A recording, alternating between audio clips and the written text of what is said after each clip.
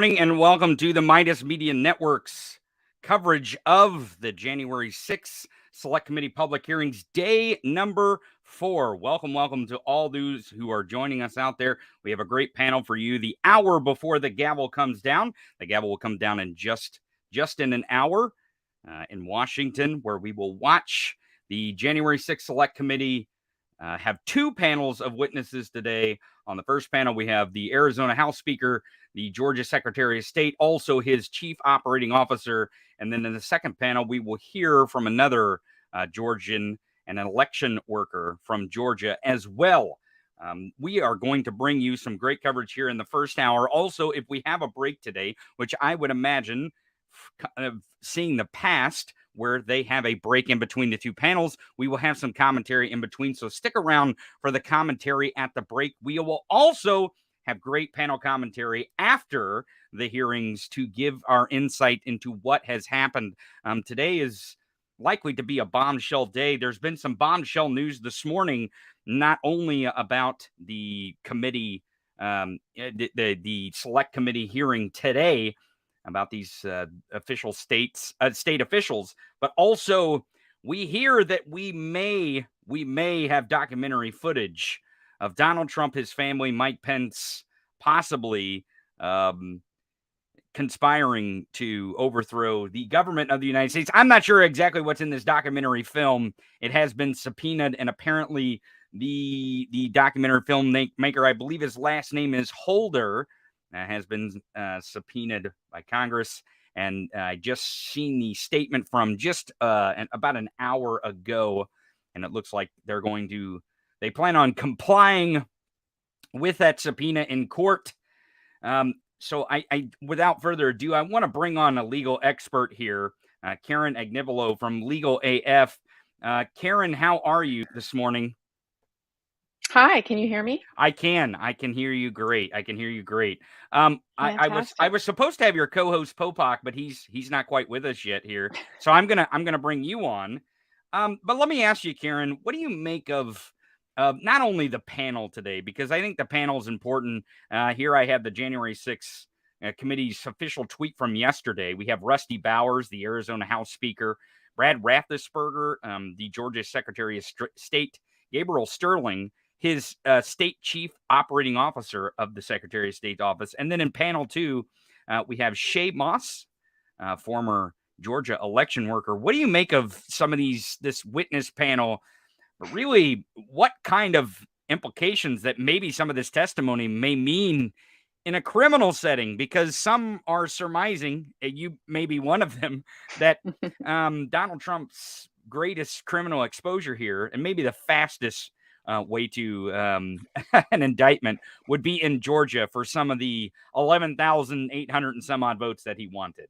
Yeah, so the January 6th Select Committee has been very interesting in how they've decided to present testimony and present evidence, right? This isn't just a hearing where they're just kind of calling different people and seeing who shows up. It's clear that they're doing this in kind of presentable buckets of information. So, for example, the last one was very much about kind of what happened to Pence, right? Mm-hmm. And all about Mike Pence on January 6th. And this next tranche really is kind of what did Donald Trump and his kind of co-rioters, if you will, or co-conspirators, what did they do vis-a-vis the states? And in 2 states in particular, both Arizona and Georgia, we are going to learn today kind of what was done and why it is that they face criminal exposure. It's very clear to me that these hearings are a roadmap to the various prosecutors, sort of a spoon-feeding roadmap of this is what all the evidence is that's out there. This is what it shows, and these are the crimes and the exposure to which you could potentially prosecute them for. Now, understandably, it's a little confusing for, I think, for people, because you see these, you watch these hearings and you see these videos and you hear the testimony and you're like, what are they waiting for? What's going on? But obviously this is not a trial, and it's a different standard. It's a different burden of proof.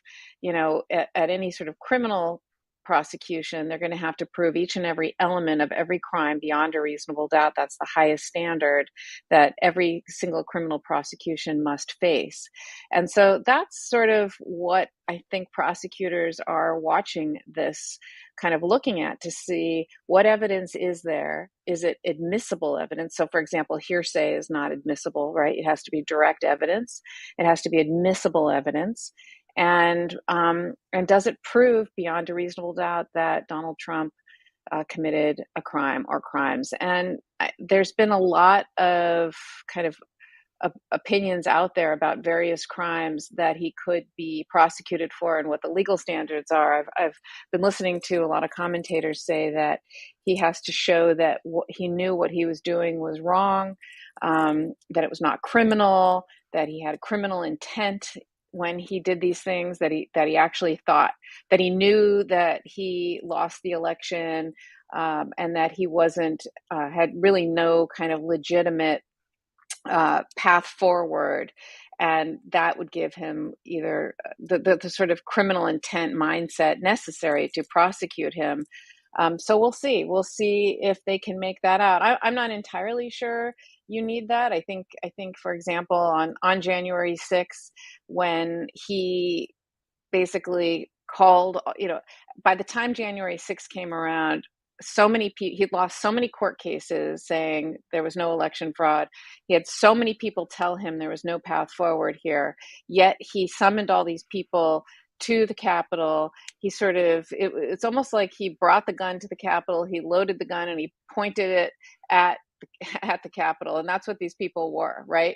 He sort of brought them there. He loaded them up with his words and his, sort of all the things that he said, and then he literally pointed them at the Capitol. He revved them up and sort of pointed them at the Capitol and shot. Took his shot, and they went there. And if I were the prosecutor in this case, I would painstakingly put together a very detailed roadmap for the jury of those 187 minutes from the time they breached the Capitol to the time that Donald Trump finally tweeted and said whatever he said to get them to, to stop. Or I don't even remember what he said, but we finally heard from him. During those 187 minutes, who called him? What did they say to him? Pictures, videos, phone calls, witnesses. Maybe this documentary filmmaker will have some of that footage. Whatever it is, put together those 187 minutes, and what you will see, I guarantee what you will see is that he knew that these people went there, what they were doing, that it was violent, that they had a noose, that they said, hang Mike Pence, that they were trying to get into the various rooms in the Capitol to try to do terrible things, that they were fighting, that police officers were getting injured, ultimately some of them lost their life. You will see that he knew, and he did not stop it at that point. And, frankly, he had a duty to stop it at that point. So I think if you do that, I think you've got him for seditious conspiracy. I think in Georgia, what you'll see today, you'll get the evidence of the phone call that's, thankfully, it's recorded and it's taped, and you're going to see that he called and said, find the one more vote than the number he lost by. Right. I mean, he was absolutely trying to interfere with the election. Very in Georgia. Very transparent in his intent there, wasn't he? I want to bring in Michael Popok if he's ready. I want to bring in your co-host. Why not have the Legal AF staff here together? Michael, how are you? Karen. Hi. Tony. Yes. We recorded. So what do you make of all this? Because here is Mindy Hassan's tweet. He says, in the past 72 hours, the ex-GOP president has promised to pardon insurrectionists if reelected. A GOP Senate candidate has incited violence in a campaign ad referring to Eric Greitens in Missouri. The largest state GOP party has rejected Biden's election victory. He's referring to the Texas GOP convention. It's an extremist group now, not a normal party. So what does maybe that even mean for today? Because that has to play into this somehow, is because we saw in 2020 when Brad Raffensperger and more Gabriel Sterling, his chief operating officer, came out and gave that very, very, very passionate press conference saying, you're going to get someone killed. And he was talking to the president of the United States because they were threatening their lives. And we see that The GOP is just absolutely hell-bent on not admitting the truth. So what kind of truth do you think we'll find out today that they'll totally reject, Michael Popok? Thanks, Tony. Well, as Karen and I said in an earlier pod today when we were evaluating what today, fourth day of Jan 6 was going to be about, I said if day 3 was the hang Mike Pence day, day 4 is all about Arizona and Georgia with a sprinkling of Ginny Thomas. And I think that's going to make for a powerful must-watch TV. On the Georgia side, we've got live testimony, or if somebody has a baby, by tape, of Brad Raffensperger, the newly reelected Secretary of State for Georgia, and his COO, Gabe Sterling, who gave that passionate speech that you talked about, aimed at Donald Trump and his supporters when he said, "You're going to get people killed." And they're going to testify today about not only the phone call that Trump made, but the earlier phone call that we've forgotten about that was done in November, on November 13th, by Lindsey Graham. He was the advance team for Donald Trump. He made the first phone call to Raffensperger and election officials and election investigators, telling them to basically throw out legally cast ballots. Republicans like to say cast all ballots. What they really mean is, or count all ballots. They really mean count all Republican ballots, and they don't really care about the rest. So you got the Lindsey Graham phone call that's going to come front and center today, I believe, on November the 13th, followed by the January 2nd phone call that Trump himself actually made, which I came in a little bit late. I'm not sure Karen touched on this or not. That is really the number one piece of evidence against Donald Trump, is sitting with the Fulton County prosecutor, Fani Willis, because he actually made a phone call recorded by Raffensperger and by Sterling, in which he not only said that now infamous, "Can you just find me 11,780 votes between friends?" But he also went on to say, if you don't do that, here's the threat, here's the extortion. You don't do that, you're committing a crime. You better get criminal defense lawyers. While he was doing that, Meadows, which I'm sure we'll hear about today, was making phone calls to the chief Georgia, election investigator about trying to find fraud. Find it for me. So you've got this is the 3-on-3 basketball game, right? Meadows, Lindsey Graham, Donald Trump, all working between November and January. So that's going to be Georgia Day. Then we have this very famous, or soon to be famous, election worker, whose last name is Moss. She actually sued successfully and settled with the One America Network, which is like Newsmax, because they showed a video of her and other election workers legitimately moving ballots from table to table, which, by the way, if you've ever gone and watched counting like I have, that's how it happens. You have to physically move boxes. And they accused her on video of doing something underhanded and either bringing in ballots for Biden or discarding ballots that were Republican. And she sued for defamation, and she recovered in a settlement that's public. So she's testifying today about what she did in the vote counting room in Georgia and the attacks on her. And then they're going to have in Arizona, this is the Ginny Thomas connection, which I think is going to not blow people's minds who follow Legal AF and the Tony Michael show, but are going to blow everybody else's mind, is that the Speaker of the House in Arizona, a Republican, another Republican, Rusty Bowers is the name. Rusty Bowers, continuing the trend of only having people with R next to their name testify in the Jan 6 committee. He's going to testify today that Ginny Thomas reached out to him particularly to try to push the fake elector scandal stratagem in Arizona. And he's going to give compelling testimony related to that. So we've got Georgia, Arizona Day. But as we've learned already after 3 days, Tony, just because they announce who their witnesses are in the first session and the second session, it doesn't account for all of the other video clips and documentary evidence that they're going to pull together to supplement these live witnesses today. And I think Karen did a great job of talking about why the building the case for prosecutors who have the harder job than the Jan 6 committee. Let's call it like it is. Higher standard of proof beyond a reasonable doubt. The quality of evidence has to be of a higher grade, if you will, at the criminal prosecution level than even at the Jan 6 level. Usually you need witnesses with firsthand knowledge, not hearsay or double hearsay or triple hearsay. You need physical evidence, maybe not the fingerprints of the person on them, but pretty darn close to it as you build your case. It's a different build than what Jan 6. Doesn't mean that Karen's not right, that the roadmap is being presented Right. for prosecutors everywhere to follow, including the Department of Justice and Merrick Garland.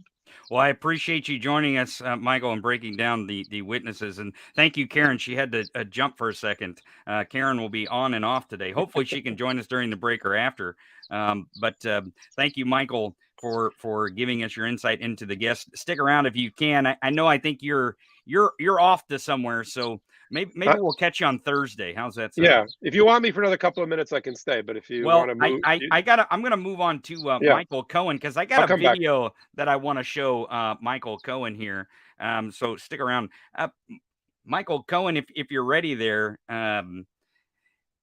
Michael, how are you? Good. How are you? Oh, I'm doing great. I actually, because we've talked several times before these committee hearings, because you kind of know the mindset of Donald Trump and, how he operates, and you actually did a video the other day about this mob decoding kind of thing, because a lot of people think that his language is childish, but it's simple language so people understand it, I think, is kind of what I got from your video mostly. But I have a clip here that I want to show you, and it's actually of yesterday from Eric Boland's show on Newsmax, where Donald Trump is asked the question if he is scared of criminal charges. Let me play that and get your reaction on the other side of it. Really a shame.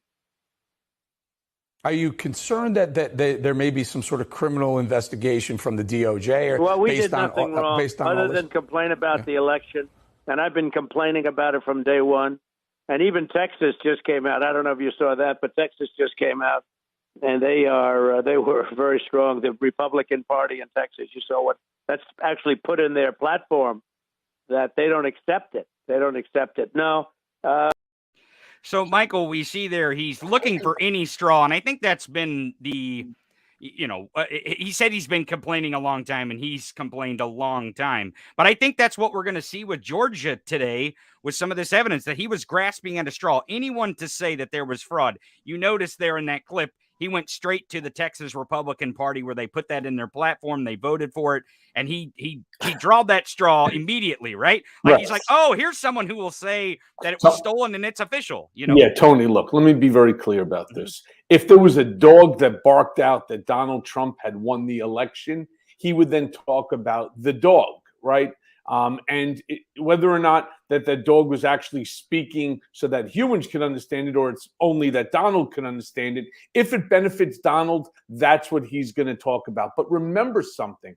He set this up long before the election. He set it up months in advance, that if he lost the election,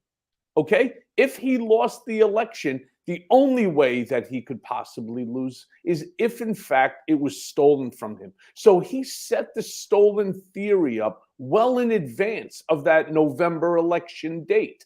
And one of the things that Donald does very, very well is he covers his ass. Now, this is something where I saw that you had put up previously with your other guests, Michael and Karen, some Mehdi Hassan quote. And listen, Mehdi doesn't know what he's babbling about here. So let me be very clear about this. Where Trump turns around and claims that he will pardon these insurrectionists, he will pardon people that he believes are being unfairly treated. All right, that's not illegal. It's stupid, but it's not illegal. And what is he doing? He's playing to his base. So we, as we'll call a sane America, we have to ignore the stupidity of what comes out of Trump's mouth.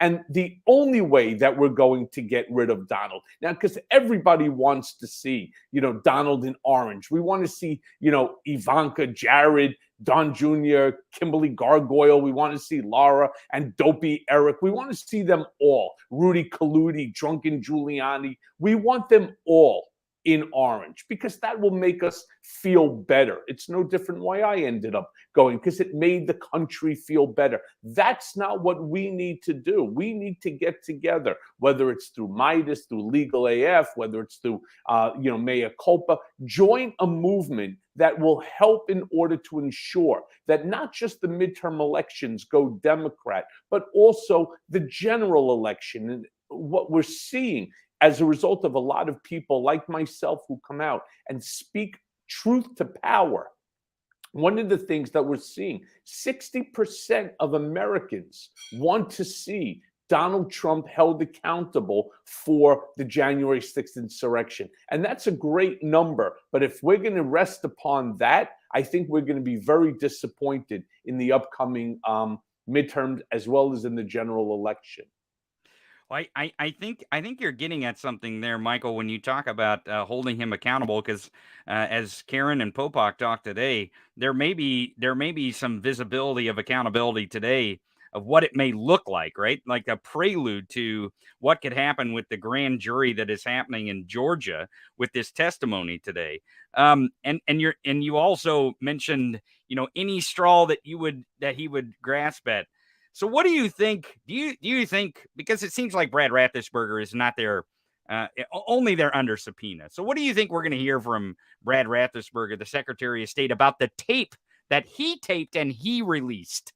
First of all, we're not going to hear anything different than what everybody has already heard ad nauseum over the course of the past 6+ months since that recording first came out. You're going to hear them basically dissecting each and every line that came out. And again, this is where both Karen and Michael are spot on. This is not an easy case for prosecutors because Trump, who's ignorant, will just claim that's not what I meant, that it was an ignorant statement. Okay, I'll acknowledge that, but it's not an illegal statement. Now, are there things that he has done that are illegal? Sure.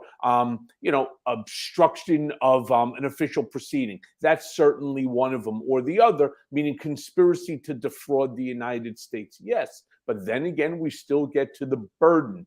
My feeling is, there are so many things that Trump can be held legally accountable, including what just took place here at the district attorney with Alvin Bragg when he walked away from a case. You have financial crimes. These are easier within which to prove. We have the attorney general here in New York that's going after Trump civilly. That's a much lower bar. I mean, we need to look.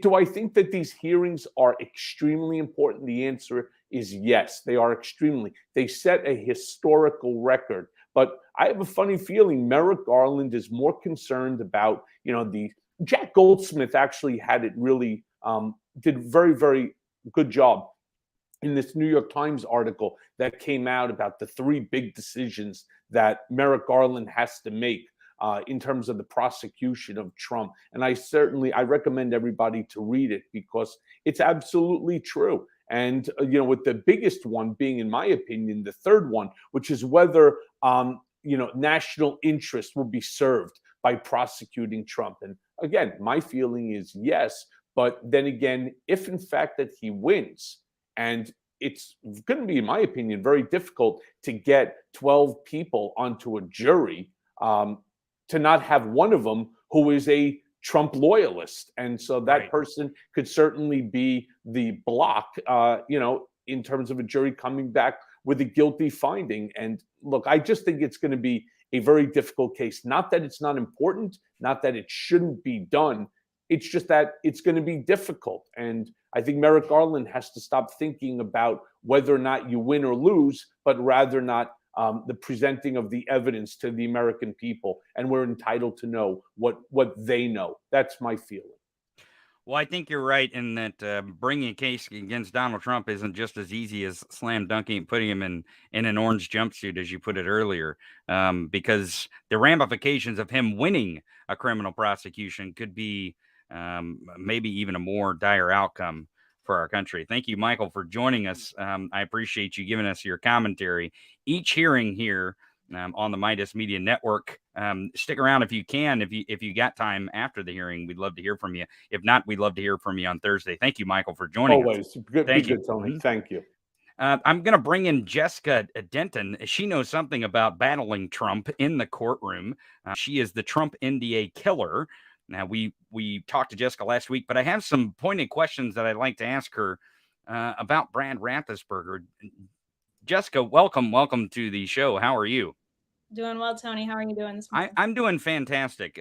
We see that we have the Georgia Secretary of State, Brad Raffensperger, And I was really thinking, especially some conversations that we had about, you know, the GOP, because you were a member of the Trump team. You know, some people know that you left the Trump team. You actually beat him in court. You're one of the only ones to beat him in court, and I believe the only one with the NDA that he has on people. But my thought is that Brad Raffensperger, you know, if you go back and you watch the press conference of his chief operating officer, who we're also going to hear from today, Gabriel Sterling, he gave a loud cry into a microphone to the GOP and the president, not Democrats, not really liberals. He was crying out for the Republican Party to really say, hey, unequivocally, this election was not stolen. But Brad Raffensperger, there's been times where he's been on the news. He said he would not appear even under subpoena. We know he's supposed to appear today under subpoena. But he's also said that he may or may not even vote for Trump in 2024. I have that clip. Let me show you that clip and see what your reaction is on the other side. Time, and I'll ask it one more time. Can you say emphatically tonight that you will not vote in 2024 for the man who you say threatened you, incited threats against you? I believe in 2024 we'll have a person that can grow the party, because we didn't have 50% of the popular vote for a long period of time. We need to grow our party. We need to figure out how to do that so we have an attractive message that actually embraces people, expands the base, and we can make sure that we win with 50 plus 1% of the people, plus win the Electoral College. Now we see there that he was really pressured hard, and that's the very end before he let him go. But what do you make of the Republican Party, the GOP in general right now? Because again, we see Eric Greitens threatening the GOP inside their party. We have the Texas GOP doing what seems to be very how do I want to say it, welcoming ways with the platform that they voted. What do you make of all this? Well, it's equivocation, right? I mean, this man was threatened. His life was threatened. His deputy, his chief operating officer, Gabriel Sterling, came out and pled for other leaders to come forward and make sure that these people were not literally killed because of the rhetoric that Trump was spewing, the lies that he was spewing. And yet, a year later, promoting a book called, I believe his book was called Integrity Counts. He has equivocation on the question. The answer, every one of these individuals who has at some point taken a moral stand against Trump, but still maintains that R next to their name, the question should be an unqualified, absolutely no. I will not support Donald Trump. And, you know, I think Brad Raffensperger is a Christian. I'm a Christian. I'm just wondering if they're reading the same book that I am, because this book says you cannot serve two masters. Either you will hate the one and love the other, or you will cleave to the one and despise the other. So if you've taken that moral stand and you've decided you are going to serve God, my understanding of God is truth. If you're going to serve principle, if you're going to serve justice and integrity, then you cannot still bow down at the altar of your career, at the altar of the Republican Party, at the altar of Donald J. Trump. And that is drawing a clear line. There should be absolutely no equivocation whatsoever. So while I definitely applaud Raffensperger for what he did in the days and months after the election, and Gabriel Sterling for his very clear words, these Republicans should have no equivocation whatsoever. And you talked about this violence. This is getting really out of control. And notice the flagrance with which Republican allies of Donald Trump are threatening violence against their fellow Republicans. I mean, it is a very bold, flagrant threat.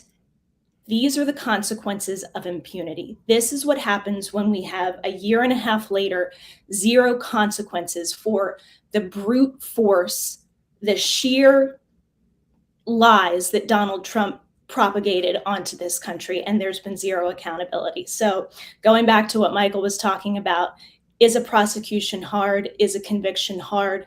Maybe so, but we have the evidence. We must move forward with it. You better believe that when I went forward to challenge Trump's NDA in court, I thought it would be darn hard. I thought it would be, I had a million reasons of why I should not bring this forward and what the possible negative ramifications on my life personally would be if I did this. But I simply acted on the right idea. I did not waver from it.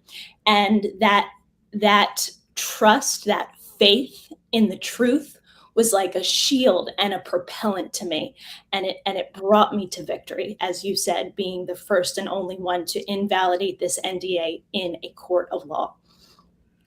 Well, I think that gives hope to folks out there that justice can be brought to Trump, even in the form of invalidating an NDA. Back to Raffensperger and his chief operating officer, because we're also going to hear from the Arizona House Speaker. Speaking of waffling, we see maybe Jeannie Thomas had been talking to Rusty Bowers, and Rusty Bowers had some pushback. You know, we see this in the moment of after the election in January 6th, and even Mitch McConnell and Kevin McCarthy gave some pushback.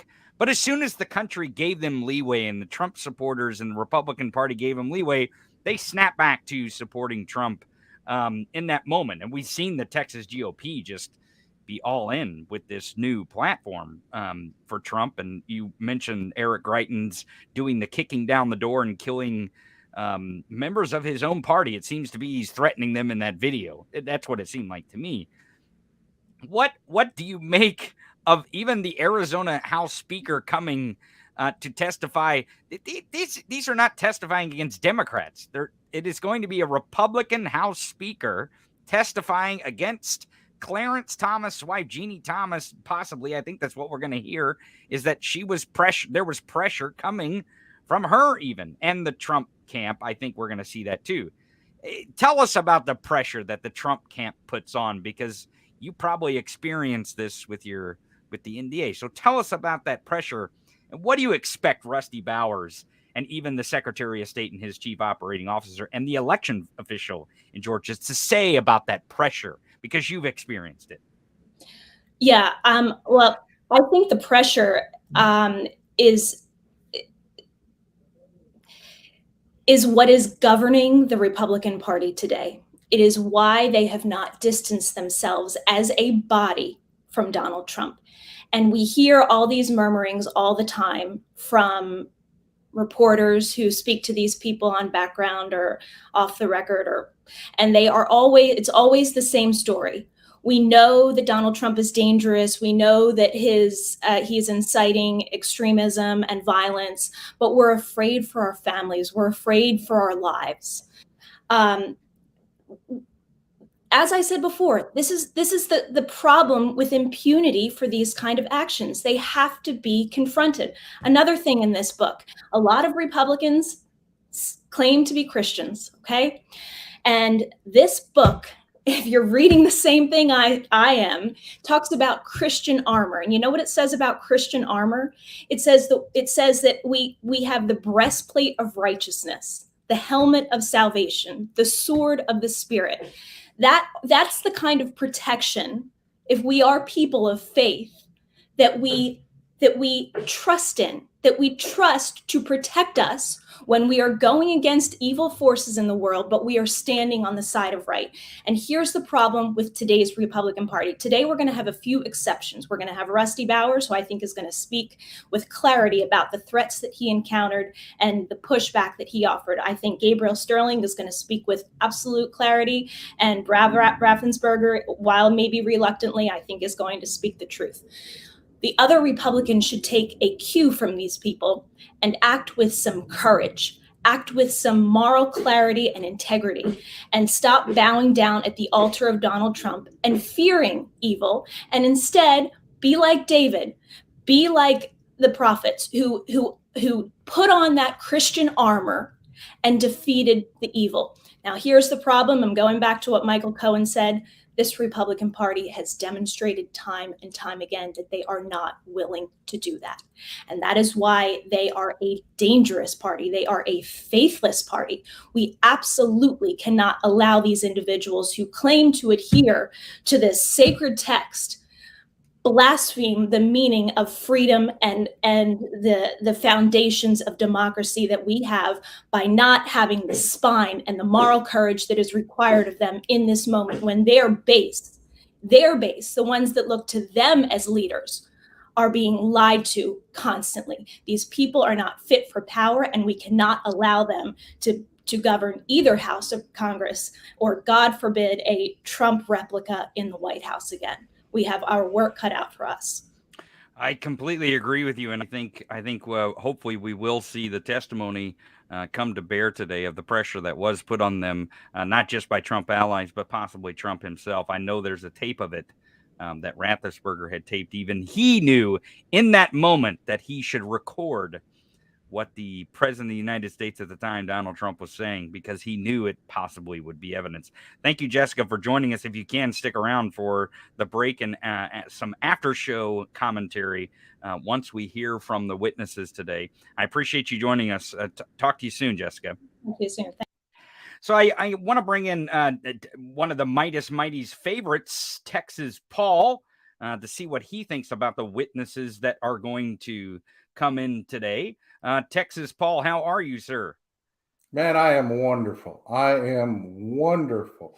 I think the witnesses are going to be fantastic. I mean, Raffensperger is going to lay this down in his own words. We are going to see.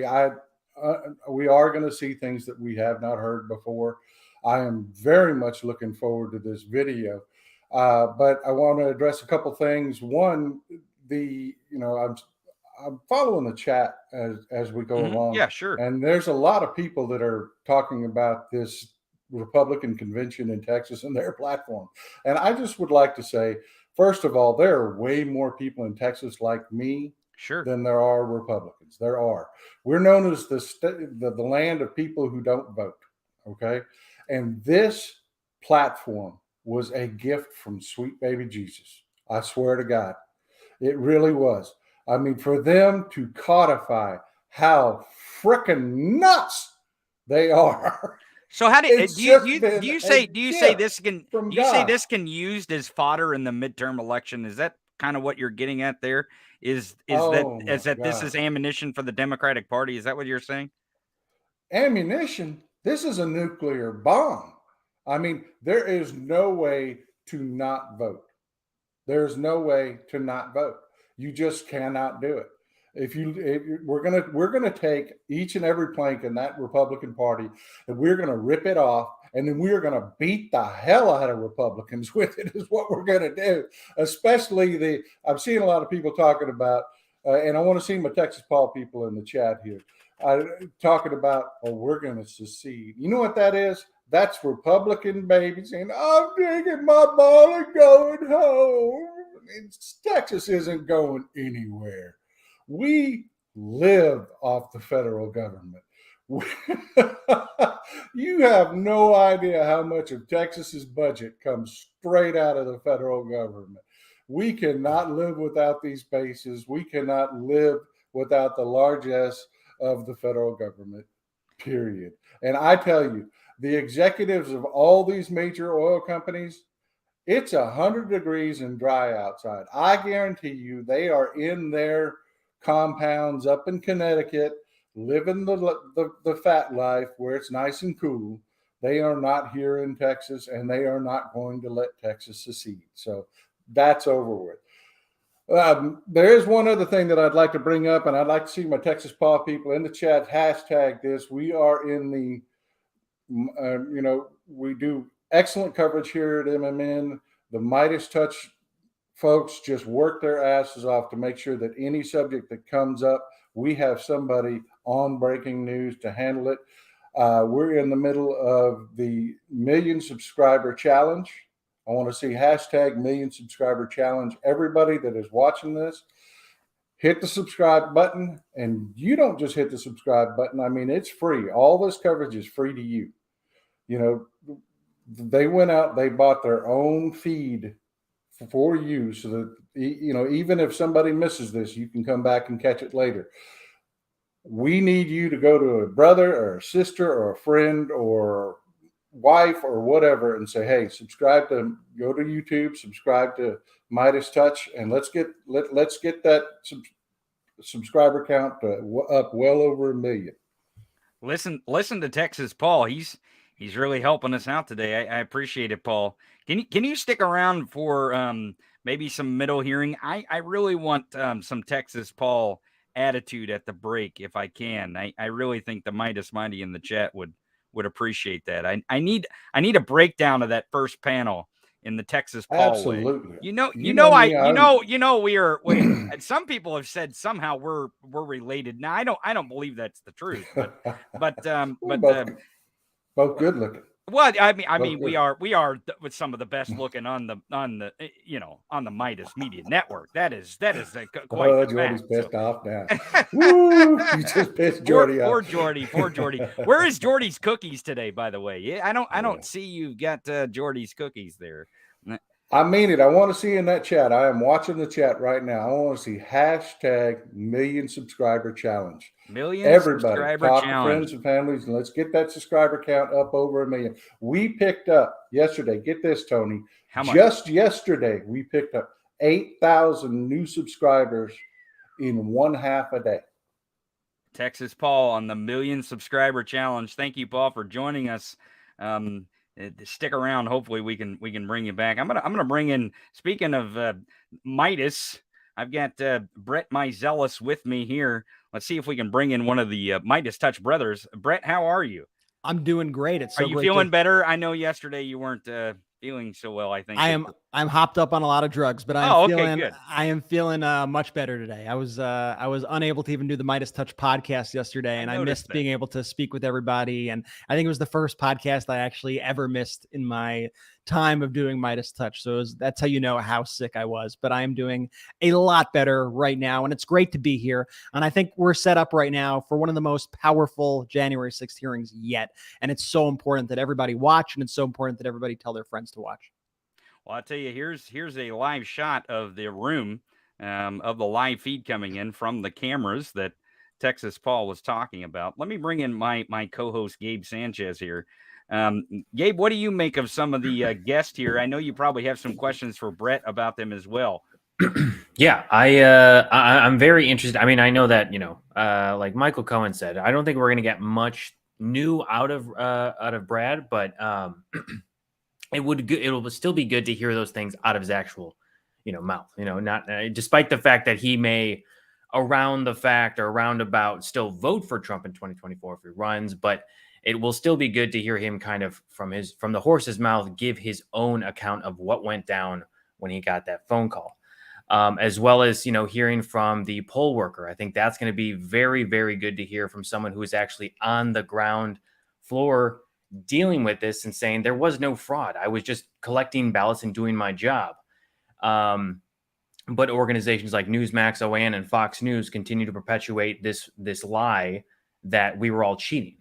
So I think this will be very good to hear from just not leadership people, but actual people who are, common everyday people just like ourselves. So, well, that's go ahead, Brett, because I was going to make the point that everyday people. It seems to me that it's significant that the election worker is on the second panel by themselves. What do you make of that? I mean, that seems significant. Is it? Well, I think you're talking about Shaye Moss, and I think it's going to put a lot of eyeballs on her testimony in particular. I mean, you got to understand, Shaye Moss was a JFK Profile and Courage Award winner, along with Rusty Bowers, by the way, who's the Arizona election worker in the first half of this. Tell everyone what the JFK Profile and Courage is. Kind of explain that to him, because I think that's significant. Yeah, well, it's awarding people who step out and, put their lives on the line for our democracy. Right. And here we have two people on this panel who did just that, who defied their own party and as a result, were the target of vicious smears and vicious threats. I mean, Shaye Moss literally had to change her appearance. She had to go into hiding because of racist taunts and death threats that were because of people like Donald Trump and Rudy Giuliani. They basically put a hit on this woman because she decided to actually say that the election was a legitimate election. So I think that will also show Donald Trump's criminality and Rudy Giuliani's criminality here. In not only were they trying to overturn the results, but like a mafia boss. They were trying to actually target and put hits on the people who refused to go along with their plot. And the reason why I think, even though Gabe, you and Michael Cohen, even though you guys say, like, you know what, we all heard Raffensperger, we all heard the tape, like, we all know it. You know, the thing is, like, Americans in particular, and people in general, though, have short attention spans. And people forget about these things and they feel very distant. And I think what the January 6th committee has been able to do so effectively is they've been able to present things and package them in new ways that makes them feel current and makes them people feel the urgency of the moment right now. And I think you're seeing that be reflected in the polls. I mean, the fact that you got an 8 to 10 point bump in people who think that Donald Trump should be criminally charged since the hearings started show that the people who may not have been paying attention are now starting to pay attention and to tune in. So you cannot tell me that people don't care about this or that people aren't seeing what is going on. And I think it's important to constantly refresh people's minds, because the Republican Party actually thrives on gaslighting, as we all know. Right. And the ability to gaslight also happens because you're kind of distant a little from actions that happen. Like, they could say, oh, there were no empty shelves when Donald Trump was president. There was no, it's like, dude, we all remember that I couldn't even buy toilet paper when Donald Trump was president, but they rely on this fact that people forget, oh, gas was $1 a gallon in January 6th. No, it was not. And our country was under attack and we literally couldn't even like go out to the store. So they thrive on gaslighting. So anytime you could counter that gaslighting with facts and with shoving those facts in people's face in a new way, I do think it is incredibly important. Yeah. 100. Well, yeah. Let me bring in a few other bros, and David Bender is joining us as well. David, welcome, and Ben and Jordy. Jordy's got his popcorn ready there. Paul, is Jordy's mic working today? Is it working? Let's see the moment of truth. Let's go. That's already a win. Look, I know I'm going to go against popular opinion here that's been said on the panel. We're going to hear some electrifying stuff. The J6 committee has been flawless in their execution. Each hearing, man, you hear something new. I'm pumped. I'm excited. I got my popcorn ready. This is history right now. The Jordy rant drops. Now, I just want to clarify. I'm not saying that what Brad is going to say is going to be is like whatever. I agree. I mean, it takes you 7 times to hear someone's name to remember what it is. So I totally agree with what you're saying in terms of beating the horse here and repeating again and again to saying Trump made this call. He said these things. He did have intent. He knew it was illegal. He continued to do it even though that everyone told him it was illegal. And he still continues to this day, even on Truth Social, to continue to beat down this idea that it was all rigged.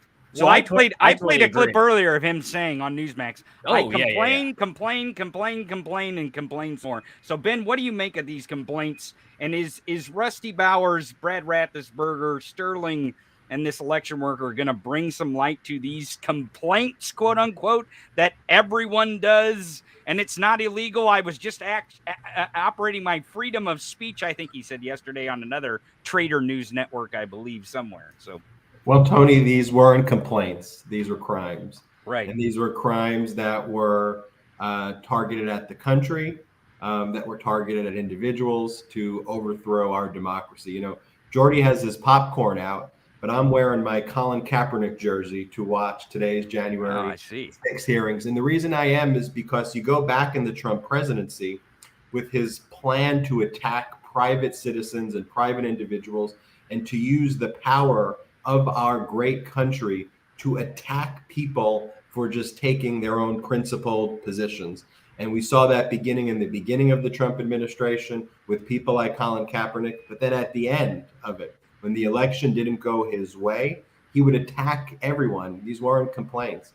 I mean, Shaye Moss was someone who was working at the State Farm Arena, doing her civic duty, just to basically count votes, right. and to help with an election. Being a volunteer, too. A volunteer. And have no doubt what Donald Trump was trying to do with Shaye Moss was to threaten her life, to encourage people to kill her so that she would be afraid and would say things that would be favorable to him to save her life. That's what he was doing there. And then you go through the other people, whether it's Rusty Bowers, the Arizona Speaker of the House, or Brad Raffensperger, the Republican Georgia Secretary of State, or the Chief Operating Officer, Gabe Sterling. These were individuals who Donald Trump targeted with crimes, sought to extort them. Remember what he said to Brad Raffensperger. It wasn't just find me the votes. It was find me the votes or else. Right. Or else I am going to do things with the power of my U.S. attorneys. And you remember they had that U.S. attorney on from Georgia, who would have been the individual who Trump was trying to pressure to criminally prosecute Brad Raffensperger for not finding him the votes. So it wasn't just find me the votes. The extortion was or else. Right. We're going to hear that from Raffensperger. We're going to hear that from Sterling. We're going to hear that from Rusty Bowers. And all of them are going to say that Trump acted with criminal intent. That's what's going to come out of this, that this was Trump. People are saying, oh, today's the day of Arizona and today's Georgia. I think today's the day where Trump, not John Eastman, not Penn, Trump takes center stage and how he was directly involved in all of this. And if you remember, Ben, they also had drafted a letter at DOJ to actually say that there was fraudulent activity happening in the Georgia elections. They had that drafted and never ended up sending it, I don't believe. But they were plotting the coup in plain sight with that draft letter that even goes beyond the phone call to show you that Trump was using the full weight of the justice system in order to commit his crimes. And I think, you know, when you look at all the actions of Trump here, threatening these election officials, Rudy Giuliani threatening these election officials, leading up to even the Greitens ad that we saw yesterday of him threatening rhinos to hunt rhinos and kill rhinos. What you see, and this is something that you won't hear in the mainstream media, but I'm not afraid to say it here, the Republican Party has become a terrorist party. This is a fascist terrorist party. And I'm not afraid to say that. And we all need to be calling it out, because once you're making threats in order to get your political way, you have become a terrorist in that case. And the fact is, when Merrick Garland is looking at the case before him, as the January 6th committee is looking at the case before him, what we can't do is we can't allow these terrorist threats to work. That is the worst thing we could do. We cannot take these threats and say, you know what, we're not going to act on criminal indictments because we're scared of the reaction. You know what, we're not going to go after X, Y, and Z because we're scared of the repercussions. No, that's actually all the reason why we do need to act and why we do need to see indictments and why we do need to expose all of the people involved, because that is not the United States of America. David, what do you make of these witnesses, and who do you expect to come out as maybe the most important witness of the day? We've seen these different panels, and always seems that a piece of testimony or one of the witnesses emerges as, quote unquote, the most important. So what do you expect from these panels? Well, first of all, let me say that the one thing that I do know for sure is that Brett will get a lot better if he has some of Jordy's cookies. You know, I don't share, David. I don't share. That we can solve right in front of us. Let's deal with what we have and work with that. So once that's taken care of, let me tell you what I think is coming, and something that Brett just said is very important. This is each one of these puzzle pieces, the 7 prongs that Liz Cheney's been talking about. Right. We have 7 hearings. The 2 next week have not been announced yet. We should hear today that it's a week from today, but it's not set yet. But Thursday is going to be, just as Brett said, it's going to be about that letter that was at the Department of Justice ready to go out to continue the pressure on the states. Each of these things complements what has come before and sets up what is coming after. They are doing a series of dominoes that they're pushing over. Liz Cheney being the through line. She's our narrator. If this were our town, she'd be the stage manager, and she's doing it brilliantly. She's telling us the story. So your question was, who today is going to pop? Well, I think obviously all of the witnesses up until we see, and you see Rusty Bowers coming in, followed by Brad Raffensperger and his deputy Gabe Sterling. All taking their places at the table. All the witnesses, all those people are Republicans. Every single witness before this committee through today has been a Republican, a Trump Republican in large part. The first witness who we don't know her, Shaye Moss, we don't know her affiliation. She's been a long-time worker. Her mother came in as a volunteer. All of them have had death threats. I do think that is going to be a story. The reason she's alone there this afternoon is because people are going to hear some things. They're going to make their blood curdle. They're going to think this could have happened to me and my mother. And that's a very human face, a human story, much the same way the Capitol Police officer was on the first day. People need to understand there are consequences when this man, Gabe Sterling, said people are going to get killed. He said it in December. He was right. People did get killed. And people are now saying, Adam Kinzinger said yesterday when he explained how he and his wife and his 5-month-old baby had been threatened with execution, more people are going to get killed. And that's because Donald Trump continues to say these things as recently as yesterday and will again today. So I think I watch for all of these panelists are going to be important for different reasons. I think there's some things filmed that we're going to see that we haven't seen before. But I think Shaye Moss is going to be important in a very visceral and personal way that anybody can identify with. Could have happened to anyone. Not everyone is Secretary of State, but everyone has a mother who shouldn't have to go into hiding with the support of the FBI and change their look and appearance. So that's what I think is going to happen today. But I'm really glad to see that what they're doing is telling a story to the American people, and they're doing it carefully and they're doing it well. Well said. Ben, do you think we're going to hear anything that we haven't heard from Raffensperger or Sterling? I know Rusty Bowers, this is one of the first times he'll actually speak in public about this, so I know we'll probably hear some new stuff from him, and also Moss, the election worker. But we've heard the tape, right? Like Brad Raffensperger speaking to Trump had it in his mind, hey, I better record this. This guy's a criminal, right? Like he had that in his mind. So are we going to hear anything new from them, do you think? I think how they're going to tell it is going to contextualize it in a different way post January 6th. You know, I think we heard the audio. We heard Gabe Sterling. He gave those press conferences leading up to Jan 6th. We really haven't heard from them in a meaningful way post Jan 6th to put this all in context.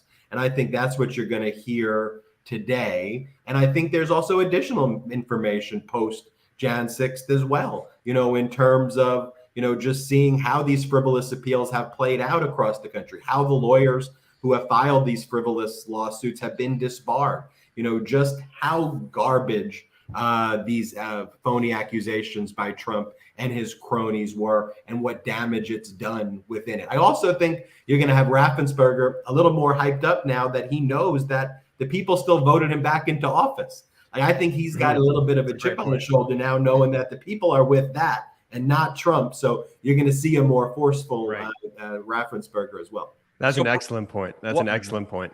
Well, I was gonna ask Brett, and then Jordy, I'll give you just 2 seconds because you got to have at least 2 seconds. That's right. Brett, you're a storyteller, and I think that's one thing that this is going to put together today is a story, right? I mean, that's what they're really trying to do is put this story together in a way that the American people, like you said before, can watch this and say, "Oh, that is the order, that is the story," because there's so much. There's so much there. Well, I think also let's think about all the tapes that we haven't heard yet.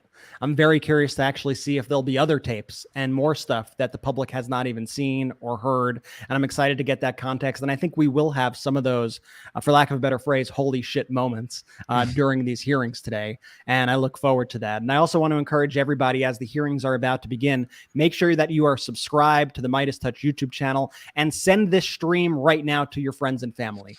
Go and text it, email it, put it on your Facebook, tweet it out, make sure that everybody is watching because the American public needs to see exactly what happened. And that happens because of you. So subscribe, share this, and make this the most watched hearings yet. I think that is so important. Isn't there a million challenge going on? There's a 1 million subscriber challenge. Jordy, what do you think about the million? I know you're. I just want to say that Brett totally stole my line. I was going to close it with, hey, please subscribe to the channel. Please share the link. So instead of doing that, I'm just going to say Ben called me out last stream. He said he's the best public speaker of the brothers. My camera and my mic weren't working. I'd say I'd challenge Ben any day.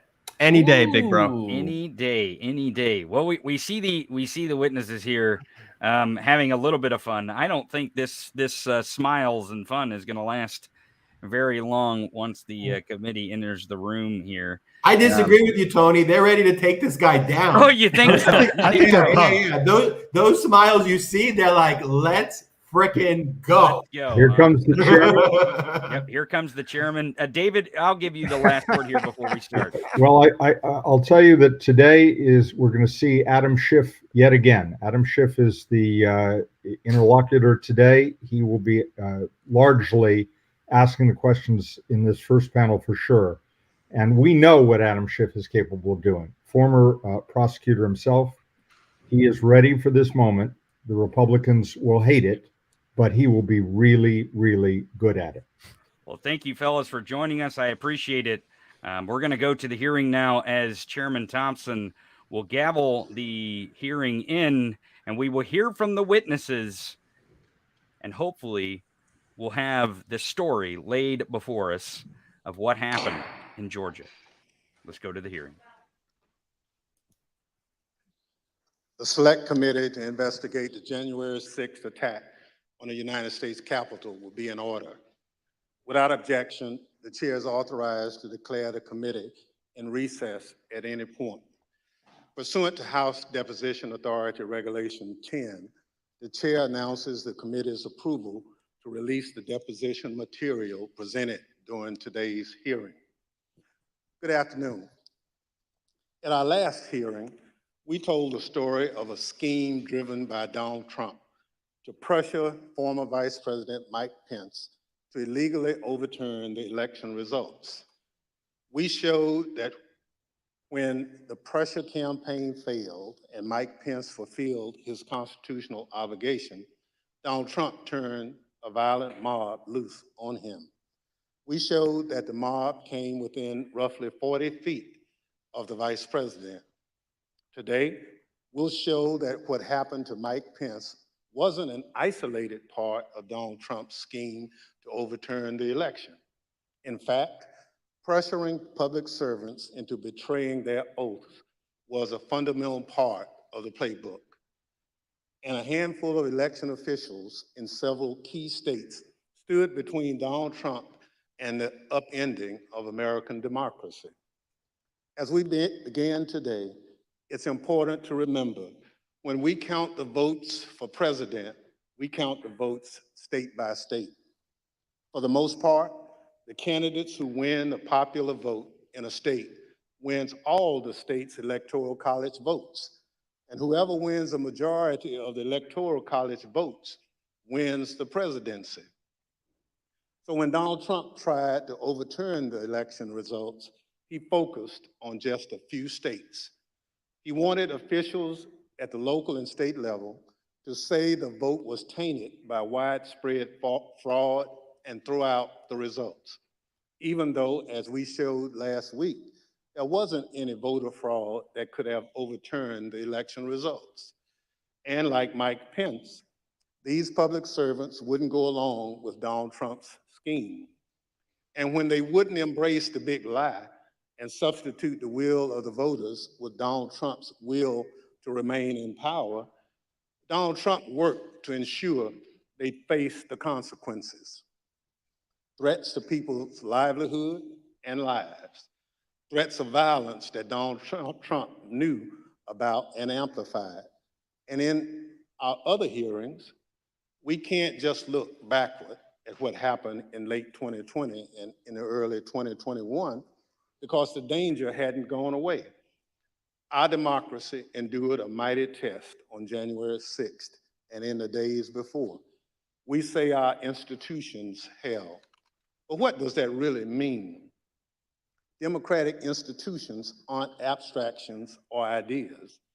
They are local officials who oversee elections, secretaries of state, people in whom we placed our trust that they'll carry out their duties. But what if they don't? 2 weeks ago, New Mexico held its primary elections.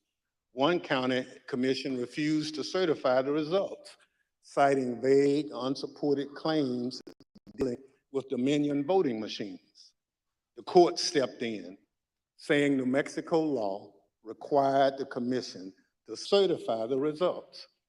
2 of the 3 members of the commission finally relented. One still refused, saying his vote, quote, isn't based on any evidence, it's not based on any facts, it's only based on my gut feeling and my own intuition, and that's all I need. By the way, a few months ago, this county commissioner was found guilty of illegally entering the Capitol grounds on January 6th. This story reminds us of a few things. First, as we've shown in our previous hearings, claims that widespread voter fraud tainted the 2020 presidential election have always been a lie. Donald Trump knew they were a lie, and he kept amplifying them anyway. Everything we described today, the relentless, destructive pressure campaign on state and local officials, was all based on a lie. Donald Trump knew it, he did it anyway.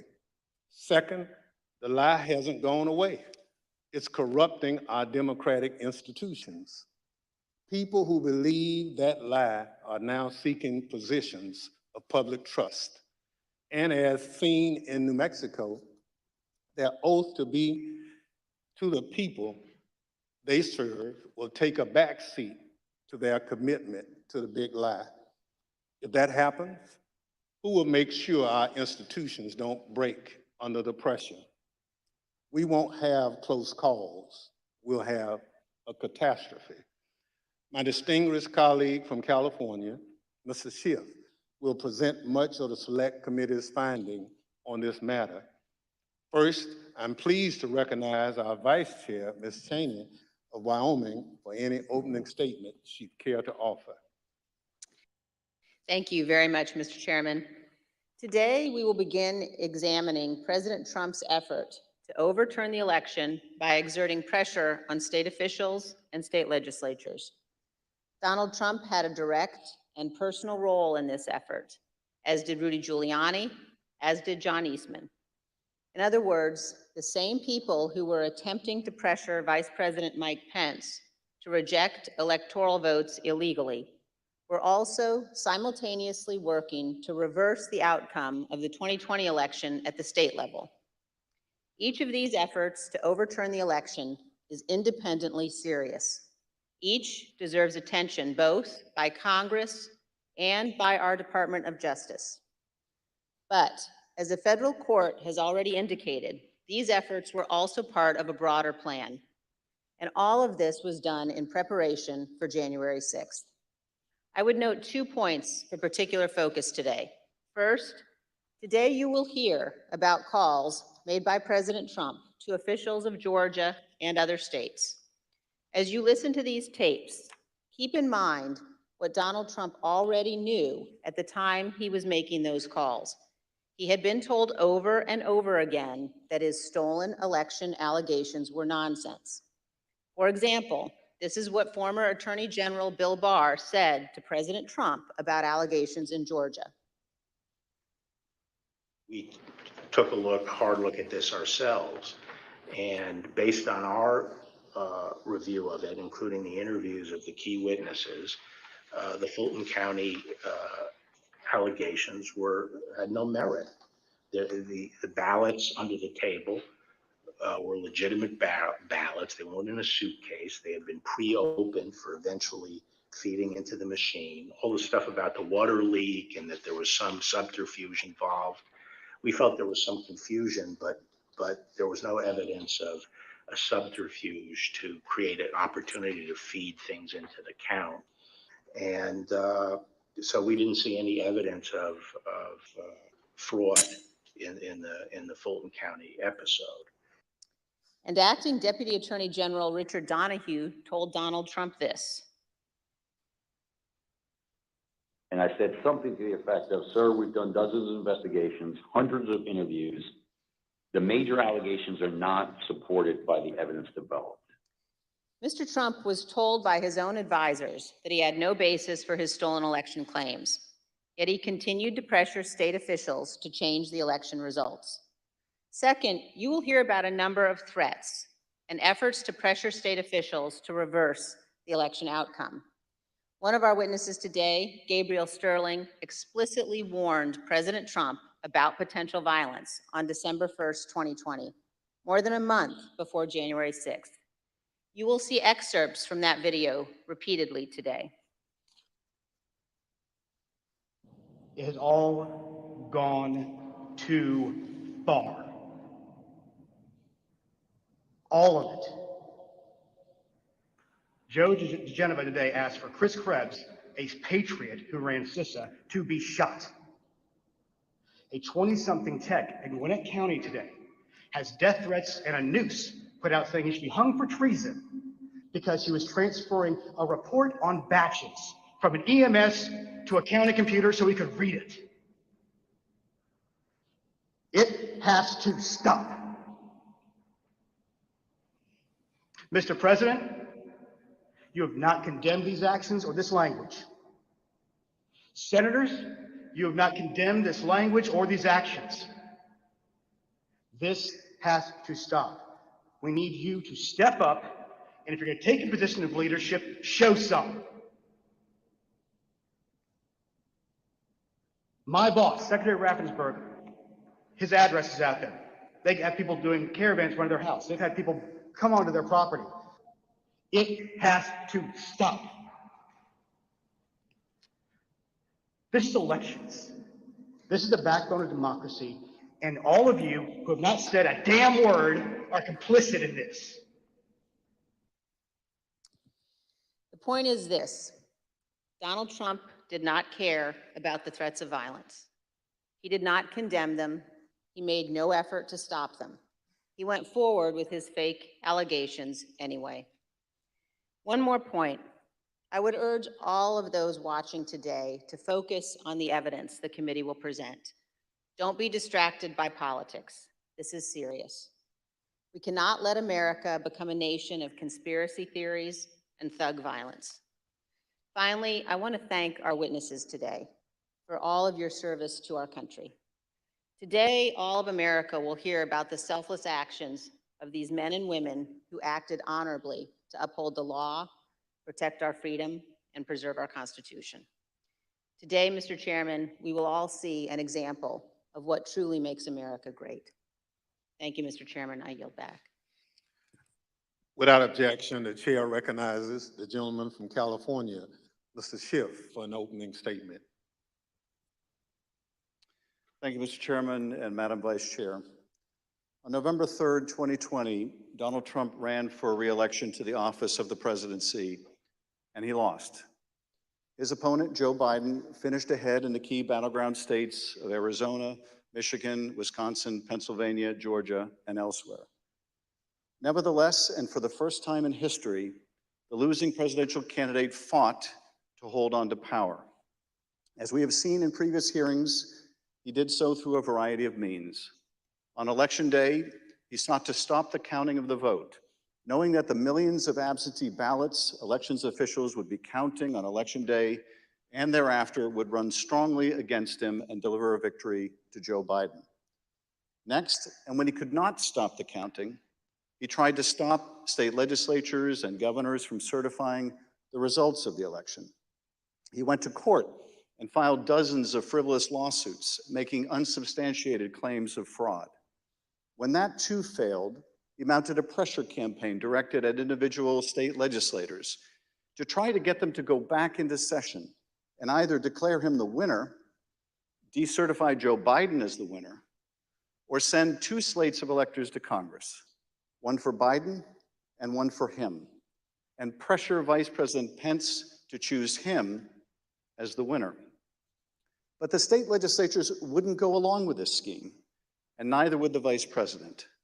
None of the legislatures agreed to go back into special session and declare him the winner. No legitimate state authority in the states Donald Trump lost would agree to appoint fake Trump electors and send them to Congress. But this didn't stop the Trump campaign either. They assembled groups of individuals in key battleground states and got them to call themselves electors, created phony certificates associated with these fake electors, and then transmitted these certificates to Washington and to the Congress to be counted during the joint session of Congress on January 6th. None of this worked.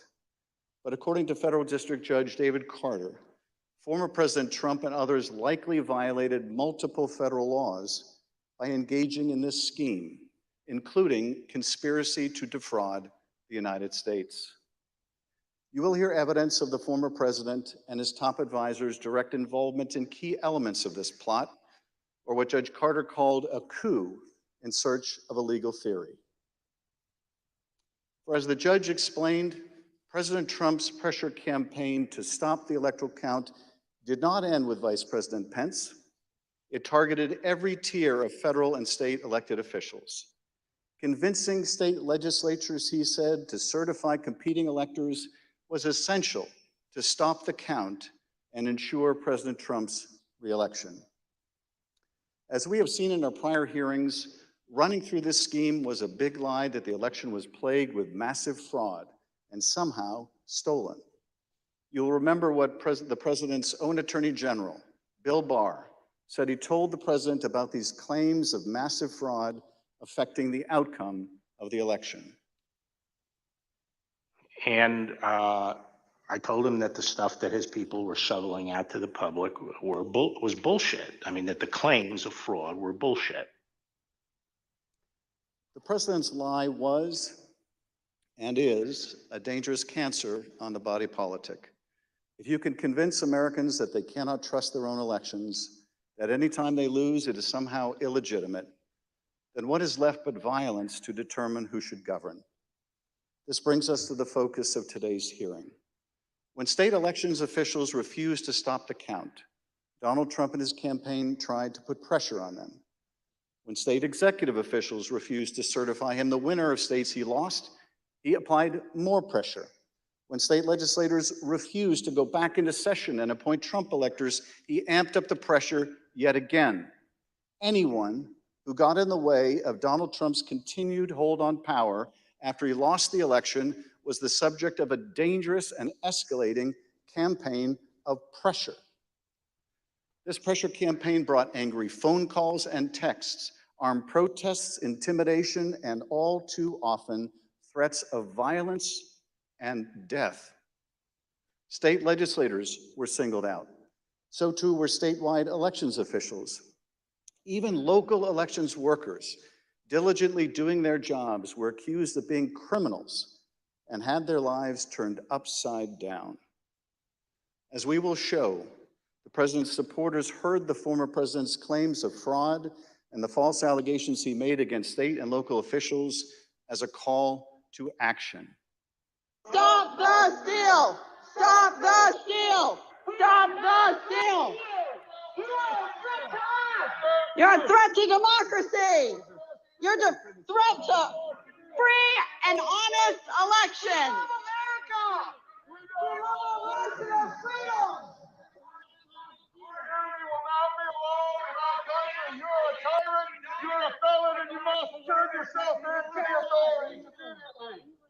And then about 45 minutes later, we started to hear the noises outside my home, and that's my stomach sunk, and I thought, it's me.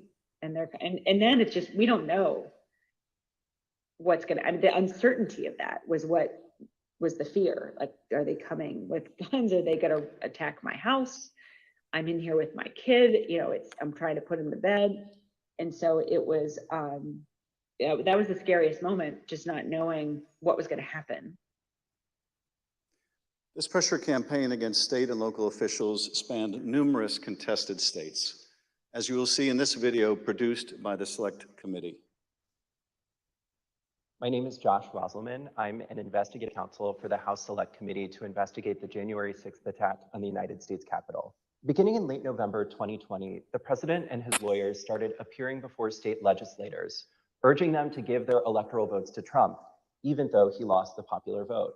I represent President Trump along with Jenna Ellis, and this is our fourth or fifth hearing. This election has to be turned around because we won Pennsylvania by a lot, and we won all of these swing states by a lot.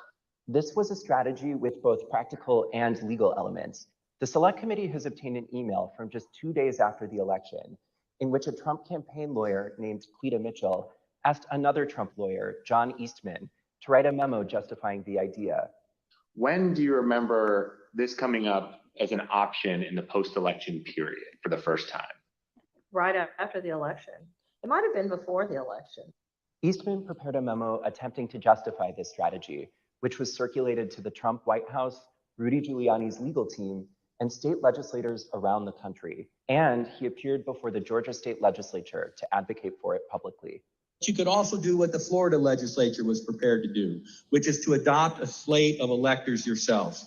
And when you add in the mix of the significant statistical anomalies and sworn affidavits and video evidence of outright election fraud, I don't think it's just your authority to do that, but quite frankly, I think you have a duty to do that, to protect the integrity of the election here in Georgia. But Republican officials in several states released public statements recognizing that President Trump's proposal was unlawful. For instance, Georgia Governor Brian Kemp called the proposal unconstitutional, while Arizona House Speaker Rusty Bowers wrote that the idea would undermine the rule of law. The pressure campaign to get state legislators to go along with the scheme intensified when President Trump invited delegations from Michigan and Pennsylvania to the White House. Either you or Speaker Chatfield, did you make the point to the president that you were not going to do anything that violated Michigan law? I believe we did. Whether or not it was those exact words or not, but I think that the words that I would have more likely used is we were going to follow the law. Nevertheless, the pressure continued. The next day, President Trump tweeted, quote, "Hopefully the courts and/or legislatures will have the courage to do what has to be done to maintain the integrity of our elections and the United States of America itself. The world is watching." He posted multiple messages on Facebook listing the contact information for state officials and urging his supporters to contact them to, quote, "demand a vote on decertification."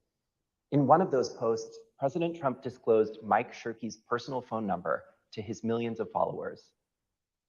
All I remember is receiving over just shy of 4,000 text messages over a short period of time, calling to take action. It was a loud noise, loud, consistent cadence of, we hear that the Trump folks are calling and asking for changes in the electors, and you guys can do this. Well, they were believing things that were untrue. These efforts also involved targeted outreach to state legislators. Hi, Representative. My name is Angela McCallum. I'm calling from Trump campaign headquarters in Washington, D.C. You do have the power to reclaim your authority and send a slate of electors that will support President Trump and Vice President Pence. From President Trump's lawyers and from Trump himself. And I've become friendly with legislators that I didn't know 4 weeks ago. Another legislator, Pennsylvania House Speaker Brian Cutler, received daily voicemails from Trump's lawyers in the last week of November. Mr. Speaker, this is Rudy Giuliani and Jenna Ellis. We're calling you together because we'd like to discuss, obviously, the election. Hello, Mr. Speaker. This is Jenna Ellis, and I'm here with Mayor Giuliani. Hey, Brian, it's Rudy. I really have something important to call to your attention that I think really changes things. Cutler felt that the outreach was inappropriate and asked his lawyers to tell Rudy Giuliani to stop calling, but Giuliani continued to reach out. I understand that you don't want to talk to me now. I just want to bring some facts to your attention and talk to you as a fellow Republican. On December 30th, Trump ally Steve Bannon announced a protest at Cutler's home. We're getting on the road and we're going down to Cutler. We're going to start going to offices, and if we have to, we're going to go to homes, and we're going to let them know what we think about them. There were multiple protests. I actually don't remember the exact number. There was at least 3, I think, outside either my district office or my home. And you're correct, my son, my then 15-year-old son, was home by himself for the first one. All of my personal information was doxed online. It was my personal email, my personal cell phone, my home phone number. In fact, we had to disconnect our home phone for about 3 days because it would ring all hours of the night and would fill up with messages. Brian Cutler, we're outside. Clerks facing felony charges in Michigan. Poll watchers denied access. These ads were another element in the effort. The Trump campaign spent millions of dollars running ads online and on television. The evidence is overwhelming. Call your governor and legislators. Demand they inspect the machines and hear the evidence. Public pressure on state officials often grew dangerous in the lead up to January 6th. Let us in! Let us in! Let us in!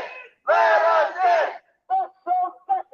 Special session! Special session! We'll light the whole shit on fire. What are we gonna do? What can you and I do to a state legislator besides tell them? Although we should not do that. I'm not advising that, but I mean, what else can you do, right?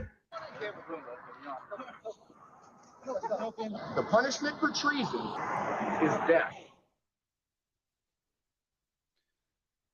The state pressure campaign and the danger it posed to state officials and the state capitals around the nation was a dangerous precursor to the violence we saw on January 6th at the US Capitol.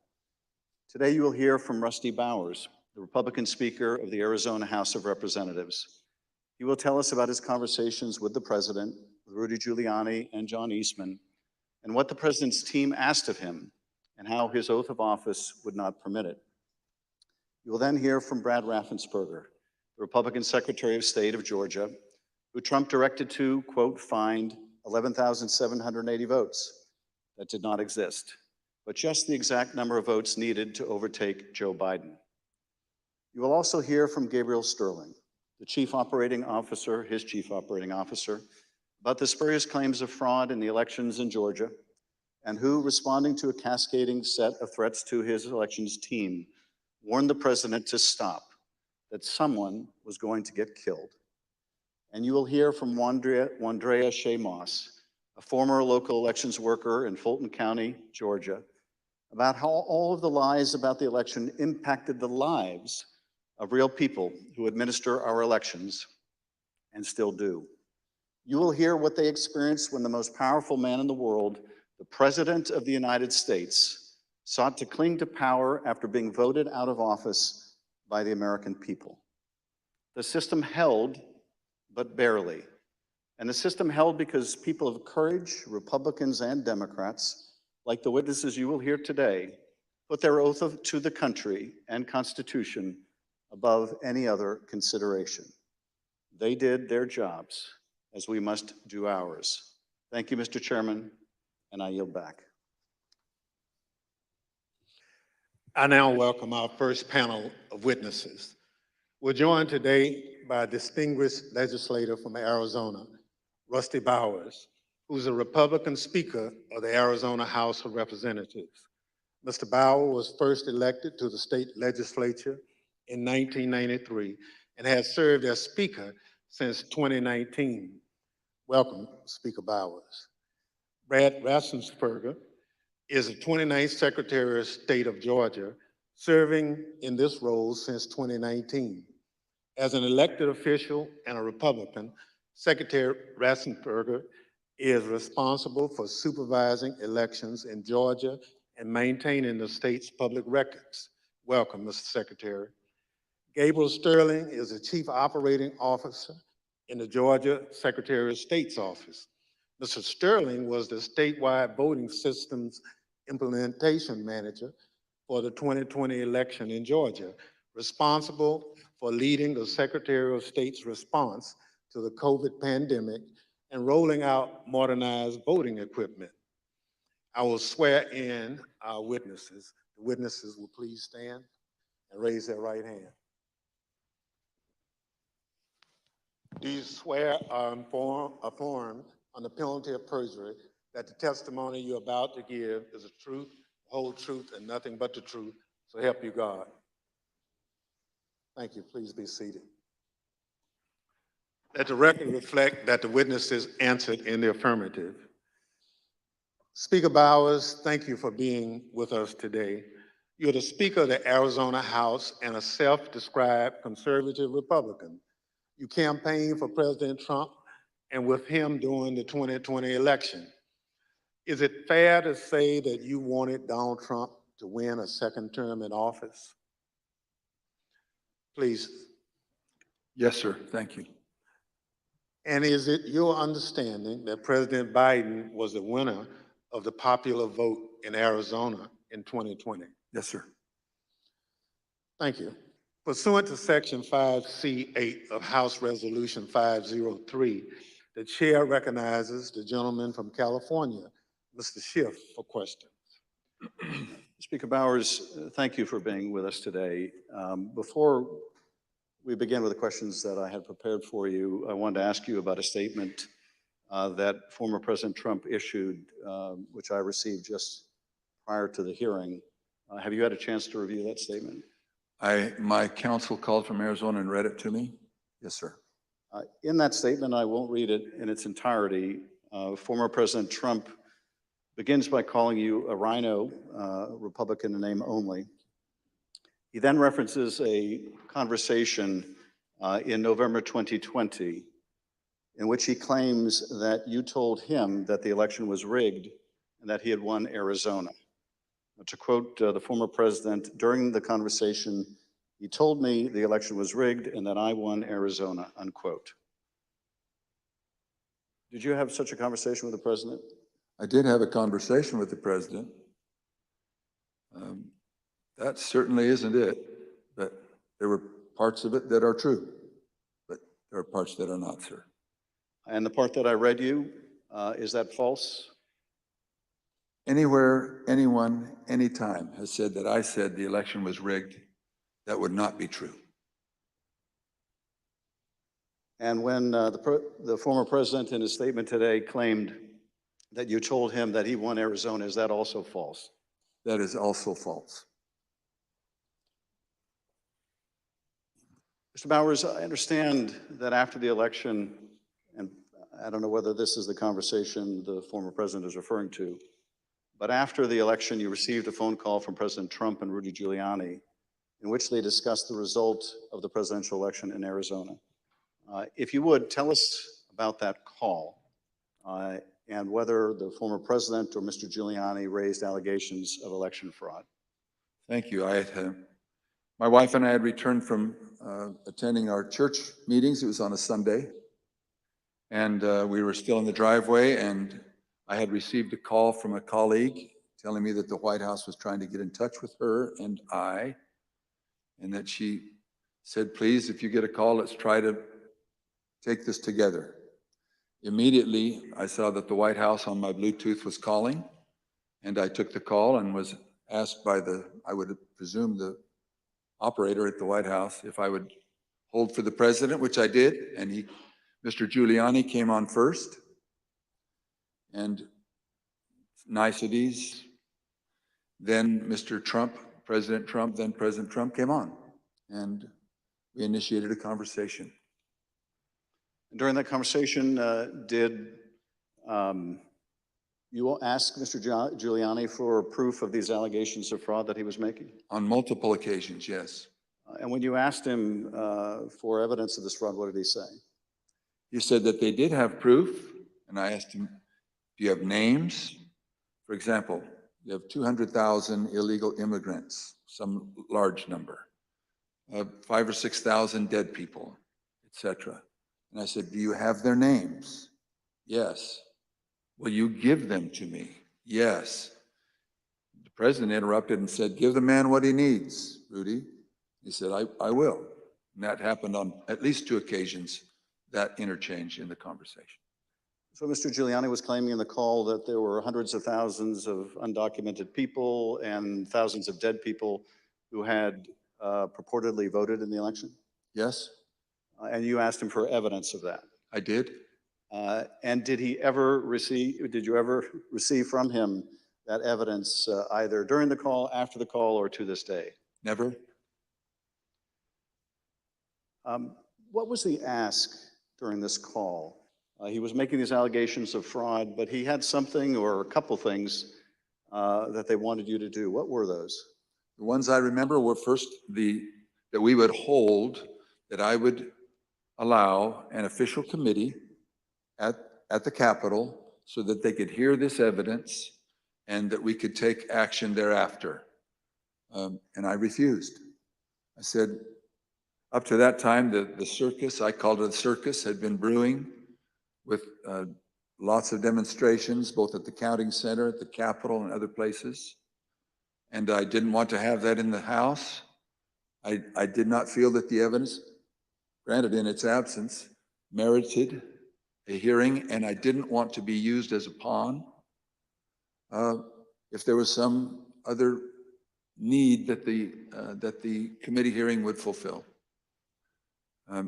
So that was the first ask, that we hold an official committee hearing. And what was his second ask? I said, to what end? To what end the hearing? He said, well, we have heard by an official high up in the Republican legislature that there is a legal theory or a legal ability in Arizona that you can remove the electors of President Biden and replace them.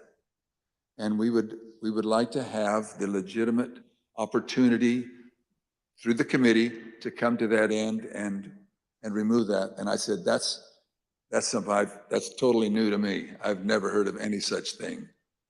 And he pressed that point.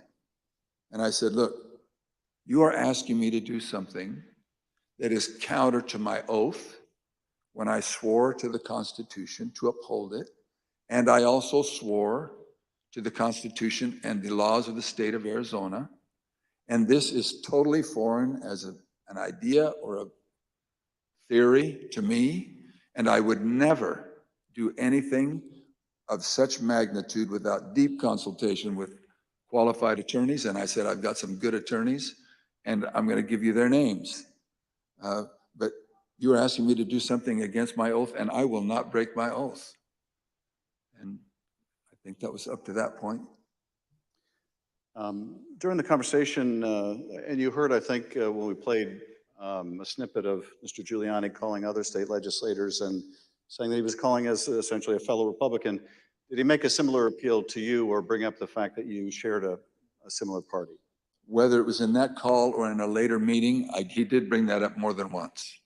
And how would he bring that up? He would say, aren't we all Republicans here? I would think we would get a better reception. I mean, I would think you would listen a little more open to my suggestions that we're all Republicans. And this evidence that you asked him for that would justify this extraordinary step, I think you said they never produced. Why did you feel, either in the absence of that evidence or with it, what they were asking you to do would violate your oath to the Constitution?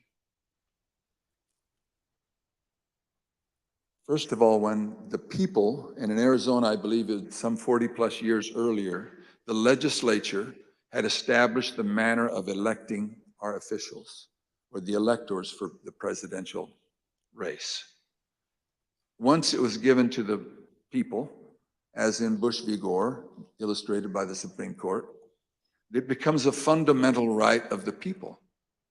So as far as I was concerned, for someone to ask me I would call it a paucity, there was no evidence being presented of any strength.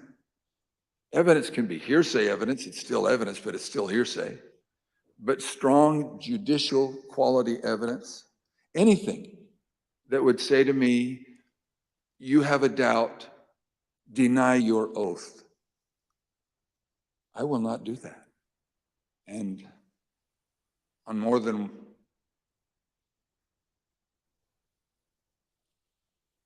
one occasion throughout all this, that has been brought up, and it is a tenet of my faith that the Constitution is divinely inspired of my most basic foundational beliefs. And so for me to do that because somebody just asked me to is foreign to my very being. I will not do it. During that conversation, Speaker Bowers, did you ask him if what he was proposing had ever been done before? I did. And what did he say? He said, well, I'm not familiar with Arizona law or any other laws, but I don't think so. And that also was brought up in other conversations, both with him and with John Eastman and others. Speaker Bowers, I understand that a week after that call, Mr. Giuliani appeared with others associated with President Trump's effort to overturn the result of the election at a purported legislative hearing in a hotel ballroom in Phoenix. Was this an official hearing of the state legislature? It was not. And why was it not a real or official hearing of the legislature? A legislator can hold a group meeting. You can call it a hearing. But when they ask me to have an official hearing, we establish it by protocols, public notice, etc. It's typically held at the Capitol, but doesn't need to be. We can authorize a hearing off campus. And in this case, I had been asked on several occasions to allow a hearing. I had denied it, but said, you're free to hold a meeting, any meeting you want, to the person who asked, and which he ultimately did. I think he was a little frustrated, but he ultimately did.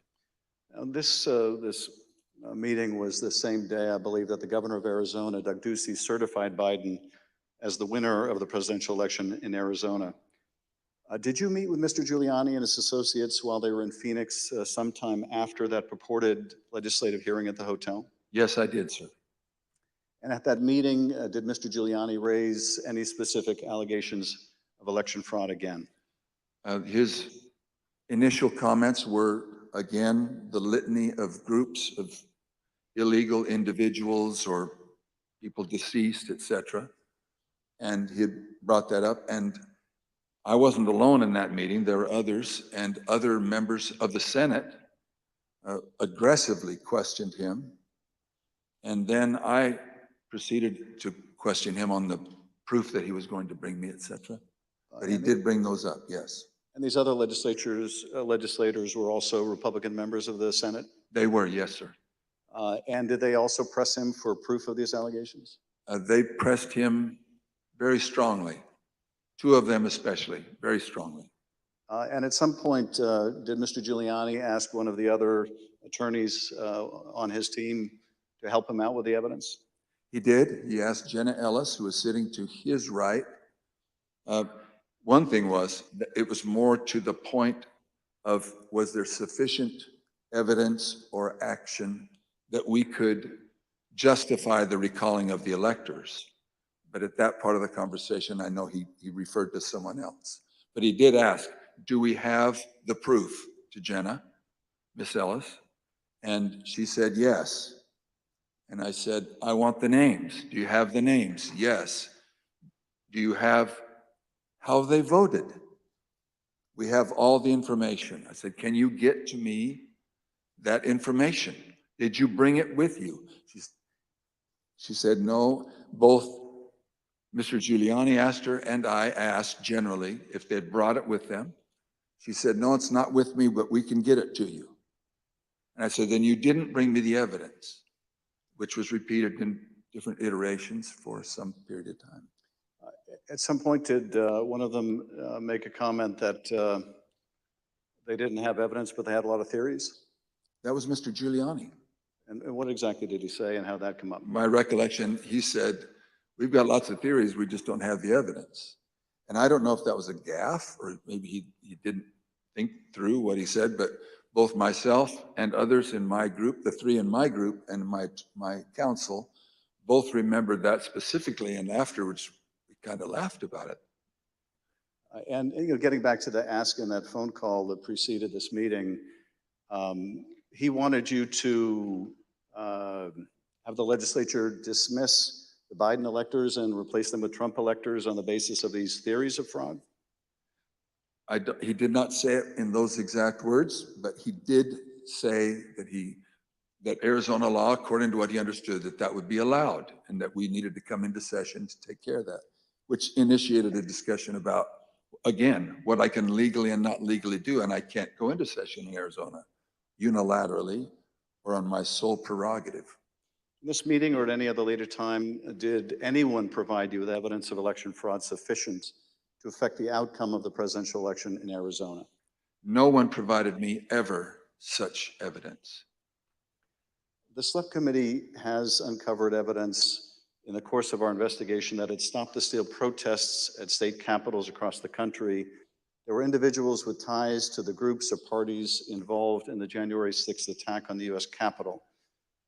One of those incursions took place in the Arizona House of Representatives building, as you can see in this footage.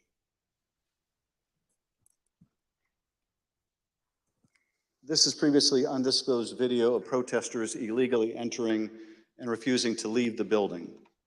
One of the individuals prominently shown in this video is Jacob Chansley. Perhaps better known as the QAnon shaman, this rioter entered the Capitol on January 6th, was photographed leaving a threatening note on the dais in the US Senate chamber, and was ultimately sentenced to 41 months in prison after pleading guilty to obstruction of an official proceeding. Other protesters who occupied the Arizona House of Representatives building included Proud Boys, while men armed with rifles stood just outside the entrance. I understand these protesters were calling for you by name, Speaker Bowers. Is that correct? That is correct. Speaker Bowers, did the president call you again in later in December? He did, sir. Did you tell the president in that second call that you supported him, that you voted for him, but that you were not going to do anything illegal for him? I did, sir. Nevertheless, his lawyer, John Eastman, called you some days later on June 4th, 2021. And he did have a very specific ask that would have required you to do just what you had already told the president you wouldn't do, something that would violate your oath.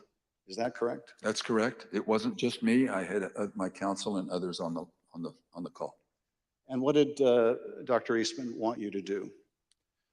That we would, in fact, take a vote to overthrow, or I shouldn't say overthrow, that we would decertify the electors, and that because we had plenary authority to do so. And he cited Article 2, Section 1, I think it's Clause 2, and said that in his opinion, that gave us the authority if there was, I don't recall him saying sufficient evidence, but there was some call or some strong reason to do so that we, or justification to do so that we could do that. And that he was asking that his suggestion was that we would do it. And I said, again, I took an oath. For me to take that, to do what you do would be counter to my oath. I don't recall if it was in that conversation, clearly, that we talked more about the oath, but I said, what would you have me do? And he said, just do it and let the court sort it out. And I said, you're asking me to do something that's never been done in history, the history of the United States, and I'm going to put my state through that without sufficient proof, and that's going to be good enough with me? That I would put us through that, my state, that I swore to uphold both in Constitution and in law? No, sir. He said, well, that's my suggestion would be just do it and let the courts figure it all out. And he didn't use that exact phrase, but that was what his meaning was, and I declined, and I believe that was close to the end of our phone call. And again, this took place after you had recently spoken with President Trump and told him that you wouldn't do anything illegal for him. Is that right? It wasn't days after. Obviously, it was days after, but a few days had gone by. But you had told President Trump you would not do anything illegal for him. I did, both times. And you told Dr. Eastman that you did not believe there was legal support to justify what he was asking, but he still wanted you to do it and effectively let the courts work it out? I've been warned, don't say things you think, maybe he said, but I do remember him saying that the authority of the legislature was plenary and that you can do it. I said, then you should know that I can't even call the legislature into session without a 2/3 majority vote. We're only 30 plus 1. There's no way that could happen. But in your view, what he was asking you to do would have violated your oath to the Constitution, both the United States Constitution and the Constitution of the state of Arizona. Yes, sir. Did you also receive a call from U.S. Representative Andy Biggs of Arizona on the morning of January 6th? I did. And what did Mr. Biggs ask you to do? I believe that was the day that the vote was occurring to each state to have certification, or to declare the certification of the electors. And he asked if I would sign on both to a letter that had been sent from my state and or that I would support the decertification of the electors. And I said I would not. Mr. Speaker, on December 4th, 2020, shortly after your meeting with Rudy Giuliani and other allies of President Trump, you released a statement publicly addressing, quote, calls for the legislature to overturn the 2020 certified election results. The statement is very straightforward in explaining the, quote, breathtaking request, unquote, made by representatives of President Trump. Quote, that the Arizona legislature overturn the certified results of last month's election and deliver the state's electoral college votes to President Trump, unquote. Why did you believe, as you wrote in this statement, that the rule of law forbid you from doing what President Trump and his allies wanted you to do? Representative, I'm sorry, I should be saying, Mr. Chairman, Representative Schiff, there's two sides to the answer. One is, what am I allowed to do, and what am I forbidden to do? We have no legal pathway, both in state law nor to my knowledge in federal law, for us to execute such a request. And I am not allowed to walk or act beyond my authority. If I'm not specifically authorized as a legislator, as a legislature, then I cannot act to the point of calling us into session. Some say that just a few legislators have plenary authority, and that has come as part of all of this discussion, I'll call it. But so to not have authority and be forbidden to act beyond my authority on both counts, I am not authorized to take such action, and that would deny my oath. In your statement, you included excerpts from President Ronald Reagan's inaugural address in 1981. The newly inaugurated president told the country, quote, the orderly transfer of authority as called for in the Constitution routinely takes place as it has for almost 2 centuries, and few of us stop to think how unique we really are. In the eyes of many in the world, this every 4-year ceremony we accept as normal is nothing less than a miracle.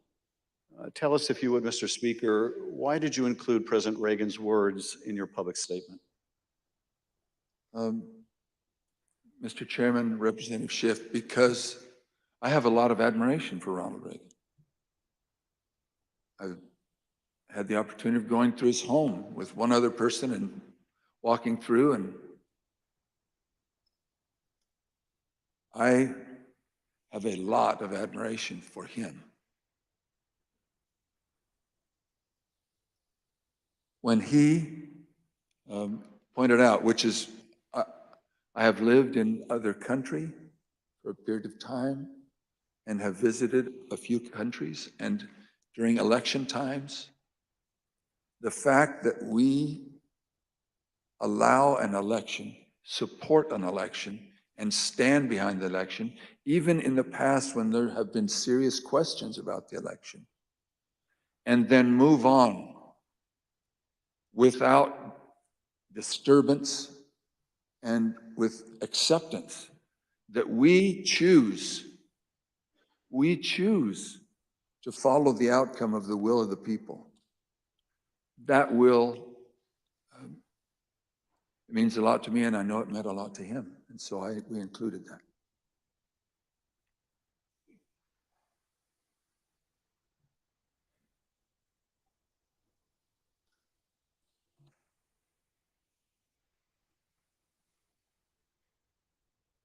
Thank you, Speaker Bowers. I now want to look even more deeply at the fake electors scheme. Every 4 years, citizens from all over the United States go to the polls to elect their president. Under our Constitution, when we cast our votes for president, we are actually voting to send electors pledged to our preferred candidate to the Electoral College. In December, the electors in each state meet, cast their votes, and send those votes to Washington. There is only one legitimate slate of electors from each state. On the 6th day of January, Congress meets in a joint session to count those votes, and the winner of the Electoral College vote becomes the president. In this next segment, you'll hear how President Trump and his campaign were directly involved in advancing and coordinating the plot to replace legitimate Biden electors with fake electors not chosen by the voters. You'll hear how this campaign convinced these fake electors to cast and submit their votes through fake certificates, telling them that their votes would only be used in the event that President Trump won his legal challenges. Yet when the president lost those legal challenges, when courts rejected them as frivolous and without merit, the fake elector scheme continued. At this point, President Trump's own lawyers, so-called Team Normal, walked away rather than participate in the plan. And his own White House counsel's office said that the plan was not legally sound. Let's play the following video produced by the Select Committee. My name is Casey Lucier. I'm an investigative counsel for the House Select Committee to investigate the January 6th attack on the United States Capitol. On November 18th, a lawyer working with the Trump campaign named Kenneth Cheeseborough wrote a memo arguing that the Trump campaign should organize its own electors in the swing states that President Trump had lost. The Select Committee received testimony that those close to President Trump began planning to organize fake electors for Trump in states that Biden won in the weeks after the election. Who do you remember being involved in those early discussions around the Thanksgiving time regarding having alternate electors meet? Mr. Giuliani, several of Mr. Giuliani's associates, Mr. Meadows.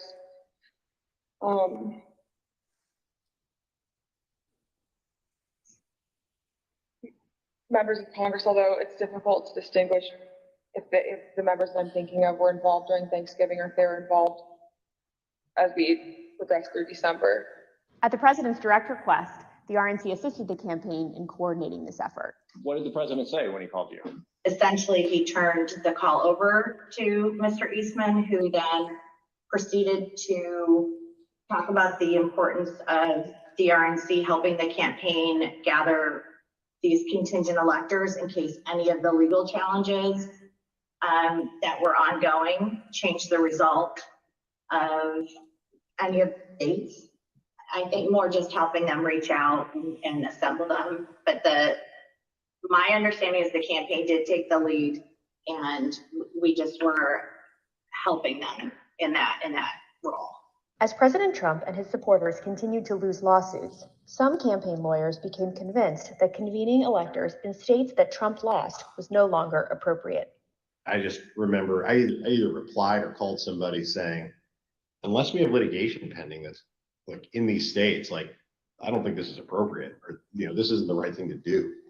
I don't remember how I phrased it, but I got into a little bit of a back and forth, and I think it was with Ken Cheeseborough, where I said, all right, you know, I mean, you just get after it. Like, I'm out. At that point, I had Josh Finley email Mr. Chesbrough politely to say, this is your task. You are responsible for the Electoral College issues moving forward. And this was my way of taking that responsibility to zero. The committee learned the White House counsel's office also felt the plan was potentially illegal. And so, to be clear, did you hear the White House counsel's office say that this plan to have alternate electors meet and cast votes for Donald Trump in states that he had lost was not legally sound? Yes, sir. And who was present for that meeting that you remember? It was in our office. It was Mr. Meadows, Mr. Giuliani, and a few of Mr. Giuliani's associates. The Select Committee interviewed several of the individual fake electors, as well as Trump campaign staff who helped organize the effort. We were just, kind of useful idiots or rubes at that point. A strong part of me really feels that it's just kind of as the road continued and as that was failure that got formulated as what do we have on the table. Let's just do it.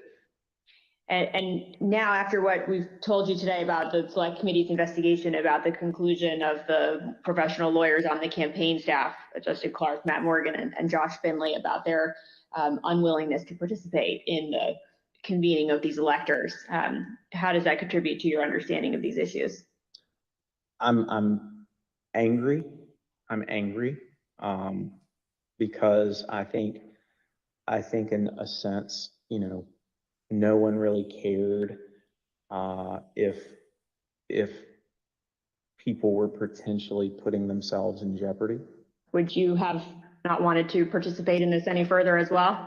I absolutely would not have, had I known that the three main lawyers for the campaign that I've spoken to in the past and were leading up were not on board. Yeah. I was told that these would only count if a court ruled in our favor. So that would have been using our electors, it would have been using our electors in ways that we weren't told about, and we wouldn't have supported. Documents obtained by the Select Committee indicate that instructions were given to the electors in several states that they needed to cast their ballots in complete secrecy. Because this scheme involved fake electors, those participating in certain states had no way to comply with state election laws, like where the electors were supposed to meet. One group of fake electors even considered hiding overnight to ensure that they could access the state capitol, as required in Michigan. Did Mr. Norton say who he was working with at all on this effort to have electors meet? He said he was working with the president's campaign. He told me that the Michigan Republican electors were planning to meet in the Capitol and hide overnight so that they could fulfill the role of casting their vote in per law in the Michigan chambers. And I told him in no uncertain terms that that was insane and inappropriate. In one state, the fake electors even asked for a promise that the campaign would pay their legal fees if they got sued or charged with a crime. Ultimately, fake electors did meet on December 14th, 2020 in Arizona, Georgia, Michigan, Pennsylvania, New Mexico, Nevada, and Wisconsin. At the request of the Trump campaign, the electors from these battleground states signed documents falsely asserting that they were the, quote, duly elected electors from their state, and submitted them to the National Archives and to Vice President Pence in his capacity as President of the Senate. Here is what some of the fake elector certificates look like as compared to the real ones. But these ballots had no legal effect. In an email produced to the Select Committee, Dr. Eastman told a Trump campaign representative that it did not matter that the electors had not been approved by a state authority. Quote, the fact that we have multiple slates of electors demonstrates the uncertainty of either. That should be enough. He urged that Pence act boldly and be challenged. Documents produced to the Select Committee show that the Trump campaign took steps to ensure that the physical copies of the fake electors' electoral votes from 2 states were delivered to Washington for January 6th. Text messages exchanged between Republican Party officials in Wisconsin show that on January 4th, the Trump campaign asked for someone to fly their fake electors' documents to Washington. A staffer for Wisconsin Senator Ron Johnson texted a staffer for Vice President Pence just minutes before the beginning of the joint session. This staffer stated that Senator Johnson wished to hand-deliver to the Vice President the fake electors' votes from Michigan and Wisconsin. The Vice President's aide unambiguously instructed them not to deliver the fake votes to the Vice President. Even though the fake elector slates were transmitted to Congress and the executive branch, the Vice President held firm in his position that his role was to count lawfully submitted electoral votes. Joseph R. Biden Jr. of the state of Delaware has received 306 votes. Donald J. Trump of the state of Florida has received 232 votes. Which is what he did when the joint session resumed on January 6th after the attack on the Capitol.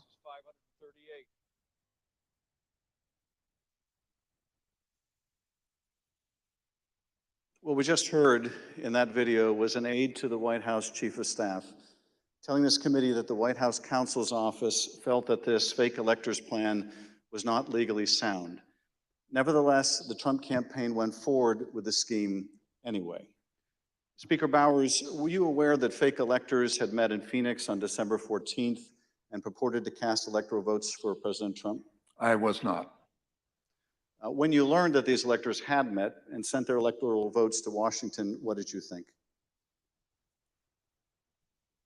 Well, I thought of the book, The Gang That Couldn't Shoot Straight. And I just thought, this is a tragic parody.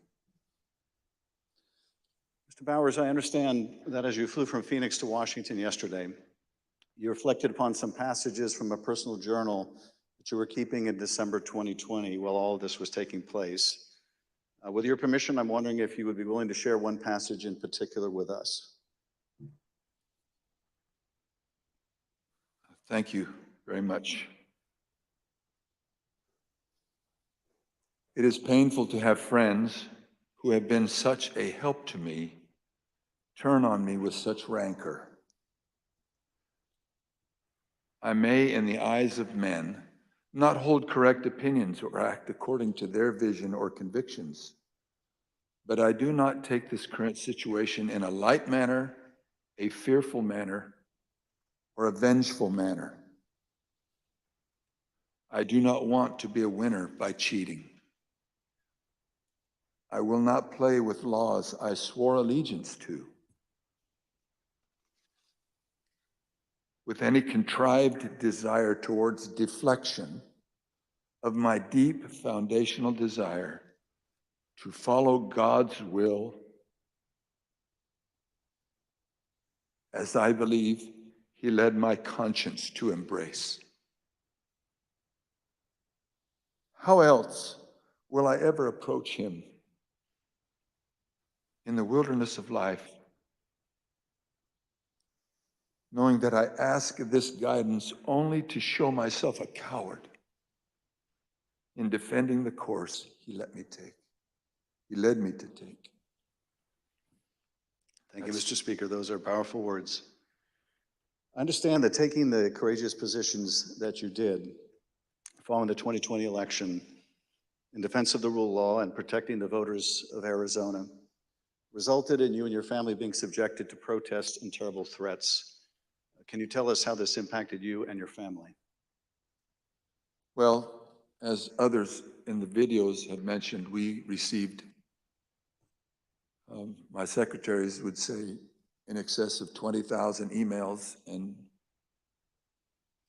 tens of thousands of voicemails and texts, which saturated our offices and we were unable to work, or at least communicate. But at home,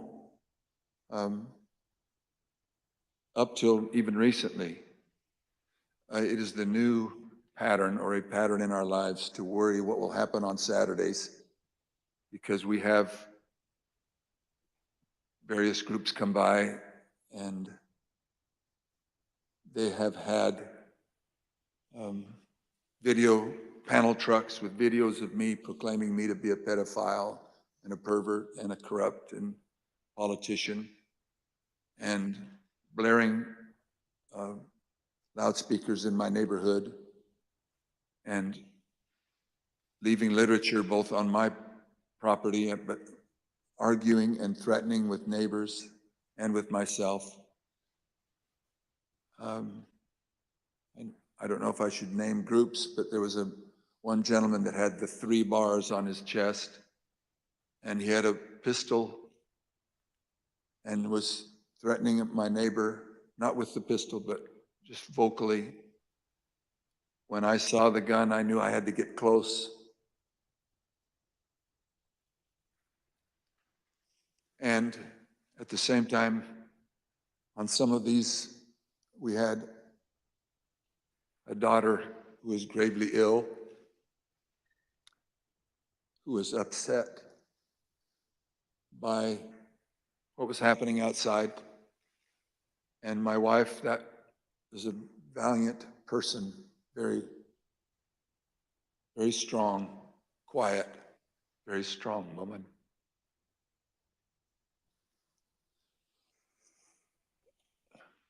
So it was disturbing. It was disturbing. Mr. Speaker, I want to thank you for your service to the state of Arizona and to the country. Mr. Chairman, at this point, I think it'd be appropriate to take a short recess. Accordingly, I reserve the balance of my time.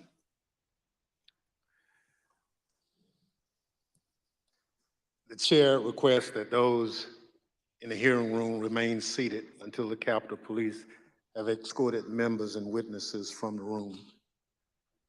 We'll have 5 minutes, 5-minute recess. Okay, so we're going to go to a recess here. I want to bring in Karen Agnifilo to see what her thoughts are of the hearing so far and some of the testimony that we have heard from the Arizona House Speaker, Rusty Bowers. Karen, how are you? I'm good. I'm good. Trying to multitask today and Yeah, sure. and do a few things. Wow, was that powerful? I mean, that was palpably powerful Right. to talk about what that meant to him. And, you know, here's a man who clearly takes his job very seriously, takes his oath very seriously, felt he was being asked to do something that was not only he was not permitted to do, but that he also was morally obligated to uphold his values, his beliefs, the Constitution, and he really withstood a lot of attacks, you know, Yes. and threats, and his family was going through a hard time, and you could feel that. You could Right. feel, you know, and that's what prosecutors look for when they're thinking about witnesses is, are they credible? And credibility is something that you feel, that you can tell, you know, it's something that people can just tell if something is authentic or not. And I think that was pretty powerful. And I think it just shows, you know, the campaign of pressure that was Right. being put on states all around the US. I mean, you know, it's fascinating to me, the fact that we, in our vocabulary, that we're talking about fake electors, right? I mean, we're talking about it as if this is somehow, you know, normal. This is so not normal, you know, that we're talking about that the president of the United States lost an election and then asked, I think I counted 8 states, you know, where they were coming up with fake electors Right. just to try to do 2 things. I think it was to see if they can make it so that he wins, or to at least have a question Right. to make it go to court and, you know, and somehow figure out how to throw the election in his favor. I don't quite, yeah. So it's just I just can't believe, you know, I don't know. Have we become sort of numb to all of this that, you know, I don't know why I'm so shocked. You know, it's not Well, like any of this is new. Jessica Denson, let me bring her in. She spoke about faith, and Rusty Bowers really struggled with his faith, it seemed like, Jessica, when he was talking about those things. What did you make of some of the struggle that he had, not just with his oath, because he did mention that oath several times, but it was almost like this, his faith was being pressured, you know, as a Christian. Yeah, it was extremely poignant. And as I understand, Rusty Bowers is a Mormon. I'm not a Mormon. We won't go down that rabbit hole. But I think this really points out the role that faith plays if you are exercising it. It really was his moral backstop. It was what was giving him the moral courage to take the stand that he did.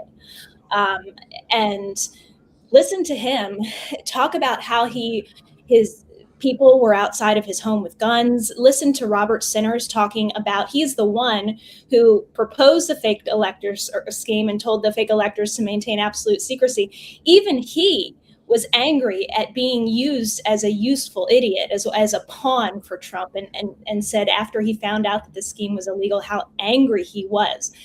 Just step back and look at these people who are being victimized. These are people on Trump's team, people who voted for Donald Trump. They want us to frame this in a political lens. They want to say this is Democrats after Trump, Democrats for retribution. Donald Trump was after his own people when they crossed him. His own supporters were killed on January 6th. Restitution is restitution for the whole country, for his supporters, for everybody that's been duped and terrorized by his lies and his tone, and even justice for Donald Trump, a gift of truth that this man has never been given. So, yeah, I mean, extremely poignant testimony, extremely moving, and please, more of this moral character from Americans who have taken that sacred oath. Well, let me bring in a few more Americans here. Let me go to Texas Paul and David Bender, if they're ready here. Texas Paul, what did you make of the hearing there with some of the witness testimony from Rusty Bowers talking about the pressure campaign against him, not just from the Trump allies, but Trump himself? I tell you what, my blood is just boiling listening to that. It just makes me want to just jump in my truck and head over there and catch one of these sons of bitches driving that, one of those. You've seen those video panel trucks. They drive around in every city in the country to advertise stuff, but blaring, calling him a pedophile. And when he talked about his daughter being ill and upset by this, I don't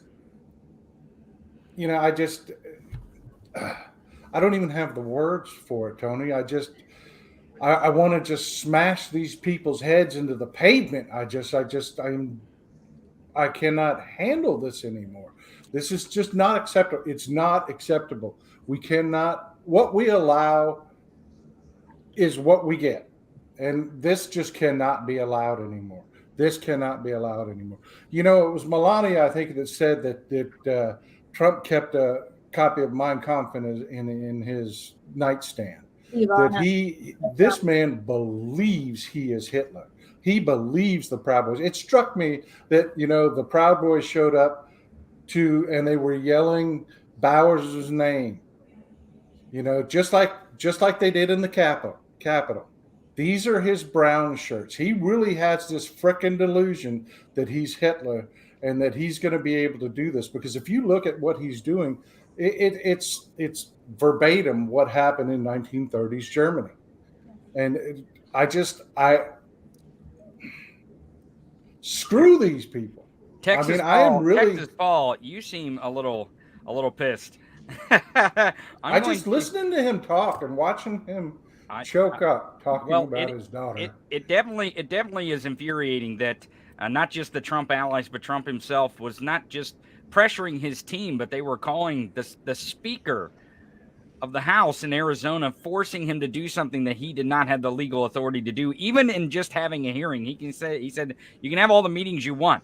So, David, what did you make of some of that testimony? Because I thought that was some of the most pressure they put on him, was they were trying to get him just to say it's Trump's election, Trump won. And I felt like that if they just pressured him here and pressured him there, and they could get him to do these little things, then they could get him to do the big thing that they really wanted, was to call the election and make it Trump's election and not the actual truth, which was that Biden won Arizona. We remember the line, Tony, just cast enough doubt on this.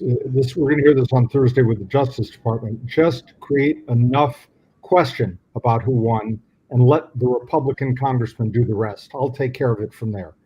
You don't even have to prove anything. And we saw Rudy Giuliani turn to Jen Ellis and say, "Did you bring it with you? Do you have the evidence? Is it here?" And no, I left it at home. The dog ate it. Right. It was deeply moving. It is deeply moving to see a person of conscience speak to how, and reading from his own journal on the flight here to Washington from Arizona. This is all real time. Real time, Donald Trump attacking him today. Adam Schiff reading him the record, an attack that happened within the last 2 hours. So anyone who thinks this was over on January 6th may finally be able to see that it isn't. It's ongoing. And there's one thing I want to say, and I was struck by something that Jessica said any number of times before the broadcast. If you weren't listening, you should subscribe and get to 1 million here on this stream. But Jessica, you made mention of your faith and of the power of being consistent with your faith.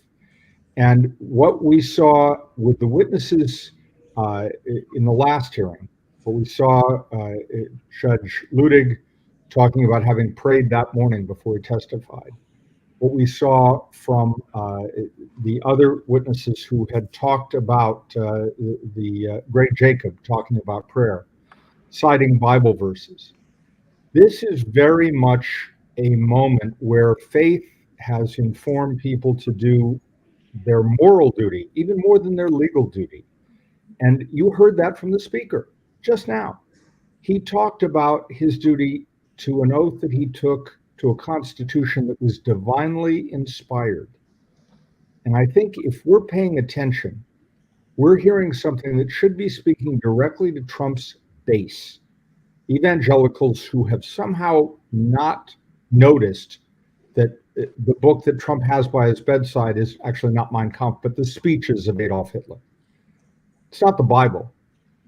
That's what I think these hearings writ large are going to finally show. And when we start to move to peel off some people in their vision of Trump as a great man of God, they'll see that he is a false prophet. That's my takeaway from today and from the previous hearing, and I think we're going to see more of it. I think we'll hear a lot here as the witnesses. You see the witnesses there taking their place back at the table. Looks like Rusty Bowers is really going at the water bottle. I'm sure he's with the amount that he spoke and the things that he said, with the conviction that he said. It's Tony, we also Yep. saw Gabe Sterling's statements, which we're going to see again and again. You'll see him say it now today, but what he said in real time, people are going to get killed, and how emotional he was. Right. I think we'll see that emotion again today. I think also we will. keep in mind, Yeah, and go ahead, also Paul. keep in mind, there's a theme here. They told Rusty Bowers, just do it and let the courts sort it out. Yep. You watch. That's going to be a recurring theme through this entire situation. They think that they had the courts fixed. They think that they could delay this out until Trump could stay in office. You watch. Maybe the name Jeannie Thomas will work its way into that narrative eventually. Who knows? We'll see. And Paul, when we come back from this afterwards, let's talk about what could happen when the court finally gets a chance to rule on this, which is where they're headed. I think we're going to be going back to the hearing soon. Thank you to the panel for joining us through the break. I really do appreciate it. If you guys stick around, we'll try to bring you in to the coverage and the panel after the hearing. I'm guessing we'll have the remainder of panel 1 and panel 2 before the hearing ends. We may get another break, but if we do, I would guess another break, Tony, before they go to. I would say that we might have a break before panel 2. So stick around if you can, panel. We'll try to bring you in if we get another break. Thank you very much for joining us. I'm going to go back to the hearing here. I don't want to miss them gaveling in from the break.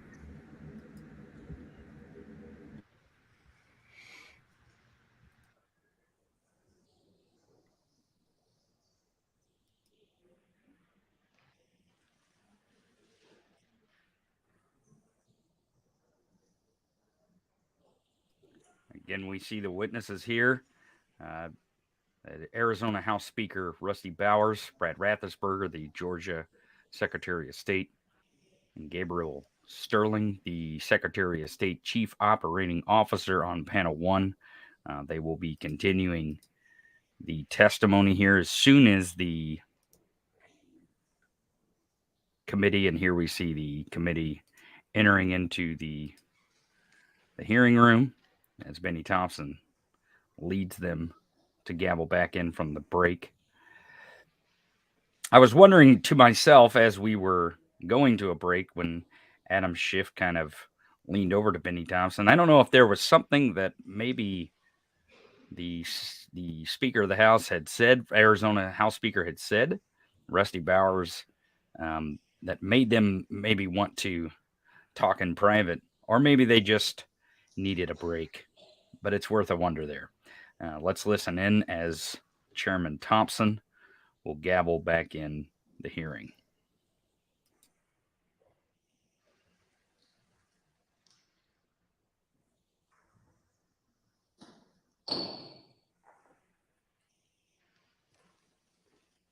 The committee will be in order. President Trump's pressure campaign against state officials existed in all the key battleground states that he lost. But the former president had a particular obsession with Georgia. Here is the president on the afternoon of January 6th, after his own attorney general warned him that the claims you are about to hear are patently false. They should find those votes. They should absolutely find them. Just over 11,000 votes, that's all we need. They defrauded us out of a win in Georgia, and we're not going to forget it. So the state of Georgia is where we will turn our attention to next. I want to emphasize that our investigation into these issues is still ongoing.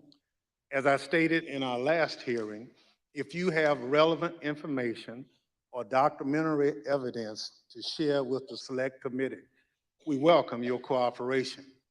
But we will share some of our findings with you today. Secretary Raffensperger, thank you for being here today. You've been a public servant in Georgia since 2015, serving first as a member of the Georgia House of Representatives, and then since January 2019, as Georgia's Secretary of State. As a self-described conservative Republican, is it fair to say that you wanted President Trump to win the 2020 election? Yes, it is. Mr. Secretary, many witnesses have told the Select Committee that Election Day, November 3rd, 2020, was a largely uneventful day in their home states. In spite of the challenges of conducting an election during a pandemic, you wrote in the Washington Post that the election was, quote, successful. Tell us, what was your impression of how Election Day had proceeded in Georgia? On Election Day in November, our election went remarkably smooth. In fact, we meet at the GEMA headquarters. That's the Georgia Energy Emergency Management Association meeting location, but we were following wait times in line. In the afternoon, our average wait time was 3 minutes statewide that we were recording for various precincts. And it actually got down to 2 minutes. And at the end of the day, we felt that we had a successful election from the standpoint of the administration and the operation of the election. Thank you. The chair recognizes the gentleman from California, Mr. Schiff. Thank you, Mr. Chairman. Secretary Raffensperger, did Joe Biden win the 2020 presidential election in Georgia, and by what margin? President Biden carried the state of Georgia by approximately 12,000 votes. And Mr. Secretary, as I understand it, your office took several steps to ensure the accuracy of the vote count in Georgia, reviewing the vote count in at least 3 different ways. These steps included a machine recount, a forensic audit, and a full hand recount of every one of the 5 million ballots cast. Did these efforts, including a recount of literally every ballot cast in the state of Georgia, confirm the result? Yes, they did. We counted the ballots where the first tabulation would be scanned. Then when we did our 100% hand audit of the all 5 million ballots in the state of Georgia, all cast in place, all absentee ballots, they were all hand recounted and they came remarkably close to the first count. And then upon the election being certified, President Trump, because he was within 0.5%, could ask for a recount. And then we recounted them again through the scanners and we got remarkably the same count. 3 counts, all remarkably close, which showed that President Trump did come up short. Nevertheless, as you will see, the president and his allies began making numerous false allegations of voter fraud. The false allegations that you and Mr. Sterling, among others, had to address. Mr. Sterling, thank you also for being here today. Following the 2020 election, in addition to your normal duties, I understand that you became a spokesperson to try to combat disinformation about the election and the danger it was creating for elections officials, among others. In a December 1 press conference, you addressed some of your remarks directly to President Trump. Let's take a look at what you said that day. Mr. President, it looks like you likely lost the state of Georgia. We're investigating. There's always a possibility. I get it. And you have the rights to go through the courts. What you don't have the ability to do, and you need to step up and say this, is stop inspiring people to commit potential acts of violence. Someone's going to get hurt. Someone's going to get shot. Someone's going to get killed. And it's not right. It's not right. Mr. Sterling, what prompted you to make these remarks? Mr. Schiff, we had a previously scheduled press conference that day, as we were in the habit of doing, trying to be as transparent as we could about the election and the counts going on. A little after lunch that day, lunchtime, I received a call from the project manager from Dominion Voting Systems, who was oddly, audibly shaken. She's not the kind of person I would assume would be that way. She has a master's from MIT, a graduate of the Naval Academy, and is very much on the ball and pretty unflappable. And she informed me about a young contractor they had who had been receiving threats from a video been posted by some QAnon supporters. And at that point, we had been steeping in this kind of stuff. So it was around us all the time. So I didn't take note of it more than adding to the pile of other stuff we were having to deal with.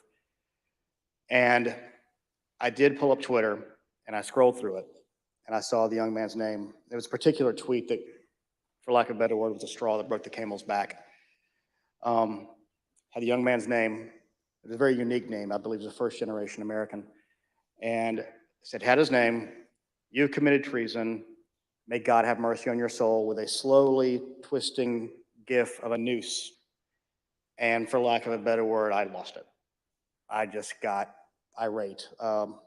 My boss was with me at the time, the Deputy Secretary, Jordan Fuchs, and she could tell that I was angry. I tend to turn red from here up when that happens, and that happened at that time. And she called Secretary Raffensperger to say, "We're seeing these kind of threats, and Gabe thinks we need to say something about it." And the Secretary said yes, and that's what prompted me to do what I did. I lost my temper, but it seemed necessary at the time because it was just getting worse. And I could not tell you why that particular one was the one that put me over the edge, but it did. After you made this plea to the president, did Donald Trump urge his supporters to avoid the use of violence? Not to my knowledge. Now, as we know, the president was aware of your speech because he tweeted about it later that day. Let's take a look at what the president said. In the tweet, Donald Trump claims that there was, quote, "massive voter fraud in Georgia." Mr. Sterling, that was just plain false, wasn't it? Yes, sir. Nevertheless, the very next day, on December 2nd, President Trump released a lengthy video again making false claims of election fraud in Georgia. Let's take a look at what he said this time. They found thousands and thousands of votes that were out of whack, all against me. In fact, the day after Donald Trump released that video, so now we're talking just 2 days after the emotional warning that you gave that someone's going to get killed, representatives of President Trump appeared in Georgia, including Rudy Giuliani, and launched a new conspiracy theory that would take on a life of its own and threaten the lives of several innocent election workers. This story falsely alleges that sometime during election night, election workers at the State Farm Arena in Atlanta, Georgia, kicked out poll observers. After the observers left, the story goes, these workers pulled so-called suitcases of ballots from under a table and ran those ballots through counting machines multiple times. Completely without evidence, President Trump and his allies claimed that these suitcases contained as many as 18,000 ballots, all for Joe Biden. None of this was true. But Rudy Giuliani appeared before the Georgia State Senate and played a surveillance video from State Farm Arena, falsely claiming that it showed this conspiracy taking place. Here's a sample of what Mr. Giuliani had to say during that hearing. And when you look at what you saw on the video, which to me was a smoking gun, powerful smoking gun, well, I don't have to be a genius to figure out what happened. And I don't have to be a genius to figure out that those votes are not legitimate votes.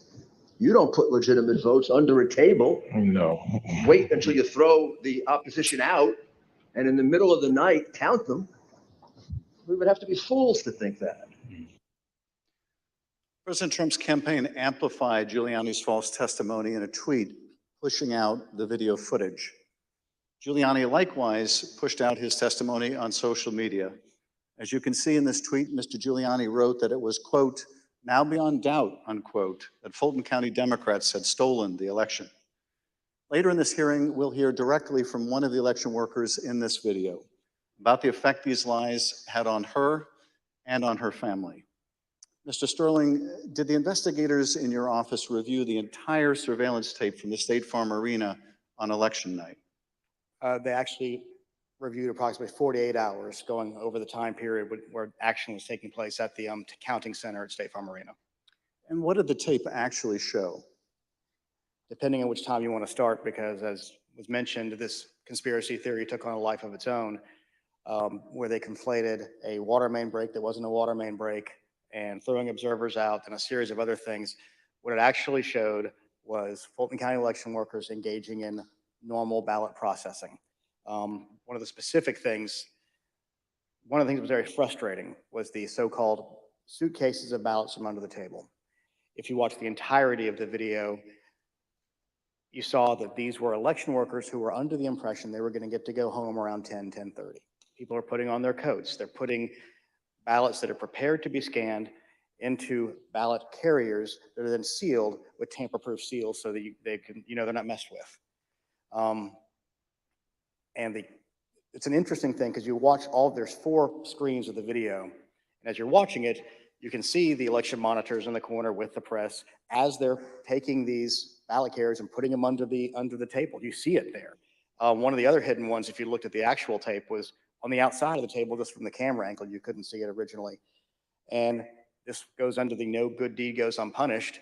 We were told that we were at GEMA, as the secretary pointed out, and we were told that it looked like they were shutting down the Fulton County counting. The secretary expressed some displeasure at that because we wanted to everybody keep counting so we could get to the results and know what was happening. So our elections director called their elections director, who was at another location because this was election day. There was 2 different places where ballot things were being done by the Fulton County office. So he called the elections director from Fulton, then called Ralph Jones, who was at the State Farm Arena, and said, what the heck are you doing? Go ahead and stay. As you watch the video itself, you see him take the phone call as people are putting things away and getting ready to leave. You can tell for about 15, 20 seconds, he does not want to tell these people they have to stay. He walks over, he thinks about it for a second, you see him come back to the corner of a desk and kind of slumps his shoulders and says, okay, y'all, we got to keep on counting. And then you see him take their coats off, get the ballots out. And then a secondary thing that you'll see on there is you'll have people who are counting ballots who a batch will go through, they will take them off and run that through again. What happens there is a standard operating procedure. If there's a misscan, if there's a misalignment, if it doesn't read right, these are high speed, high capacity scanners. So 3 or 4 will go through after a misscan. You have to delete that batch and put it back through again. And by going through the hand tally, as the secretary pointed out, we showed that if there had been multiple ballots scanned without a corresponding physical ballot, your counts would have been a lot higher than the ballots themselves. And by doing the hand tally, we saw 2 specific numbers that were met. The hand tally got us to a 0.1053% off of the total votes cast and 0.0099% on the margin, which is essentially dead on accurate. Most academic studies say on a hand tally you'll have between 1% and 2%, but because we use ballot marking devices where it's very clear what the voter intended, it made it a lot easier for us to conduct that hand count and show that none of that was true. Now, I understand that when you reviewed these tapes and did the analysis, it disproved this conspiracy theory. But you still had to take a lot of steps to try to make sure the public knew the truth about these allegations. And you did frequent briefings for the press. Let's take a look at one of those press briefings, Mr. Sterling, that you held on December 7th to make the point that you just did today. Move on to what I'm going to call Disinformation Monday. Out of the gate, many of y'all saw the videotape from State Farm Arena. I spent hours with our post-certified investigators, Justin Gray from WSB, spent hours with us going over this video to explain to people that what you saw, the secret suitcases with magic ballots, were actually ballots that had been packed into those absentee ballot carriers by the workers in plain view of the monitors and the press. And what's really frustrating is the president's attorneys had this same videotape. They saw the exact same things the rest of us could see, and they chose to mislead state senators and the public about what was on that video.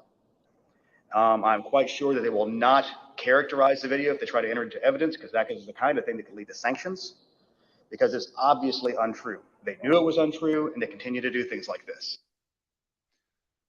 Mr. Sterling, despite the efforts by your office to combat this misinformation by speaking out publicly and through local media, you were unable to match the reach of President Trump's platform and social media megaphone spreading these false conspiracy theories. What was it like to compete with a president who had the biggest bully pulpit in the world to push out these false claims? For lack of a better word, it was frustrating, but oftentimes I felt our information was getting out, that there was a reticence of people who needed to believe it because the President of the United States, whom many looked up to and respected, was telling them it wasn't true, despite the facts. And I have characterized at one point, it was kind of like a shovel trying to empty the ocean. And yes, it was frustrating. I even have, family members who I had to argue with about some of these things, and I would show them things, and the problem you have is you're getting to people's hearts. I remember there's one specific, an attorney that we know that we showed and walked him through. This wasn't true. Okay, I get that. This wasn't true. Okay, I get that. This wasn't 5 or 6 things. But at the end, he goes, I just know in my heart they cheated. That's just, and so once you get past the heart, the facts don't matter as much. And our job, from our point of view, is to get the facts out, do our job, tell the truth, follow the Constitution, follow the law, and defend the institutions and the institutions held. Let's take a look at what you were competing with. This is the former president speaking in Georgia on December 5th. Evidence of fraud is overwhelming. And again, I'm going to ask you to look up at that very, very powerful and very expensive screen. Hidden cases of possible ballots are rolled out from under a table. 4 people under a cloud of suspicion. So if you just take the crime of what those Democrat workers were doing, and by the way, there was no water main break. They said there was no water main break. That's 10 times more than I need to win this state. 10 times more. It's 10 times, maybe more than that, but it's 10 times more because we lost by a very close number. In this committee's hearing last Monday, we heard from senior federal law enforcement officials, from the senior-most federal law enforcement official in Atlanta at the time, U.S. Attorney for the Northern District, B.J. Pack, as well as former Attorney General Bill Barr. They both testified that the allegations were thoroughly investigated and found to have no merit. Here is U.S. Attorney Pack. To go to Attorney General Barr, I told him that we looked into it. We've done several things, including interviewing the witnesses. I listened to the tapes and reviewed the videotape myself, and that there was nothing there. Giuliani was wrong in representing that this was a suitcase full of ballots. And here's what Attorney General Bill Barr had to say about the same allegations. Took a hard look at this ourselves, and based on our review of it, including the interviews of the key witnesses, the Fulton County allegations had no merit. We also have testimony from senior Department of Justice officials establishing that they specifically told President Trump that these allegations had been thoroughly investigated and were completely without merit. Here is Acting Deputy Attorney General Richard Donahue describing a phone conversation in which he specifically told President Trump that these allegations were false. The president kept fixating on this suitcase that supposedly had fraudulent ballots, and that the suitcase was rolled out from under the table. And I said, no, sir, there is no suitcase. You can watch that video over and over. There is no suitcase. There is a wheeled bin where they carry the ballots. No matter how many times senior Department of Justice officials, including his own Attorney General, told the president that these allegations were not true, President Trump kept promoting these lies and putting pressure on state officials to accept them. On January 2nd, the president had a lengthy telephone conversation with Secretary Raffensperger. Prior to the president's call, though, I want to share a bit of important context. First, the White House, including the former president's chief of staff, Mark Meadows, repeatedly called or texted the secretary's office some 18 times in order to set up this call. They were quite persistent. Second, Chief of Staff Mark Meadows took the extraordinary step of showing up at a signature audit site in Georgia, where he met with Secretary Raffensperger's chief investigator, Francis Watson, who was supervising that audit process. Behind me is a photograph from that visit. Third, the day after Meadows' Georgia visit, he set up a call between President Trump and Francis Watson. On the call between President Trump and Georgia investigator Francis Watson, the former president continued to push the false claim that he'd won the state of Georgia. Let's listen to that part of the conversation. You know, it's just, you have the most important job in the country right now, because if we win Georgia, first of all, if we win, you're going to have two wins. So they're not going to win right now. You know, they're down because the people of Georgia are so angry at what happened to me. They know I won by hundreds of thousands of votes. It wasn't close. And in this next clip, he told this state law enforcement official that she'd be praised if she found the right answer. Hopefully, you know, I will, when the right answer comes out, you'll be praised. I mean, I don't know why, you know, they made it so hard. They will be praised. People will say, great, because that's what it's about, that ability to check and to make it right. Because everyone knows it's wrong. There's just no way. Mr. Raffensperger, I know you weren't on this call, but that you have listened to it. President Trump didn't win by hundreds of thousands of votes in Georgia, did he? No, he did not. I've been traveling through the state of Georgia for a year now, and simply put, in a nutshell, what happened in fall of 2020 is that 28,000 Georgians skipped the presidential race, and yet they voted down ballot in other races. And the Republican congressman ended up getting 33,000 more votes than President Trump. And that's why President Trump came up short. Thank you, Mr. Secretary. The president on this call doesn't stop here. Let's listen to another part of the conversation between President Trump and Ms. Watson. Anyway, but whatever you can do, Francis, it would be, it's a great thing. It's an important thing for the country. So important. You have no idea it's so important. Well, and I very much appreciate it. Whatever you can do, Francis. This is the President of the United States calling an investigator looking into the election in which he is a candidate and asking her to do whatever you can do.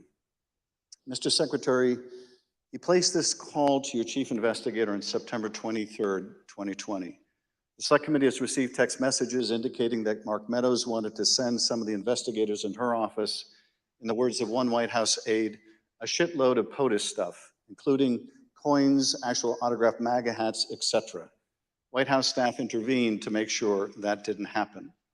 It was clear at the time of this call that the former president had his sights set on January 6th. Listen to this portion when he told Francis Watson about a very important date. Do you think they'll be working after Christmas to keep it going fast?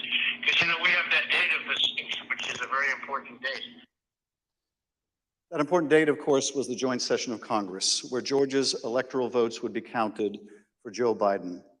A little over a week after this call to Francis Watson, the president was finally able to speak with you, Secretary Raffensperger. Bear in mind, as we discuss this call today, that by this point in time, early January, the election in Georgia had already been certified. But perhaps more important, the President of the United States had already been told repeatedly by his own top Justice Department officials that the claims he was about to make to you about massive fraud in Georgia were completely false. Mr. Secretary, the call between you and the president lasted 67 minutes, over an hour. We obviously can't listen to the entire recording here today, although it is available on the Select Committee's website. But we'll listen to selected excerpts of it now so that we can get your insights.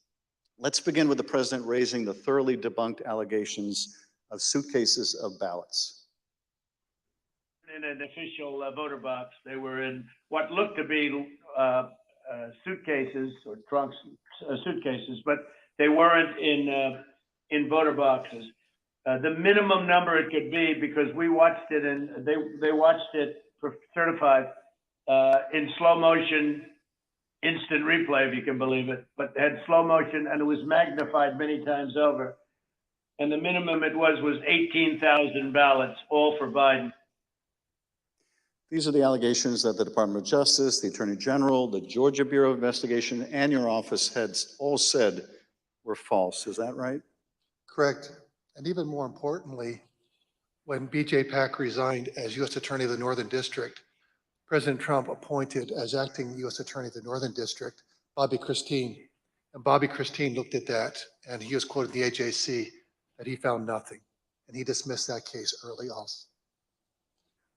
Thank you, Mr. Secretary. The president references suitcases or trunks. Mr. Sterling, were the objects seen in these videos suitcases or trunks, or were they just the ordinary containers that are used by election workers? They're standard ballot carriers that allow for seals to be put on them so they're tamper-proof. And finally, the president claims that there was a minimum of 18,000 ballots somehow smuggled in, all for Biden. I take it, gentlemen, that was also categorically false?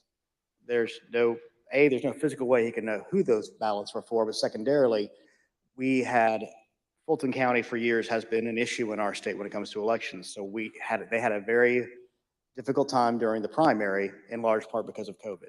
So we had put them under a consent decree the secretary got negotiated, where we had a monitor on site. And his name is Carter Jones. And he took a notation. He had gone from State Farm to the English Street warehouse to look at election day activities. But before he left the State Farm Arena, he noted how many ballots had been counted on each one of the machines. And when he came back after we found out they were working again, he took note again when they closed. And I believe the final number was something around 8,900 total ballots were scanned from the time he left to the time about 12:30 or 1 o'clock in the morning. So way below 18,000. Let's play the next clip. I heard it was close. I said, there's no way. But they dropped a lot of votes in there late at night. You know that, Brad. Mr. Secretary, did somebody drop a lot of votes there late at night? No. I believe that the president was referring to some of the counties when they would upload, but the ballots had all been accepted and had to be accepted by state law by 7 p.m. So there were no additional ballots accepted after 7 p.m. Let's play the next clip in which the president makes claims about so-called dead voters. The other thing, dead people. So dead people voted. And I think the number is in the close to 5,000 people. And they went to obituaries. They went to all sorts of methods to come up with an accurate number. And a minimum is close to about 5,000 voters. Mr. Secretary, did your office investigate whether those allegations were accurate? Did 5,000 dead people in Georgia vote? No, it's not accurate. And actually, in their lawsuits, they alleged 10,315 dead people. We found 2 dead people when I wrote my letter to Congress that stated January 6th.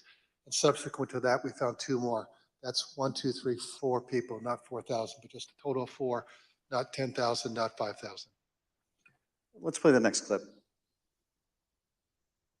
And there's nothing wrong with saying that, you know, that you've recalculated, because the 2,236 and absentee ballots, I mean, they're all exact numbers that were done by accounting firms, law firms, etc. And even if you cut them in half, cut them in half, and cut them in half again, it's more votes than we need. Mr. Secretary, is there any way that you could have lawfully changed the result in the state of Georgia and somehow explained it away as a recalculation? No, the numbers are the numbers. The numbers don't lie. We had many allegations and we investigated every single one of them. In fact, I challenged my team, did we miss anything? They said that there was over 66,000 underage voters. We found that there's actually zero. You can register to vote in Georgia. When you're 17 and a half, you have to be 18 by election day. We checked that out, every single voter. They said that there was 2,423 non-registered voters. There was zero. They said that there was 2,056 felons. We identified less than 74 or less that were actually still in felony sentence. Every single allegation we checked, we ran down the rabbit trail to make sure that our numbers were accurate. So there's no way you could have recalculated it except by fudging the numbers. The numbers were the numbers, and we could not recalculate because we had made sure that we had checked every single allegation. And we had many investigations. We had nearly 300 from the 2020 election. Mr. Secretary, you tried to push back when the president made these unsupported claims, whether they were about suitcases of ballots or that Biden votes were counted 3 times. Let's play the next clip. President, they did not put that. We did an audit of that, and we proved conclusively that they were not scanned 3 times. Yeah, Mr. President, we'll send you the link from WSB that does. I don't care about a link. I don't need it. I have a much, Brad, I have a much better link.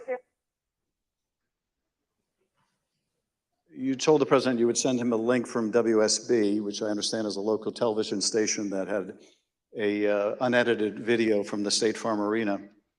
But the president wasn't interested in that. He said he had a much better link. Mr. Secretary, at the time that you were on the call with the president, as we have shown, both the FBI and the Georgia Bureau of Investigation have proven these claims to be nonsense. And you told him about these investigations on the phone. Let's listen to what President Trump had to say about the state and federal law enforcement officers who investigated these false claims. There's no way they could find, then they're incompetent.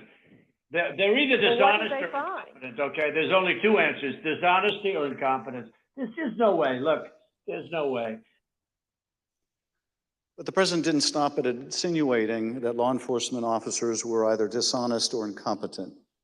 He went on to suggest that you could be subject to criminal liability for your role in the matter.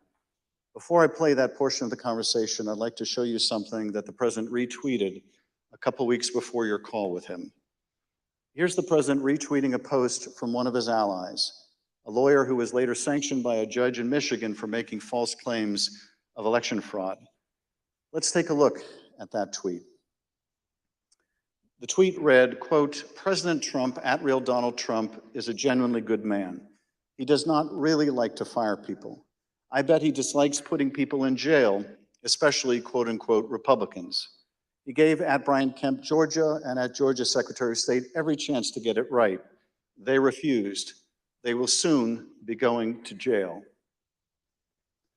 So on your call, this was not the first time the president was suggesting you might be criminally liable. With that, let's listen to this portion of the call. I think you're going to find that they are shredding ballots because they have to get rid of the ballots because the ballots are unsigned. The ballots are corrupt. And they're brand new and they don't have seals. And there's a whole thing with the ballots, but the ballots are corrupt. And you're going to find that they are, which is totally illegal. It's more illegal for you than it is for them because you know what they did and you're not reporting it. That's a criminal offense. And you can't let that happen. That's a big risk to you and to Ryan, your lawyer. That's a big risk. Secretary Raffensperger, after making a false claim about shredding of ballots, the president suggested that you may be committing a crime by not going along with his claims of election fraud. And after suggesting that you might have criminal exposure, President Trump makes his most explicit ask of the call. Let's play a part of that conversation. So, look, all I want to do is this. I just want to find 11,780 votes, which is one more than we have, because we won the state. Mr. Secretary, was the president here asking you for exactly what he wanted? One more vote than his opponent. What I knew is that we didn't have any votes to find. We had continued to look. We investigated, like I just shared the numbers with you. There were no votes to find. That was an accurate count that had been certified. And As our general counsel said, there was no shredding of ballots. Mr. Secretary, after making this request, the president then goes back to the danger of having you deny these allegations of fraud. Let's listen to that part of the clip. And I watched you this morning and you said, well, there was no criminality, but I mean, all of this stuff is very dangerous stuff. When you talk about no criminality, I think it's very dangerous for you to say that. Secretary Raffensperger, you wrote about this in your book, and you said, quote, I felt then and still believe today that this was a threat. Others obviously thought so too, because some of Trump's more radical followers have responded as if it was their duty to carry out this threat. Please tell us what you, your wife, even your daughter-in-law experienced regarding threats from Trump's more radical followers. Well, after the election, my email, my cell phone was doxxed, and so I was getting texts all over the country. And then eventually, my wife started getting the text, and hers typically came in as sexualized texts, which were disgusting. You have to understand that Trish and I, we met in high school. We've been married over 40 years now, and so they started going after her. I think just to probably put pressure on me. Why don't you just quit, walk away? And so that happened. And then some people broke into my daughter-in-law's home, and my son has passed, and she's a widow and has 2 kids. And so we're very concerned about her safety also. And Mr. Secretary, why didn't you just quit and walk away? Because I knew that we had followed the law and we had followed the Constitution. And I think sometimes moments require you to stand up and just take the shots. You're doing your job. And that's all we did. You know, we just followed the law and we followed the Constitution. And at the end of the day, President Trump came up short. But I had to be faithful to the Constitution. And that's what I swore an oath to do. During the remainder of the call, the former president continued to press you to find the remaining votes that would ensure his victory in Georgia. Let's listen to a little more. Why wouldn't you want to find the right answer, Brad, instead of keep saying that the numbers are right? So look, can you get together and Brad, we just want the truth. It's simple. And everyone's going to look very good if the truth comes out. It's okay. It takes a little while, but let the truth come out. And the real truth is I won by 400,000 votes, at least. So what are we going to do here, folks? I only need 11,000 votes. Fellas, I need 11,000 votes. Give me a break. 4 days after the president's call to Secretary Raffensperger was January 6th. The president whipped up the crowd in front of the ellipse, once again promoting the allegation that Secretary Raffensperger, the president's own attorney general, had told him was false. Here he is on the ellipse. In Fulton County, Republican poll watchers were ejected, in some cases physically, from the room under the false pretense of a pipe burst, water main burst, everybody leave, which we now know was a total lie. Then election officials pulled boxes, Democrats, and suitcases of ballots out from under a table. You all saw it on television, totally fraudulent, and illegally scanned them for nearly 2 hours, totally unsupervised. Tens of thousands of votes. This act coincided with a mysterious vote dump of up to 100,000 votes for Joe Biden, almost none for Trump. Oh, that sounds fair. That was at 1:34 a.m. Mr. Secretary, Mr. Sterling, I want to thank you for your service to the state of Georgia and to the country. Speaker Bowers, likewise, I want to thank you for your service to the state of Arizona and to the country. You have served not only your home states, but our nation and our democracy. Mr. Chairman, I yield back. Thank you, Mr. Schiff. I thank the witnesses for joining us today. You are now dismissed.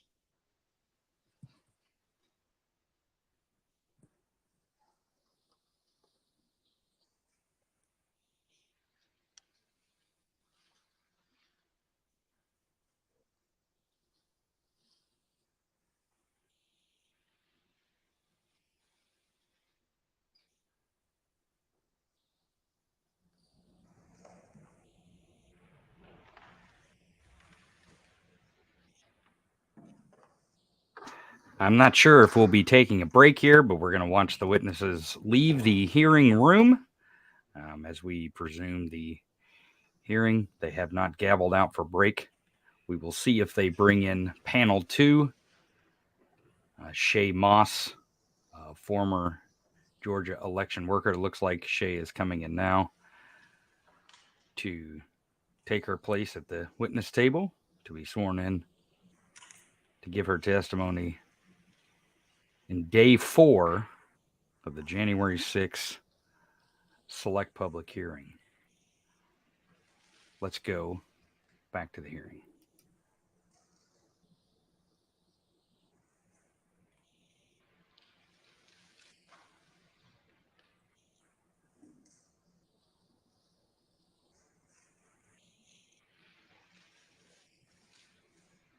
I now welcome our final witness this afternoon.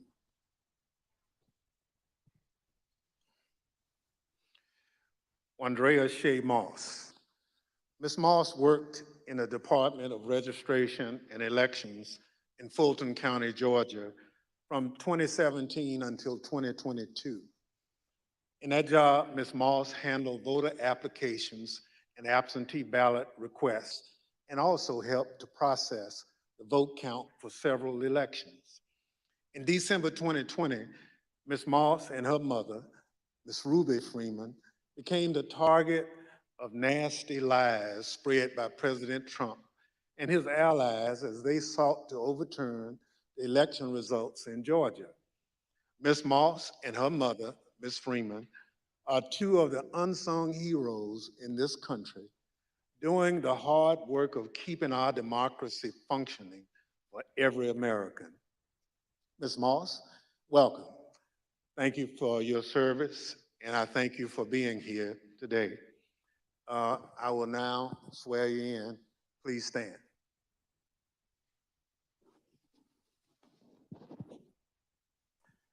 Do you swear or affirm on the penalty of perjury that the testimony you're about to give is the truth, the whole truth, and nothing but the truth, so help you God? Thank you. Please be seated. Let the record reflect that the witness answered in the affirmative. Ms. Moss, thank you very much for being here today. I understand that you are here along with your mother today. Would you like to introduce your mama?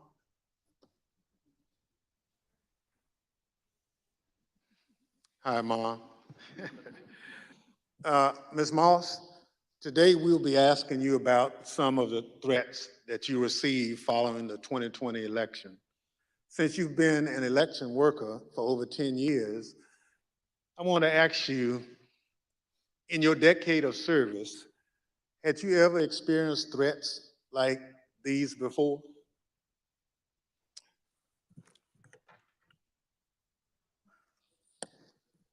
Don't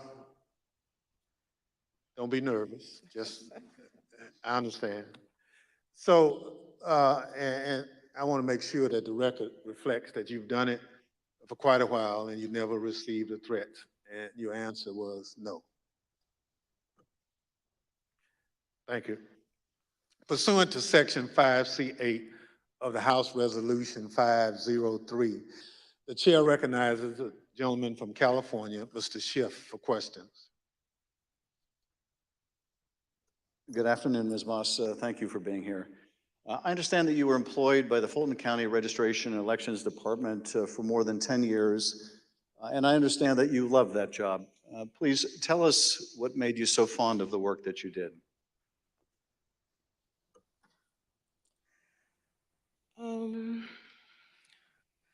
Well, I've always been told by my grandmother how important it is to vote, and how people before me, a lot of people, older people in my family, did not have that right.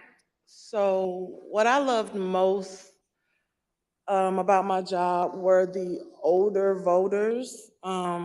Younger people could usually do everything from their phone or go online, but The older voters like to call, they like to talk to you, they like to get my card, they like to know that every election I'm here. And like even college students, a lot of parents trust in me to make sure their child does not have to drive home. They'll get an absentee ballot, they can vote, and I really found pleasure in that. I like being the one that, if someone can't navigate my voter page or, they want a new precinct card and they don't have a copy machine or a computer or all of that, I could put it in the mail for them. I was excited always about sending out all the absentee ballots for the elderly, disabled people. I even remember driving to an hospital to give someone her absentee application. That's what I love the most. So you really enjoyed helping people vote and participate, and that was something, the right to vote that your grandmother taught you was precious. Yeah. Well, I know the events that we're here to talk about today are incredibly difficult to relive. Your proud service as an election worker took a dramatic turn on the day that Rudy Giuliani publicized a video of you and your mother counting ballots on election night. President Trump, Rudy Giuliani, and others claimed on the basis of this video that you and your mother were somehow involved in a plot to kick out observers, bring suitcases of false ballots for Biden into the arena, and then run them through the machines multiple times. None of that was true, was it? None of it.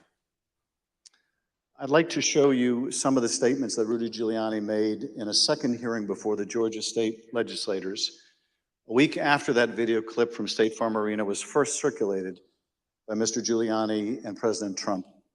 I want to advise viewers that these statements are completely false and also deeply disturbing. Tape earlier in the day of Ruby Freeman and Shaye Moss and one other gentleman quite obviously surreptitiously passing around USB ports as if they're vials of heroin or cocaine. I mean, it's obvious to anyone who's a criminal investigator or prosecutor, they are engaged in surreptitious illegal activity again that day. And that's a week ago, and they're still walking around Georgia lying. They should have been questioned already. Their places of work, their homes should have been searched for evidence of ballots, for evidence of USB ports, for evidence of voter fraud. That video was from Rudy Giuliani's appearance at a Georgia State Senate hearing on December 10. How did you first become aware that Rudy Giuliani, the president's lawyer, was accusing you and your mother of a crime?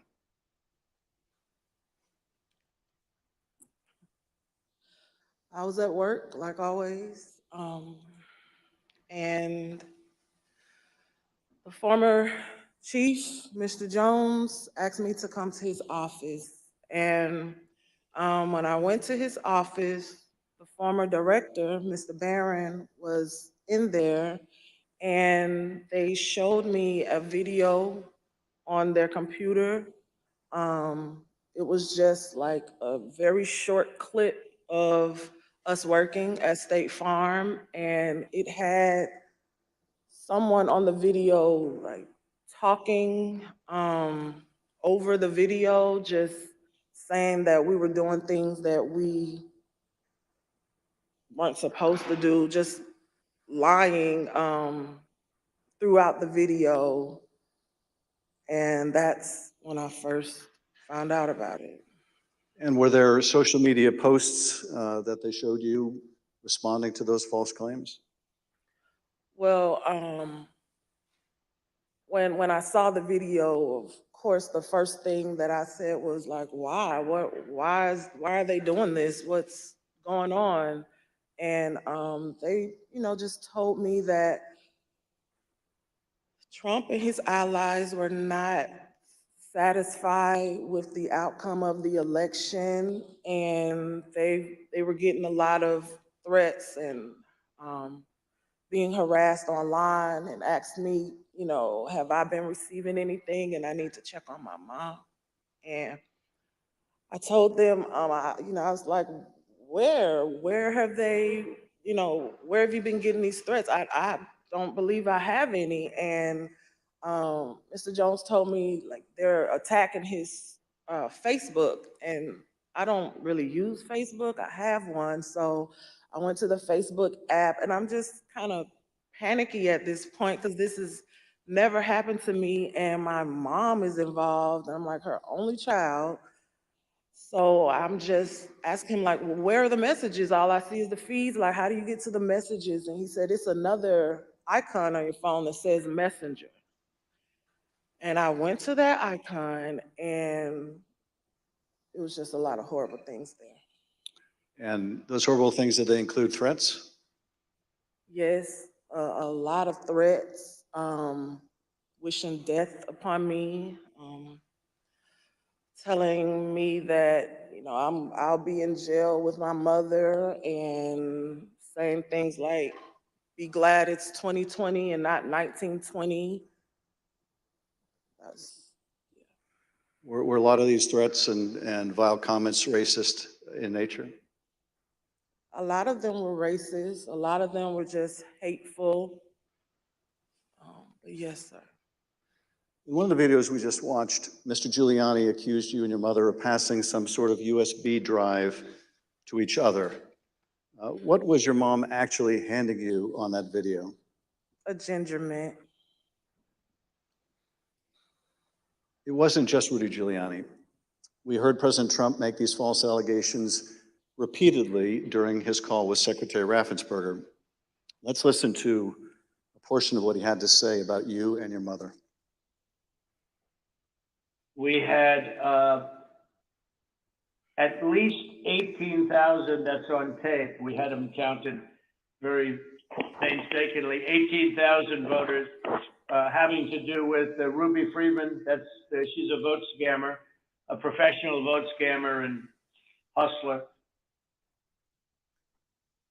Donald Trump attacked you and your mother using her name 18 times on that call. 18 times. Ms. Moss, can you describe what you experienced listening to former President Trump attack you and your mother in a call with the Georgia Secretary of State? I felt horrible. I felt like it was all my fault. Like, if I would have never decided to be an elections worker, like, I could have done anything else, but that's what I decided to do. And now people are lying and spreading rumors and lies and attacking my mom. I'm her only child. Going to my grandmother's house. I'm her only grandchild. And my kid. It's just, I felt so bad. I just felt bad for my mom, and I felt horrible for picking this job and being the one that always wants to help and always there, and never missing out one election. I just felt like it was my fault for putting my family in this situation. Well, it wasn't your fault. Your mother was kind enough to come speak with us earlier. Let's listen to her story in her words. My name is Ruby Freeman. I've always believed that when God says that he'll make your name great, but this is not the way it was supposed to be. I could have never imagined the events that followed the presidential election 2020. For my entire professional life, I was Lady Ruby. My community in Georgia, where I was born and lived my whole life, knew me as Lady Ruby. I built my own business around that name, LaRuby's Unique Treasures, a pop-up shop catering to ladies with unique fashions. I wore a shirt that proudly proclaimed that I was, and I am, Lady Ruby. Actually, I had that shirt on. I had that shirt in every color. I wore that shirt on Election Day 2020. I haven't worn it since, and I'll never wear it again. Now I won't even introduce myself by my name anymore. I get nervous when I bump into someone I know in the grocery store who says my name. I'm worried about who's listening. I get nervous when I have to give my name for food orders. I'm always concerned of who's around me. I've lost my name and I've lost my reputation.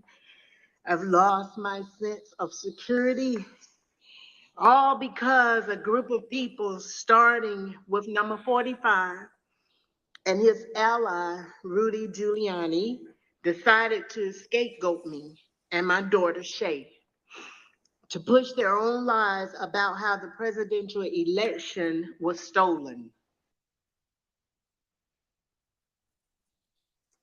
Ms. Moss, how has this experience of being targeted by the former president and his allies affected your life? It's turned my life upside down. I no longer give out my business card. I don't transfer calls. I don't want anyone knowing my name. I don't want to go anywhere with my mom because she might yell my name out over the grocery aisle or something. I don't go to the grocery store at all. I haven't been anywhere at all. I've gained about 60 pounds.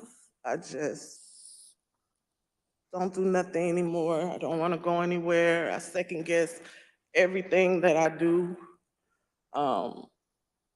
It's affecting my life in a major way, in every way,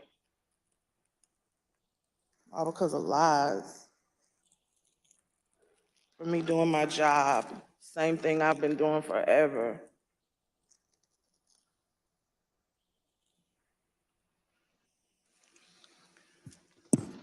Your mother also told the select committee about how she had to leave her own home for her safety and go into hiding after the FBI told her that it would not be safe for her there before January 6th and until the inauguration. Let's listen to a clip of her story in her own words.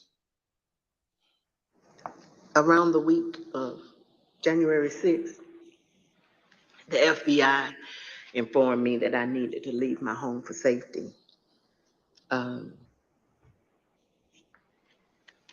And I left my home for safety around that time. Understood. How long did you stay out? Did you, remain outside of your home for your own safety? I stayed away from my home for approximately 2 months. It was horrible. I felt homeless. I felt, I can't believe this person has caused this much damage to me and my family. To have to leave my home that I've lived there for 21 years. And, I'm having to have my neighbors watch out for me, and I have to go and stay with somebody. It was hard. It was horrible. And that your conversation with the FBI about needing to leave your home for your own safety or perhaps recommending it. Do you remember, was there a specific threat that prompted that, or was it the accumulation of threats that you had received? What prompted it was getting ready to January 6th was about to come. And they did not want me to be at home because of all the threats and everything that I had gotten. They didn't want me to be there in fear of, the people would come into my home, and I had a lot of that. So they didn't want me to be there just in case something happened. I asked, how long am I going to have to be at home? They said, at least until the inauguration. Ms. Moss, I understand that people once showed up at your grandmother's house. Tell us about that experience. I received a call from my grandmother. This woman is my everything. I've never even heard her or seen her cry ever in my life. And she called me screaming at the top of her lungs, like, Shaye, Shaye, oh my God, Shaye, just freaking me out, saying that there were people at her home and they, they knocked on the door, and of course she opened it and seeing who was there, who it was, and they just started pushing their way through, claiming that they were coming in to make a citizen's arrest. They needed to find me and my mom. They knew we were there. And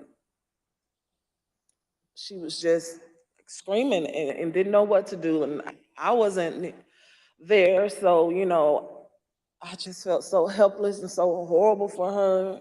And she was just screaming. I told her to close the door. Don't open the door for anyone. And, she's a 70-something, I won't say year-old woman, and she doesn't like having restrictions. She wants to answer the door. She likes to get her steps in, walking around the neighborhood. And I had to tell her, like, you can't do that. You have to be safe. And she would tell me that at night, people would just continuously send pizzas over and over to her home, and they was expecting her to pay for these large amounts of pizzas, and she went through a lot that she didn't have to. And once again, it made me just feel so horrible. In addition to the personal impact this experience has had on you and your family, one of the things that I find most disturbing is how these lies discourage longtime election workers from continuing to do this important work. Tell us, if you would, of the other election workers shown in that State Farm Arena video and their supervisors. How many are still election workers in Fulton County? There is no permanent election worker or supervisor in that video that's still there. And did you end up leaving your position as well? Yes, I left. Ms. Moss, I want to thank you for coming in to speak with us and to thank you for your service to our democracy. What we have just played is a truly horrible and appalling sample, but just a sample of the things that were said about you and your mother following the election. I want to say how very sorry I think we all are for what you've gone through, and tragically, you're not alone. Other election workers around the country have also been the subject of lies and threats. No election worker should be subject to such heinous treatment just for doing their job. With your permission, I would like to give your mother the last word. Yes. We're just going to play the tape. There is nowhere I feel safe. Nowhere. Do you know how it feels to have the President of the United States to target you? The President of the United States is supposed to represent every American, not to target one. But he targeted me, Lady Ruby, a small business owner, a mother, a proud American citizen who stand up to help Fulton County run an election in the middle of the pandemic. Thank you, Ms. Moss.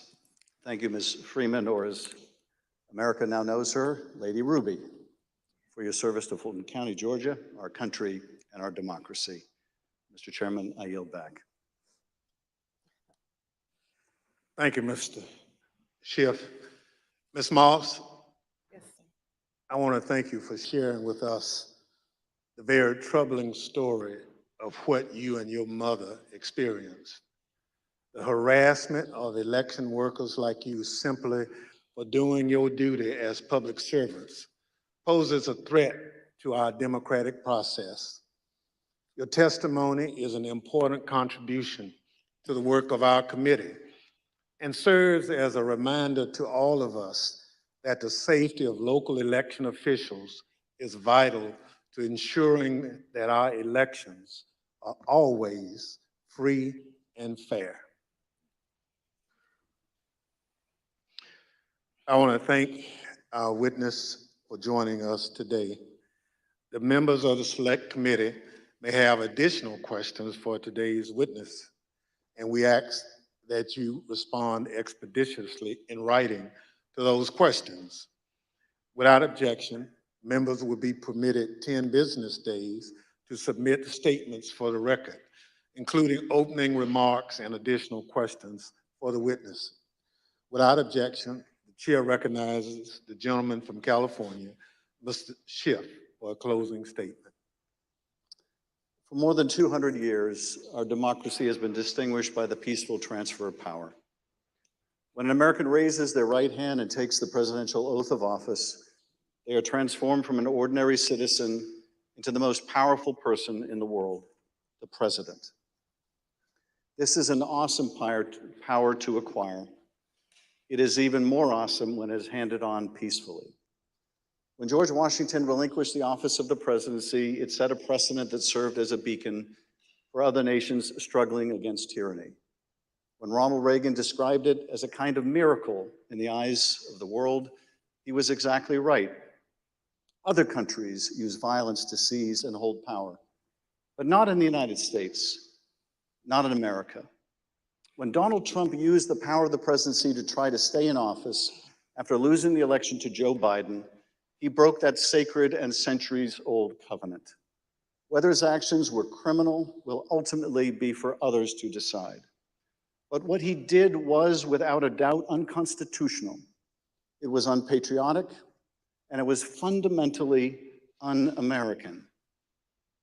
And when he used the power of his presidency to put the enormous pressure on state, local, and local elections officials and his own vice president, it became downright dangerous.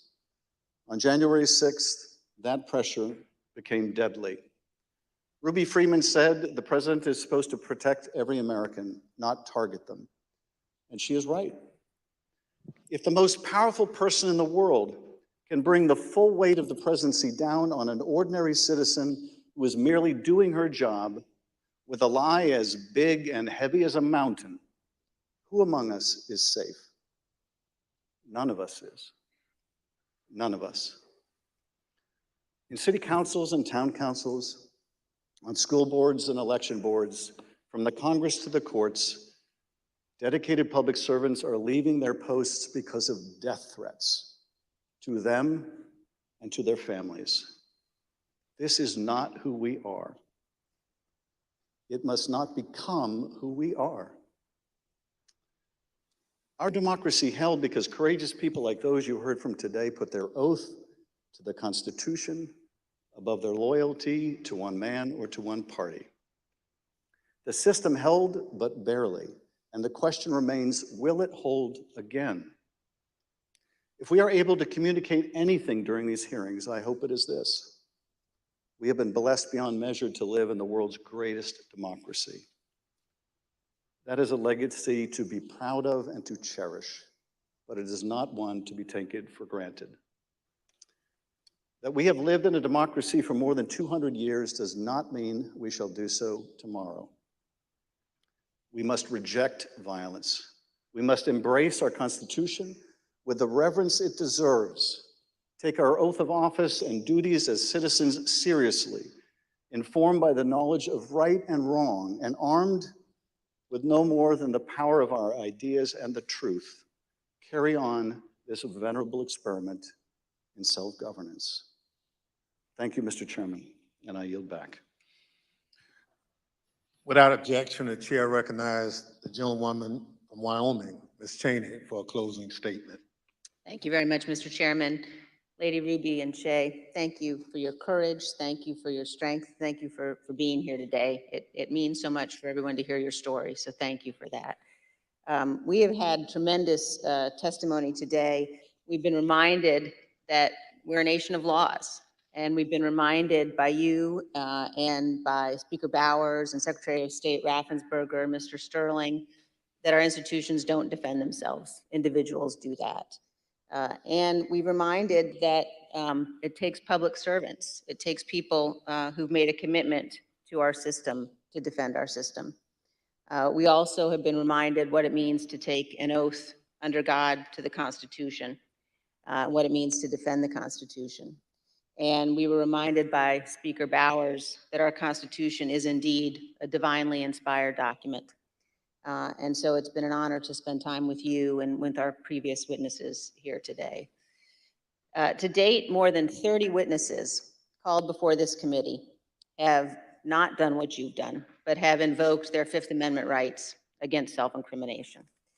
Roger Stone took the fifth, General Michael Flynn took the fifth, John Eastman took the fifth. Others, like Steve Bannon and Peter Navarro, simply refused to comply with lawful subpoenas, and they have been indicted. Mark Meadows has hidden behind President Trump's claims of executive privilege and immunity from subpoenas. We're engaged now in litigation with Mr. Meadows. The American people in our hearings have heard from Bill Barr, Jeff Rosen, Richard Donahue, and many others who stood up and did what is right. And they will hear more of that testimony soon. But the American people have not yet heard from Mr. Trump's former White House counsel, Pat Cipollone. Our committee is certain that Donald Trump does not want Mr. Cipollone to testify here. Indeed, our evidence shows that Mr. Cipollone and his office tried to do what was right. They tried to stop a number of President Trump's plans for January 6th. Today, and in our coming hearings, you will hear testimony from other Trump White House staff explaining what Mr. Cipollone said and did, including on January 6th. But we think the American people deserve to hear from Mr. Cipollone personally. He should appear before this committee, and we are working to secure his testimony. Thank you, Mr. Chairman. I yield back. People answer the call to public service in such different ways. Some run for office. Some volunteer to make sure their neighbors can get to their voting locations. Some work at polling sites to help election day go smoothly. Some look into problems to guarantee our elections are secure and accurate, just to name a few. As I mentioned at the start of this hearing, when we talk about our democratic institutions, we're talking about these individuals and many others who do these jobs across the country. They represent the backbone of our democracy at its most important moments, when the citizens cast their votes and when those votes are counted. We've heard the stories of their courage. They've earned the thanks of a grateful nation. But for Donald Trump, these witnesses and others like them were another roadblock to his attempt to cling to power. On Thursday, we'll hear about another part of that scheme, his attempt to corrupt the country's top law enforcement body, the Justice Department, to support his attempt to overturn the election.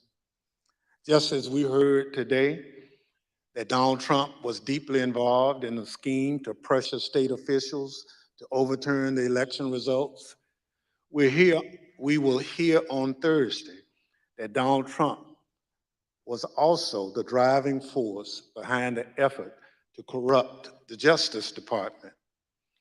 Listen to this clip from the former acting Attorney General, Richard Donahue. The president said, suppose I do this, suppose I replace him, Jeff Rosen, with him, Jeff Clark. What do you do? And I said, sir, I would resign immediately. There is no way I'm serving 1 minute under this guy, Jeff Clark. You'll hear from Mr. Donahue in person on Thursday as my colleague, Mr. Kinzinger, presents details about this plan. The chair requests those in the hearing room remain seated until the Capitol Police have escorted members from the room. Without objection, the committee stands adjourned.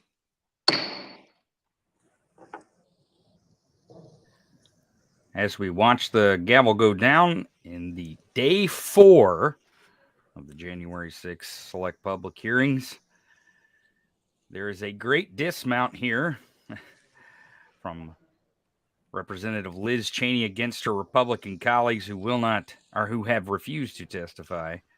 I'm calling them out by name.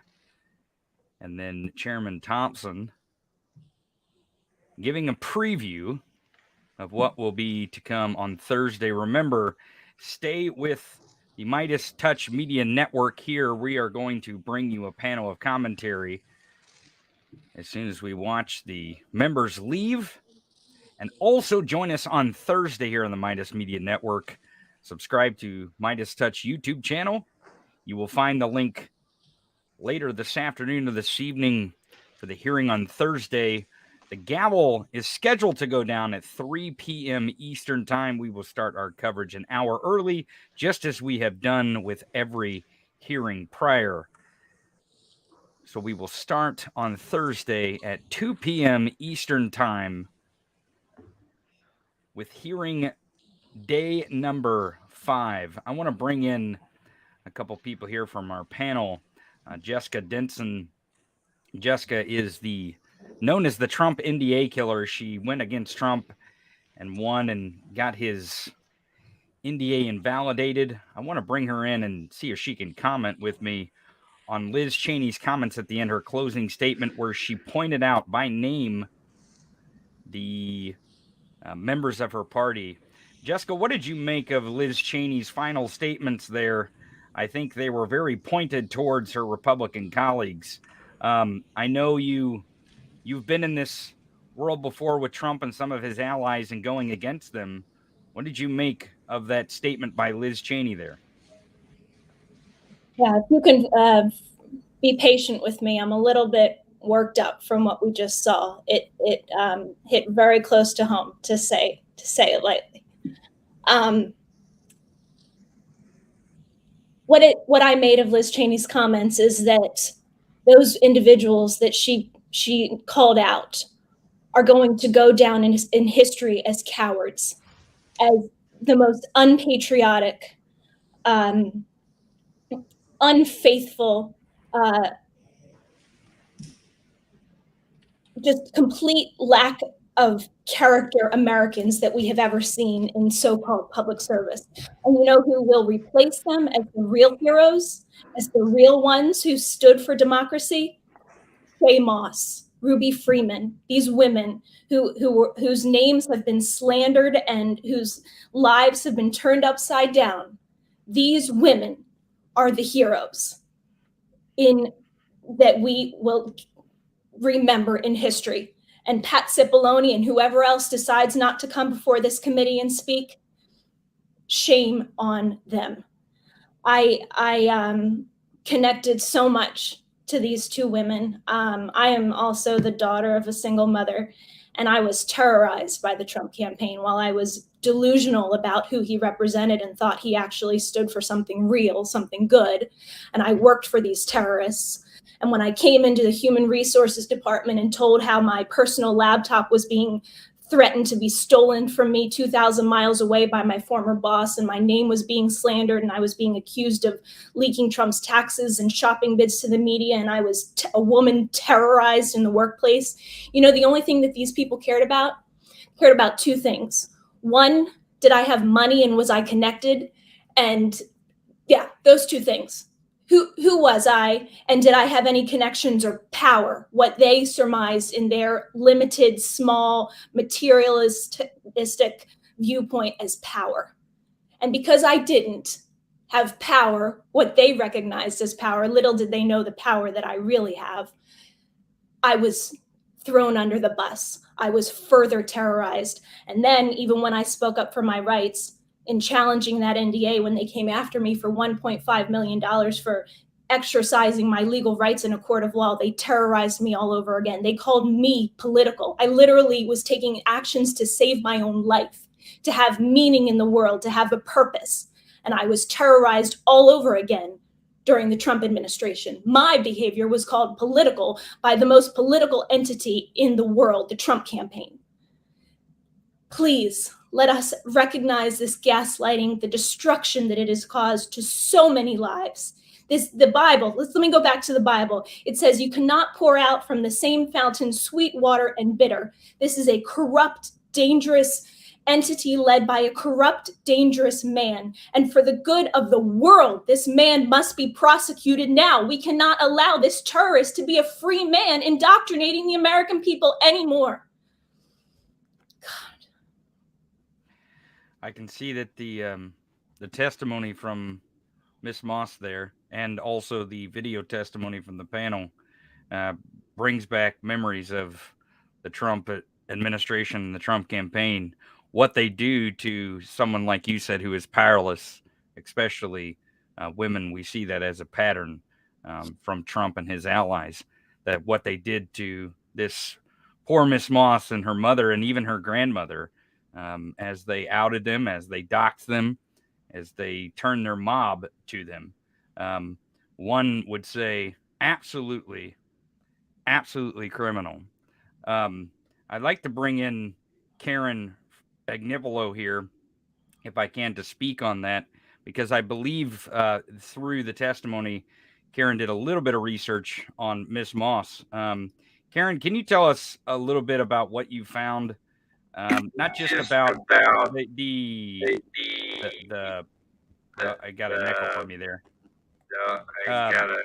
If you could speak to, yeah, I still got an echo from you there, Karen. If you could speak to the actual lawsuit that is happening, where Miss Moss is suing not only OAN but also Rudy Giuliani, because Rudy Giuliani made some very, very what seemed to be defamatory statements against Miss Moss and her family. Can you speak to what you found? Sure. Is it in our? Your mic doesn't seem to be working properly. Let me see if I can bring in David Bender to see what he made of the testimony. David, are you there? I am. The thing, first off, Jessica, I feel for you and how this must be a trigger to hear this and to relive it and realize that what we're seeing with Lady Ruby and Shaye Moss is playing out all over the country, and it's still playing out. And you're so right. This has to stop. It has to stop right now. And I hope people are listening to what you've said. And I want to congratulate you, because you stood up and you fought that fight and you took this on and you won, which is a very, very rare thing to have done. So that gives hope and encouragement to a lot of other people, including Shaye Moss in the lawsuit she's filing right now, to know that it is possible to stand up to a person who will use power only for his own gain. He cares. The most telling line was, the president is supposed to care about every American. That president cared about only one American, not even members of his own family. And we now understand that, but I think what's so important and why it's important that your reaction and their reaction today, you saw how terrified Shaye Moss was at the beginning, how hard that was for her to do. The reason is they're not sure what's going to happen next. What's going to happen to Brad Raffensperger, who just won essentially renomination, maybe re-election, but he's going to go back and the same thing will happen to him and his wife of 40 years. These things have not gone away. And I remember at the last conversation with Texas Paul, how angry he was. I'm angry too, but I'm very focused. We cannot let our anger stop us from making this happen.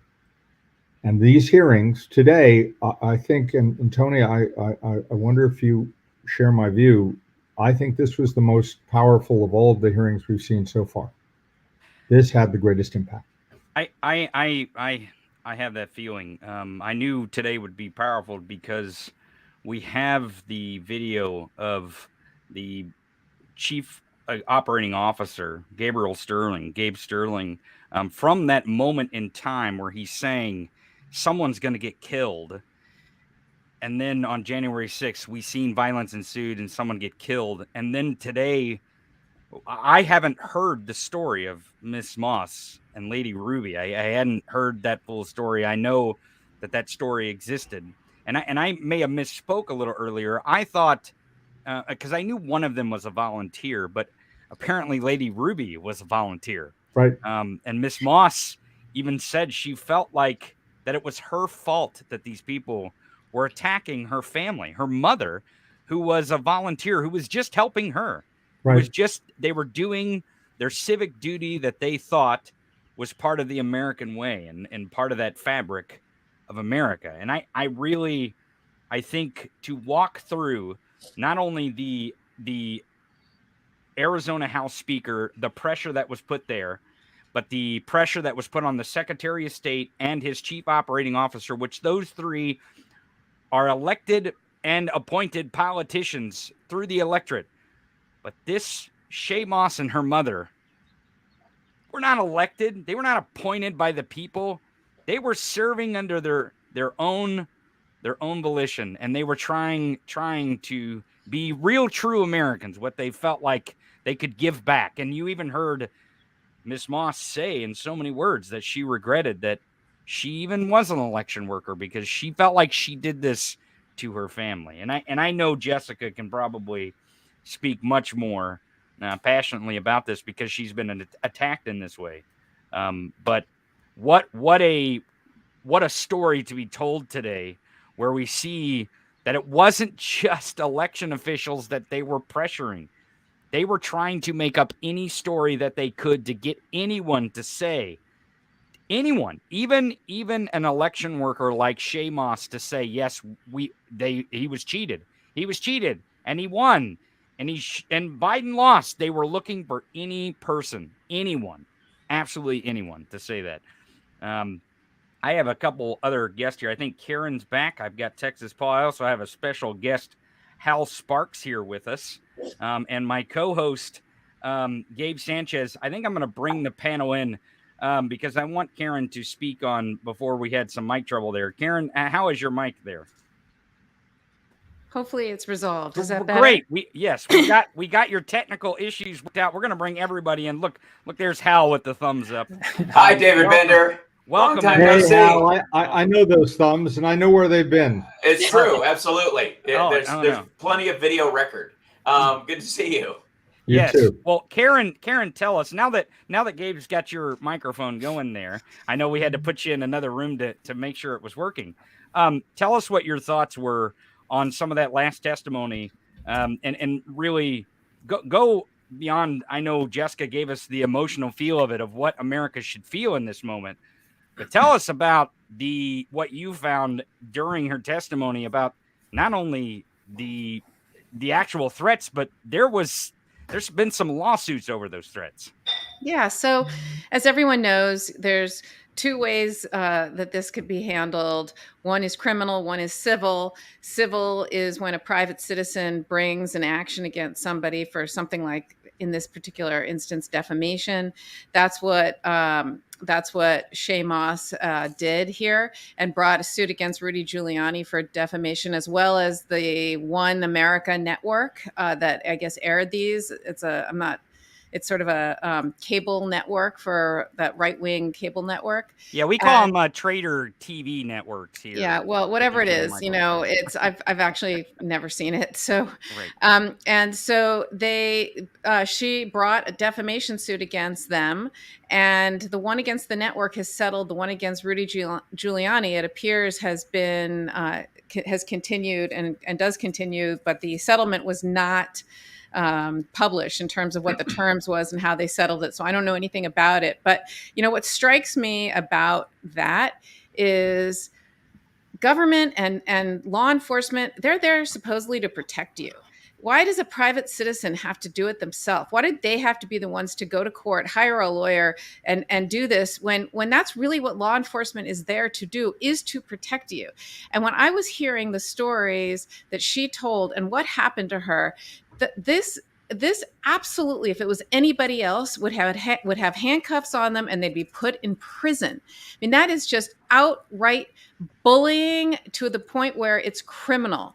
And I just don't understand how it is that we sit back and allow these people to be, the former president of the United States. There is no person with a bigger bully pulpit than Donald Trump and with more power than he has. And, doxing, we use the word doxing as if that's normal. Doxing is criminal. Doxing is publishing personal information online for the purpose of harassment. That's what you do, to get someone to be harassed. It's bullying times 1,000, right? It's not just someone in the schoolyard. It's every follower of the president now can have access to these individuals and bully them. It's literally like pointing a weapon at somebody and destroying their life. If there was ever a situation where it called for criminal prosecution, in my opinion, this is it. But once again, nobody will take the frankly, have the balls to go forward and bring a case against this guy. But they have to. It is time. How many more things do we have to see, of what Donald Trump and his cronies have done to people? Jessica, you are a hero, that you have the courage to come forward and say the things that you did and fight this fight. Somebody else, someone who's not emotionally involved because they're the victim of these crimes, i.e. the Department of Justice or local prosecutors, somebody has to finally have the balls to take this man to court and put the handcuffs on, because this is outrageous. What else do we have to see? He bullies, he interferes with the election process in all these different states. We heard what he did in Georgia. We heard what he did, in 7 different states. We heard what he did to people, to election workers, right? These are just average, normal, regular hero people who, it's their civic duty to have a job to do this. And you allow the president to do what he did to her, to dox her. I mean, come on. Aaron, I'm gonna go to Adam Schiff here, because he's saying almost the exact same you're saying. Let's listen into Adam Schiff here for a second. One of his staffers communicated with the Pence aide to try to hand off the alternate slate of electors. I'm not going to comment on potential future witnesses at this point. I want to keep the focus on what we just heard today. Election officials witnesses today.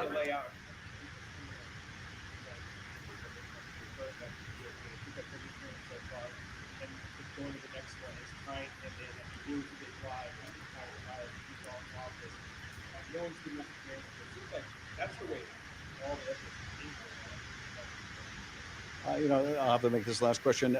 Look, our responsibility at the end of the day is not a prosecutorial responsibility. That's for the Justice Department to decide. I think Judge Carter in California was right when he said that there is evidence that Donald Trump and his associates engaged in a plot to overturn the election that violated multiple criminal laws. I think there's sufficient evidence to open that investigation. Now, whether the Justice Department will conclude there's proof beyond a reasonable doubt, that'll be up to the Justice Department. Our role is different. Our role is to find the facts, to share them with the American people, and to prescribe remedies to keep our country safe. And as we saw today, one of the things that's necessary for us to keep the country safe is to put this big lie to rest, to restore people's confidence in our elections, to push back on the idea that whenever you lose an election, that's somehow rigged and illegitimate, because that way goes the end of our democracy. Thank you. Thank you, guys. Thank you so much. And there is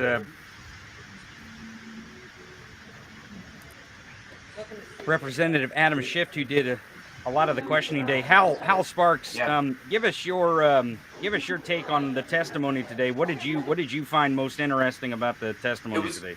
But it was interesting that it was bookended as being completely heartbreaking, because nobody, I think, would be surprised that we all felt for Shaye Moss and her mother, or her grandmother rather, and the pressure they were put on, and like especially when you watch that video of her meeting with Kanye's publicist, where they're 2 days before Jan 6, they're putting extra pressure on them. I think most of us who've been following this all along, on my live stream, I've debunked all of Mike Lindell's movies, all of Rudy Giuliani's Carrying Abyss live on his podcast. And so I've seen them tell these lies far more than they showed today. This is not like there are 3 or 4 videos of Rudy Giuliani saying this stuff. He said it for months every time somebody put a mic in front of his face and endangered these people's lives. So I think people were prepared to some degree to feel sympathy for and be upset about that. I think the surprising part was Bowers to some degree, in that you've got this Arizona Republican that I don't necessarily ever met anybody,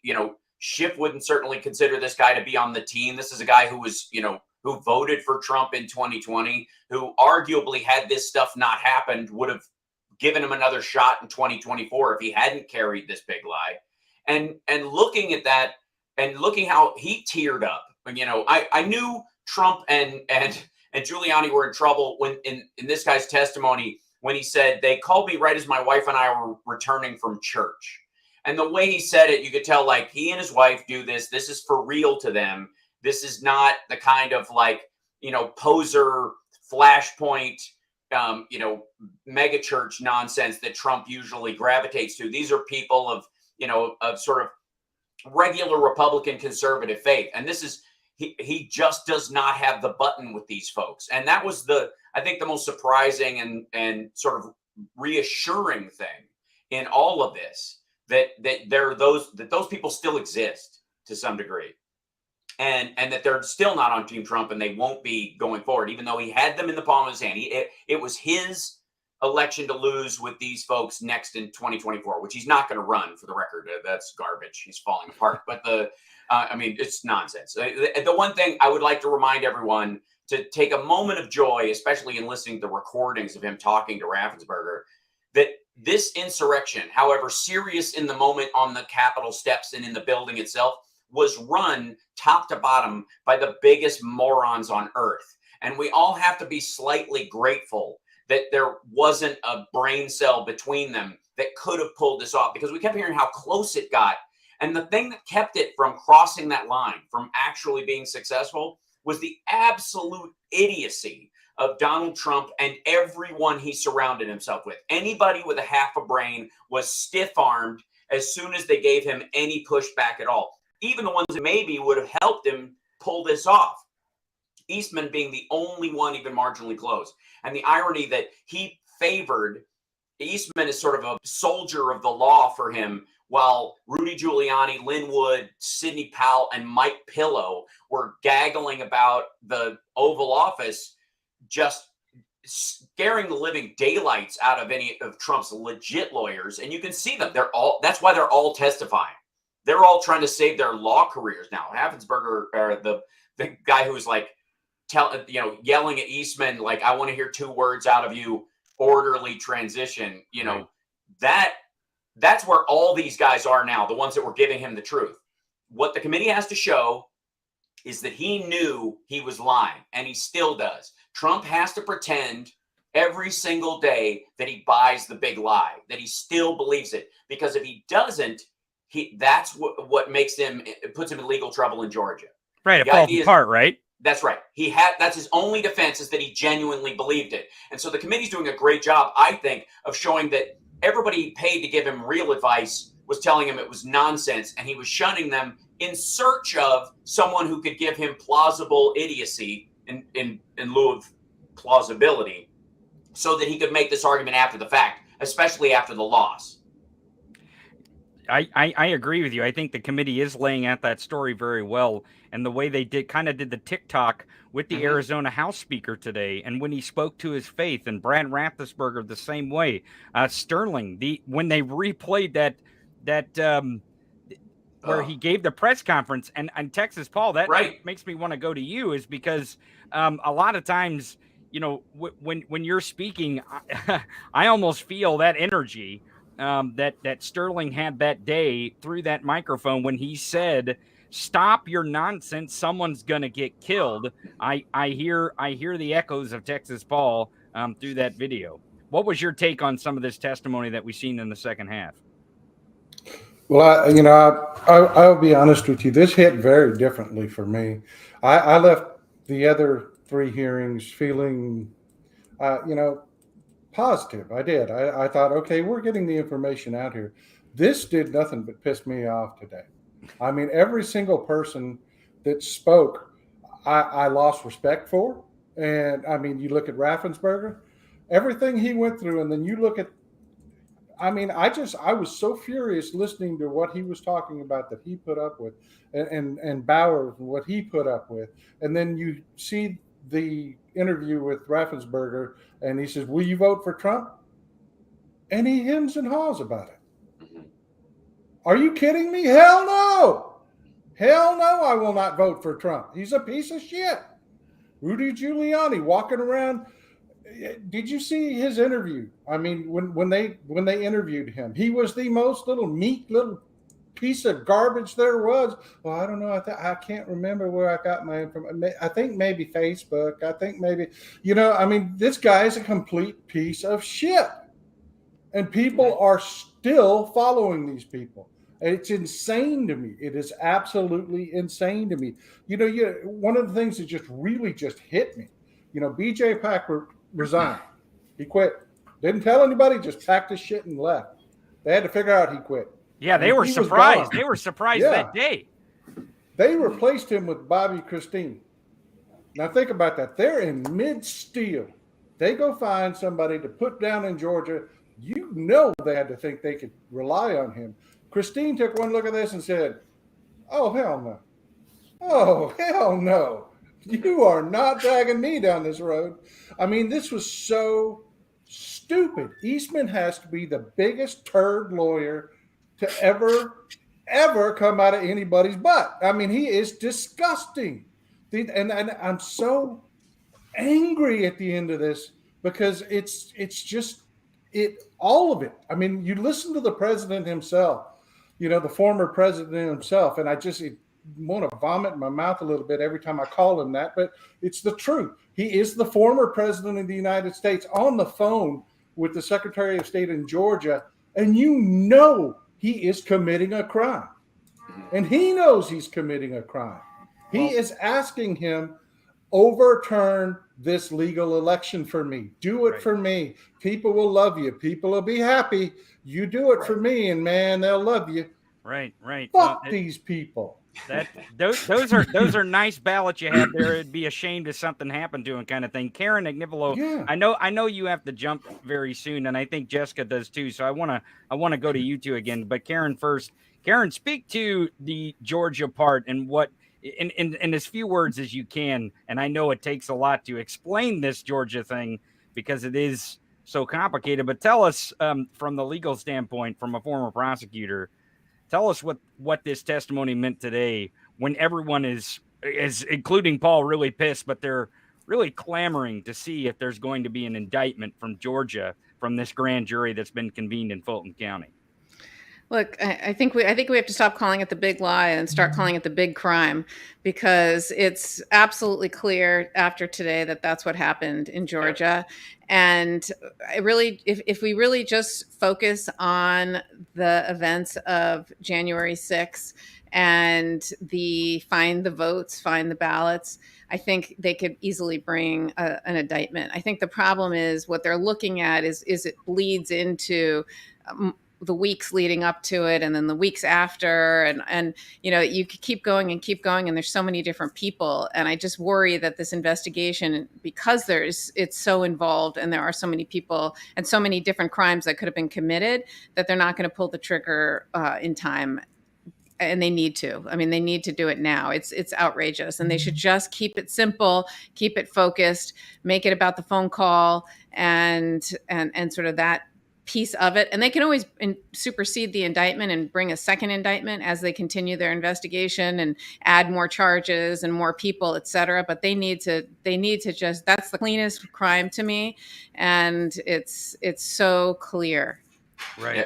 Well, Karen, real quick, because I have a question about that, Karen, because my theory is that is the biggest, as far as the election stuff, that is the biggest slam dunk case that's going around because of the recording and all that kind of stuff. But that is the primary reason, like I was said, why Trump is pretending to believe this going forward, because that is really his only way out. If he believes there were 100,000 votes out there, even if he's an idiot for believing it, the idea is he thinks that he can squeak by and find some reasonable doubt in a jury or in a judge throwing it out. And the idea that if he just sounds like he buys it, that's enough, because he was like, all I'm looking for is 11,000 votes. Come on, guys, give me a break. because there's 400,000 votes out there. Now the testimony today shows that any reasonable person, and this is where I'm curious if they can, kind of shoehorn this in there. Any reasonable person, even still, who is selling this is doing it on purpose. He's selling this lie to cover his ass because of the Georgia case specifically. That's what it seems like to me. I don't believe he buys it. I've been reading the same kind of legal pundits that you have, and these very, very serious white collar practitioners who I respect a lot are saying that. Honestly, I don't buy it. I don't think you need that. I don't think you need to find that he, think about it. Like, I think it's okay my husband cheated on me, so I think it's okay to shoot him. Right. I believe that. I believe that's okay. I agree. That's the guess what? Breaking Guess what? news. Guess what? They would prosecute me in 2 seconds. They would. Sure. I mean, so my point is, I don't understand why, for the record, my husband, I love my husband. Her husband's fine, everyone. Her I use that same analogy on my show. I get it. But I say it because in my mind, I do think if that ever happened, I'd be justified, but that doesn't mean I can go out and do that. Right. Well, I think that applies to Jan 6. That's my point. That's my point. Is I don't understand why all these, exactly my point. So that's what I was going to agree with you, Hal. I don't understand. There's all these really smart lawyers out there saying he had to have, what if he believes it? That's a defense. And I'm kind of like, I don't understand why why that's a defense. I mean, I think at a certain point, he was told by so many people that it's not true. The courts, 60 court cases, all the judges threw them all out. All the lawyers, everyone around him said it's not true. At a certain point, I don't care what's in his mind. He's not allowed to do it.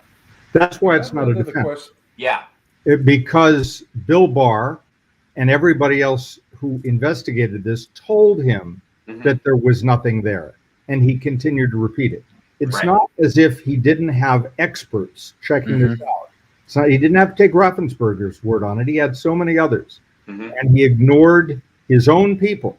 So willfully, willful ignorance of the law is not a defense. Right. Yeah. I to ignore facts. Right. I think that's why he's pretending to buy it. Sorry, Texas Paul. I'm sorry. Go ahead, Hal. I was just saying that's why he continues to do as many speeches where he's claiming that it was true. Because he thinks that's his wiggle room. I don't think it's enough, but I think it's 100% why he continues to sell the big lie as hard as he does, and regardless of the fact that it's causing people to give death threats to people. That's the wanton disregard for human life that he's doing in this. To cover his own ass, he'll sell a lie that endangers other people because these lunatics in the maggot crowd are threatening their lives when he doesn't even buy it. He's just using this. He thinks this is his only way out. Sorry, Texas Paul, go ahead. Yeah. And that leads to my question I had for Karen and you, Hal. Does this continuation not make his pocket pardon that everybody keeps assuming he gave himself not worth wiping your butt with? I mean, because since he continued on to do this, I mean, you cannot pre-pardon a crime. I mean, he's continued the crime since he left office. Well, guess what? Guess what, Texas Paul? He can only pardon federal crimes, and Georgia is state.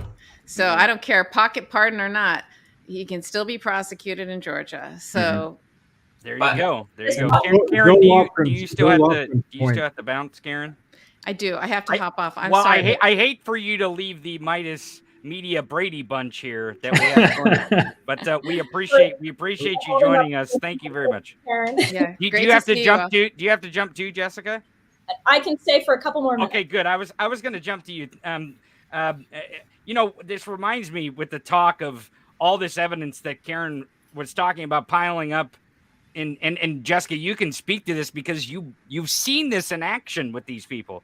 Like, they pile up so many at this point within Georgia, like crimes, like Karen is saying, he's just crime after crime. It reminds me of that part of Jurassic Park when Jeff Goldblum's character walks up to this big mound of stuff and he says, "Wow, that's a big pile of shit."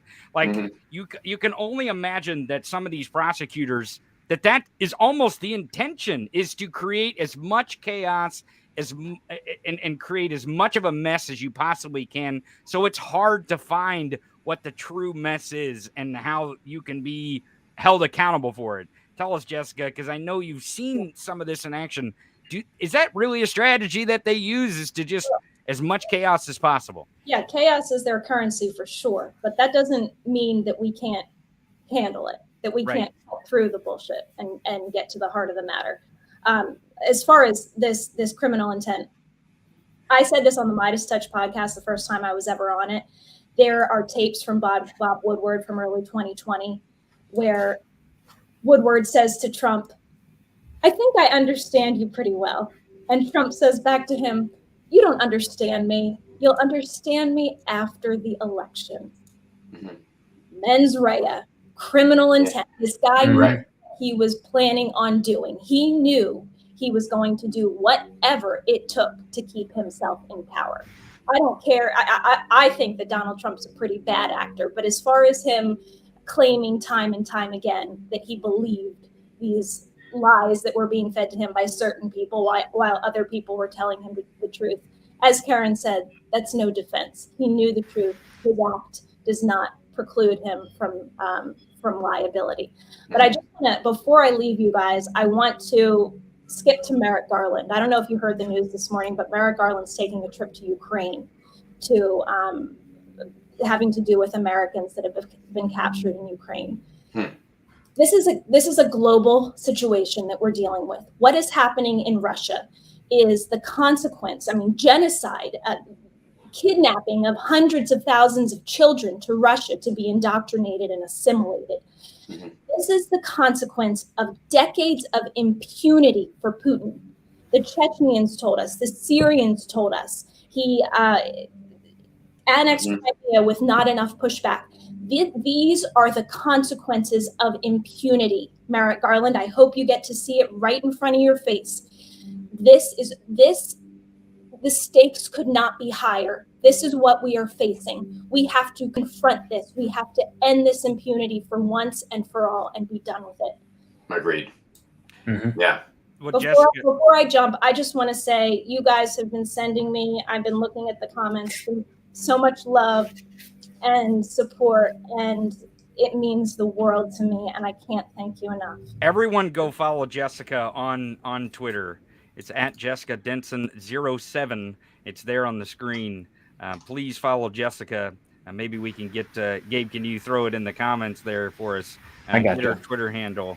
Go follow Jessica and go look at Jessica's story, because it is a unique story in the Trump world where she is the only one who's actually invalidated the Trump NDA, and she did it all by herself.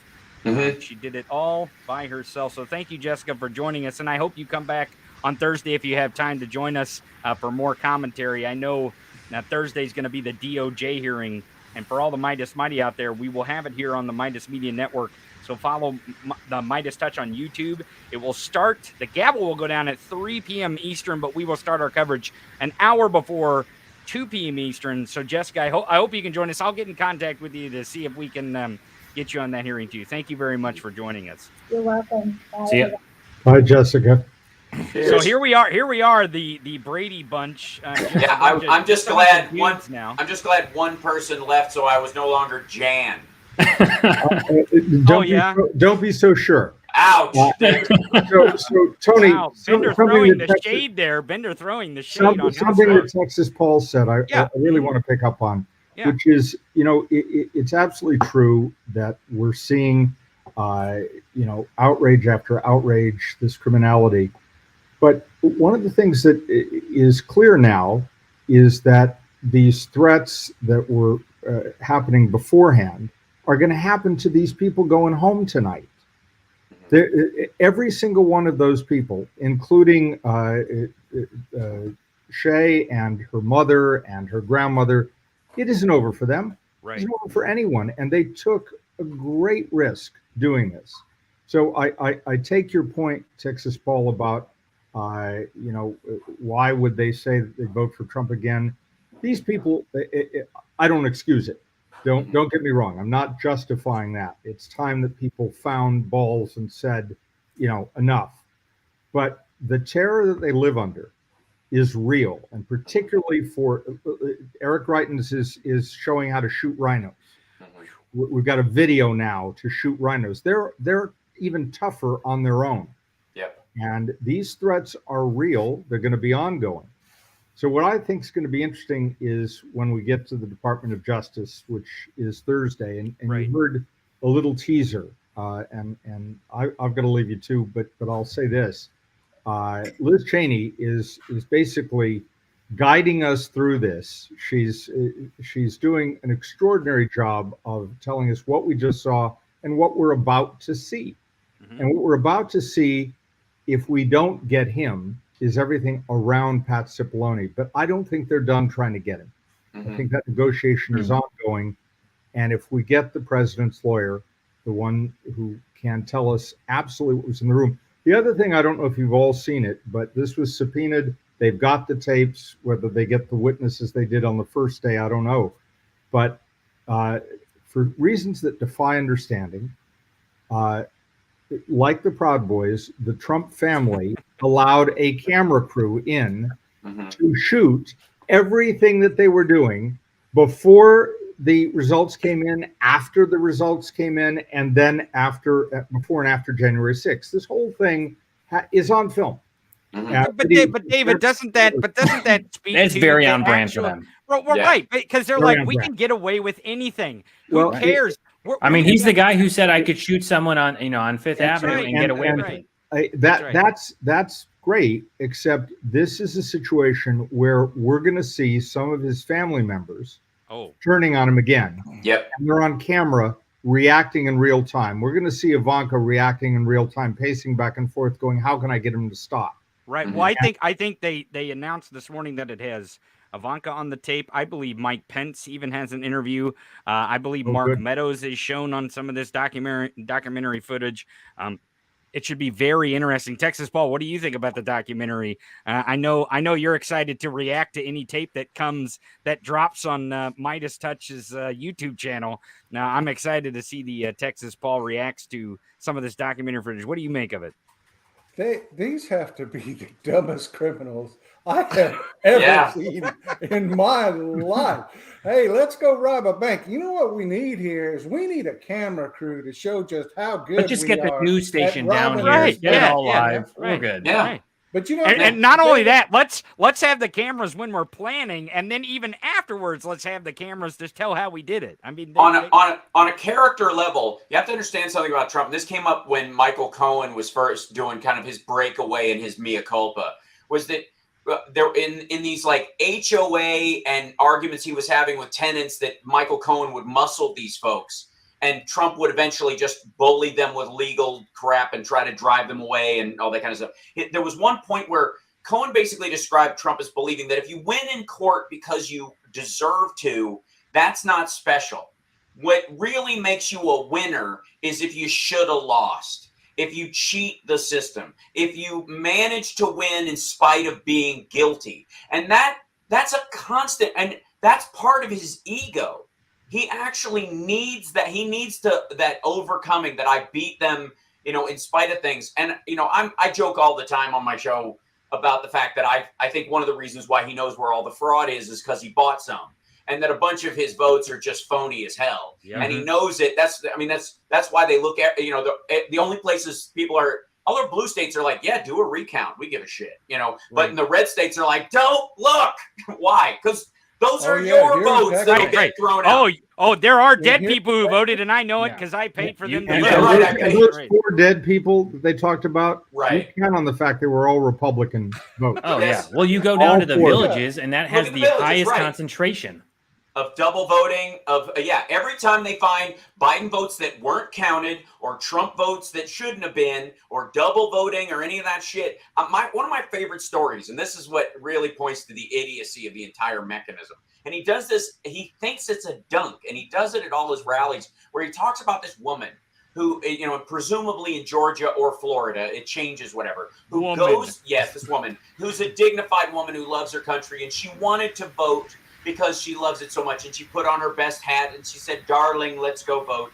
And they go down to the voting booth, and someone tells her, someone already voted in your name. And she's just heartbroken, and she walks away, and she lost her, She didn't file a police report. She didn't call the Secretary of State's office. She didn't pitch a fucking fit in the middle of the goddamn thing. Like, the concept is so absurd. You're like, and how many of these? Three? He tells 3 different people. None of them ever did anything except leave. You know why? Because they were Trump voters who showed up to vote for him because he told them to vote twice. He said, vote by mail and go down there because they're not going to do it. And when they said somebody already voted, they went, oh my God, that's really? I didn't run. Oh, that's terrible. I'm going to go make a phone call. And they pissed off because they knew they were trying to commit a felony.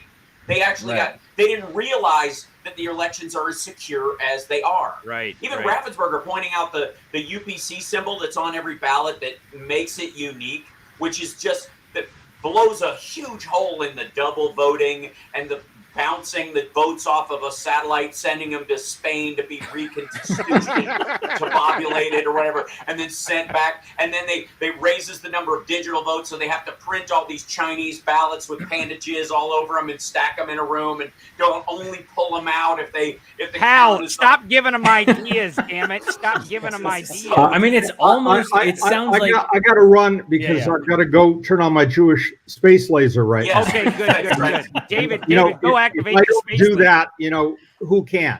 Right. So, exactly. Guys, we'll see you same time, same place. I think it's Thursday, but again, a little bit later. We'll send out some tweets, even though you don't tweet, David. We'll send out some I'll let tweets. Hal do that. It was great to see you again, Dave. But there are going to be surprises ahead. Count on that. Thank you, David. Thank you. Yeah. See you guys. See ya. Texas Paul. Now we're down to 4.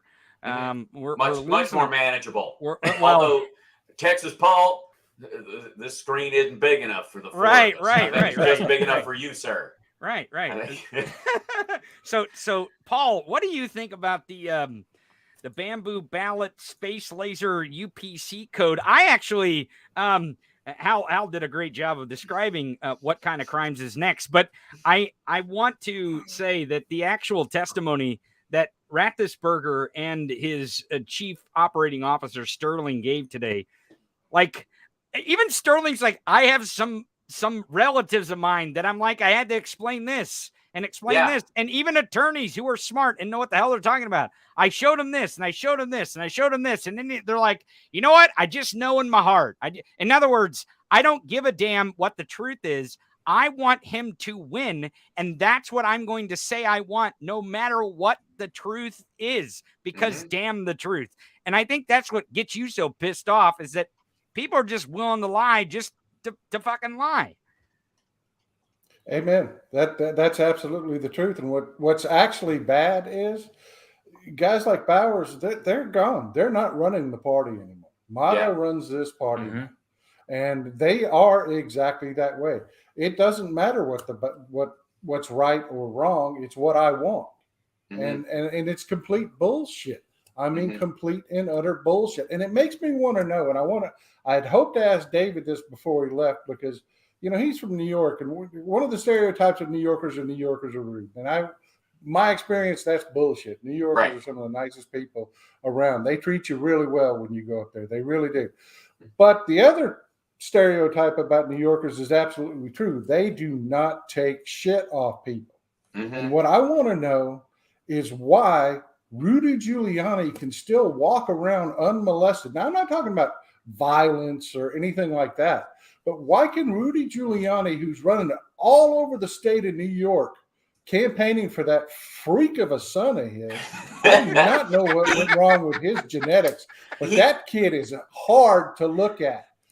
I mean, SNL did a great cover of him early when he was a kid. So, oh my God, is that the first cousin kid? It looks like what's left over from the vial that they used on Eric. To make Trump. Eric, Like whatever was in the bottom. They're like, I'll take it at discount. It's already. They're like, it's already in the 99-cent bin. I would say, Texas Paul, for the record, by the way, they are quote unquote molesting him wherever he goes. Like, he's getting yelled at. And he got yelled at in that parade. It's happened twice at Andrew's campaign events, where he's campaigning on behalf of his son, and people are asking him questions about this, and he's trying to shut it down. He ends up packing up and leaving. Well, he's drunk and shit, so he doesn't he's wasted. That's what's got to happen.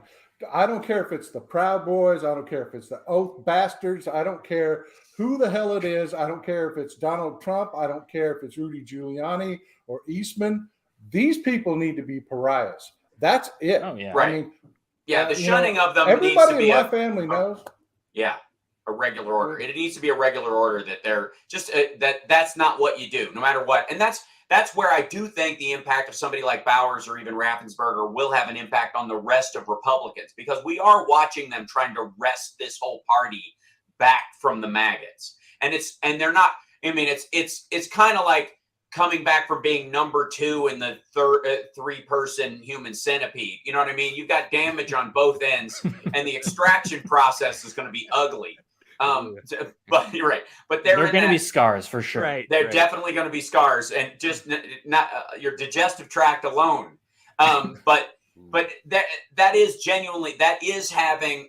They're never going to have an impact on us. Like, I'm not going to vote for a guy like Bowers or Raffensperger in my life, but there is going to be sort of a strength point that I think baseline Republicans do find enticing about those people. They consider them to be religious conservatives or economic conservatives or whatever their pick your poison of conservatism is. And that'll help them to align back with that, as opposed to this just flagrant, grotesque, idiotic, pussy grabbing nonsense that the party has become. And that the lurkers, the Nuge level, militia types that have been with us for a long time. I mean, they're the ones that basically pulled in Timothy McVeigh. They've always been around, but Trump, more than anything, gave those people a sense that they belonged, and that's, I think, what if I could, he passed out the T-shirt. He passed out the T-shirt.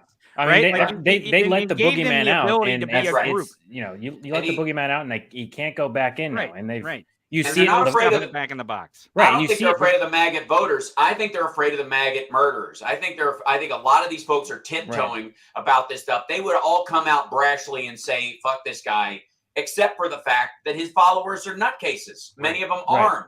There is a huge difference between the people who show up in front of, Shaye's door or Ruby's door, and the people who are showing up in front of Kavanaugh's door covering themselves in blood or painting coat hangers. It's a totally different world of protest, and there's a lot of whataboutism. Like, they showed up at the door. Like, you don't understand. None of them tried to burst in. None of them were armed. There's no open carry leftist groups. And where they are, they're anarchists. They're never going to vote Democrat at all anyway. So that's the part, and you can see that's when Bowers teared up about this, because he and his wife are old. They're not going to outrun these nudniks. Yeah. Right. Yeah, I mean, watch Texas. Texas. Gabe, go ahead, Gabe. Gabe. Let me give Gabe. I'm gonna ask you a question here, Gabe. Because I think this goes to what he's saying about some of these Republicans. Because at the very end, you watched Liz Cheney. Like, you remember the carnival game where you had they had the clowns that were up, and you had the wooden balls, and you're throwing the wooden balls at the clowns. That's what it reminded me of at the very end that Liz Cheney was doing. Like, she was just tossing, and she was saying names too. She had no more fucks to give. She's saying names at the very end. Bing, bing, bing. So what did you make of that last, effort to basically for Liz Cheney to call them out before Thursday's hearing? Because I think you're going to hear a lot of these names on Thursday that she was trying to knock down. I think this is a tactic by Cheney to drag everyone through the streets. It's like, if I can't bring you up in front of us to give hearing or to play depositions, I'm going to publicly drag you and say who were the people who are unwilling to participate in a democracy and defend it.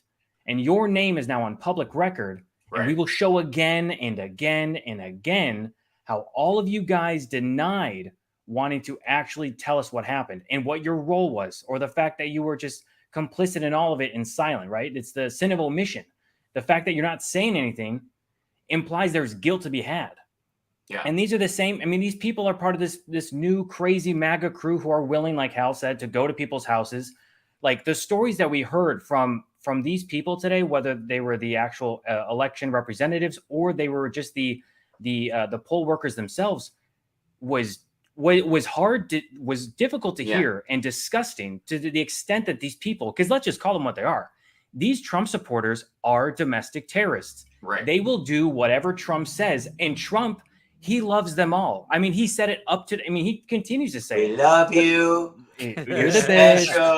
You're amazing." Okay, all right. But on January 6th, when he was told, "Hey, listen, you need to say something to get these fuckers off the Capitol," he goes, "Okay, I'll send a couple tweets." And then he makes a video and he says, "I love you all." And it's like, that's not what you say. But for Trump, he is an ego maniac. He loves the attention. So if you're killing for him, if you're dying for him, then you are number one in his book. I mean, he'll still fuck you over, but he loves you. Right. Yeah. Oh, no, like, he loves cannon fodder almost more than anybody, because that's, I mean, look at these people willing to throw themselves on a fire for me. And it's, in human history, there's been, hundreds of these kind of leaders throughout the world in tribal times to now. It's not that shocking. The Pol Pots of the world exist for a reason. So does Hitler. So does any of these mega maniacal Benito Mussolini, Genghis Khan, whatever. But Trump has this kind of like almost pedestrian experience about it, because he's detached from the reality of these losses. He's not, he has no, I don't think he has a one-to-one vicious streak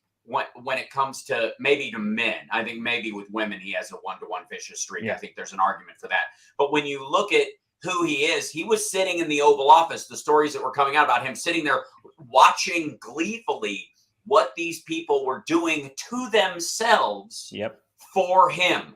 They were all set to turn themselves into murderers, to get themselves killed. I mean, a woman was trampled to death in the tunnel. I mean, that story, when they talked about her, well, that's I think what you're gonna say is that's the ironic one, isn't it? Yeah. Well, I mean, not quite. The idea that they would trample their own. I mean, that's what lemmings do. But the most ironic part is that the people giving her CPR then tried to drag her to the very police that Trump supporters were trying to beat to death to save her life. And they tried. That's the other thing. The Capitol Police that were blocking the tunnel that they dragged her to took her around the corner and tried to continue, CPR, and tried to save her life. That's the difference between the quality of human being that would storm the Capitol on that day for that man, and the people who were there doing their regular jobs, and the police that were protecting them while they did it. Well, I thought you were going to say that the woman who did get trampled on was the woman who was carrying the "Don't tread on me" flag. Right. Yes. Which is like, you cannot write this stuff. It writes itself. Wasn't there a guy who zapped himself in the balls with a? There was a story that there was a guy who was attempting to steal something off the wall, and he had a taser, and he zapped his balls. I don't know if that actually ended up being true, but it's a complete comedy of errors with these people. Well, I mean, it sounds about right. Oh yeah, no, I wouldn't question it for a second. It's like the ghost of Kiev of balls, but it's still, even if it's not true, the message is great. Oh well, we only got about 5 minutes left. So Paul, give us your final take. I'll go to Hal and then Gabe, and then I'll wrap it up. Give us your final take. Two things. One, how you act in public in Texas is a big thing. You'll get a reaction from your average Texan. If you act a fool, they get involved. And we're also known as the non-voting state. That's over with. There's been 30 years of Republican rule. There's a very palpable feeling. People are sick of this shit. They have made fools of themselves, and people are like, that's it. This is enough. The other thing that I've got to say is I want to see the hashtag million subscriber challenge. I want to see that up there. We are working very hard. We are gonna make the MMM. We're gonna make MMN and the Midas Media Organization one of the largest in the country. Right now, we're doing it right now. Let's give a shout out here. I've got a promo code to anyone out there, store.midasdutch.com. You can use the promo code Justice for 10% off. So start there and go hashtag. You also get Eric Hirschman's bat if you use that promo code. Yeah, that's true. So. Yeah, the Justice bat with all of Eastman's blood on it. Hal, what's your final thoughts? Like I said, I think I stand by my statement earlier that the reason why Trump seems to think he knows where all the fraud happened almost by the county is because he bought it. And that he, paid voters to show up, and all the dead people that voted were clearly Trump voters. And I will stand by that legally. And I would also like to say, for the record, that I, in all honesty, I wake up every day smiling during these things, as difficult as they are, because these people are morons. And Trump is not going to run again. He is going to bow out at the last possible second because he needs the Save America money and he can't afford to lose it. It pays his bills. It is the only thing keeping Mar-a-Lago afloat right now. All the Trump Tower Miami Russian anchor baby money has dried up. There are no more Deutsche Bank loans to be had. The only wellspring he has is Donald Trump Kingmaker. And if you notice, that's the brand they've been pushing. He's picking the people that will be the most MAGA. And then you watch, months before he has to declare, whatever the deadline is, he's going to come up with some sort of reason why he can't do it. And therefore, he's going to be picking people for the next 5 years. Help us save America. We will vet. I personally, Donald Trump, will pick all of the people that you need to vote for. And that's how you'll know. That's for the record. That's right. Well, thank you for the label of satire. I appreciate it. I had to just legally for YouTube. Yeah, right. We don't want them to get. We don't want. Yes, to get there was massive voter fraud and rigging, but it was all by the Trump campaign, and all the fake votes were Trump votes for the record. And I stand by that 100%. It's complete satire, right? Complete That's satire. right, totally. Complete satire. Gabe, what was your final thoughts for the day? Yeah, I'm excited to see where the next. I think even David indicated earlier in the beginning of the segment that there's going to be. Well, there's definitely have to follow up for what we had earlier last week that was canceled. But it sounds like there might be 7 hearings now, which I'm very interested to see how we play this out. You know, I think with the news coming out about Ginny Thomas and potentially January 6th saying, you know what, screw it, we're going to throw this into the mix because now everyone knows about it and everyone has questions. So I think these are some of the most important things that need to be brought up, because if they're not brought up by them, the committee, and also the machine that they've created on social media with Twitter to share links and share tweets and share videos and sound bites, then no one's going to ask these questions. And if they don't do it, then no one's going to question Ginny Thomas's role in different organizations or Clarence Thomas's role on the Supreme Court. Right. So I think that's something that I'm most interested in and hopeful for, is that these newer or more recent kind of news begin to brought up into the actual record. And I'm also, I don't know when. I know there's a documentary. I don't know when that comes out, but if that becomes a real-time fact check for all of these people who have already given depositions. Oh, beautiful. Wouldn't you know? Well, but they had to have known that Right. Well, I don't know. I mean, like you look at people like Roger Stone, and they have like 3 documentaries happening at the same time while he's, trying to do a coup, and he's going to continue to deny any involvement in the actual coup itself. So. Stodger Roan at the heart of all of it, possibly. And that's another piece of news, is we're supposed to figure out on Thursday who the connection between Trump and the Proud Boys and Oath Keepers were. We're supposed to see who that back channel was. So that's going to be exciting. Waiting for that. That's right.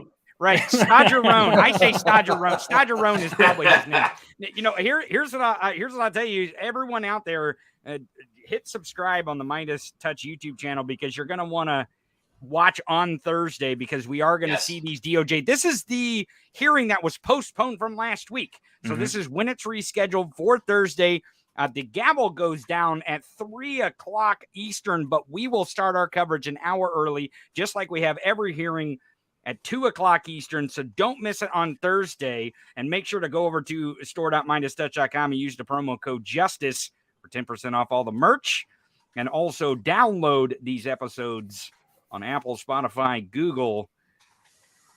Guys, I think thank you for joining us, Hal, last minute there. I watched you come in the room in Texas. Paul, thank you very much. And thank you, Gabe. Hey, I want to say what a great job you guys do. Oh, Gabe, Tony, thank you. Amazing job in seeing everything. Wonderful job, guys. Yeah, don't get my ego Texas too ball big. out. It might not fit in the Brady Bunch. That's right. Diagram here. So thank you, fellas. Thanks, appreciate guys. it. Thanks a lot. Have a great one. Again, everyone, please subscribe to the Midas Touch YouTube channel. We will be airing on Thursday. Again, our coverage will start at 2:00 Eastern time, an hour before the hearing, for commentary. For the great commentators that you've seen here on the Midas Media Network, we will bring more commentary during that hearing on day 5. Until then, good day.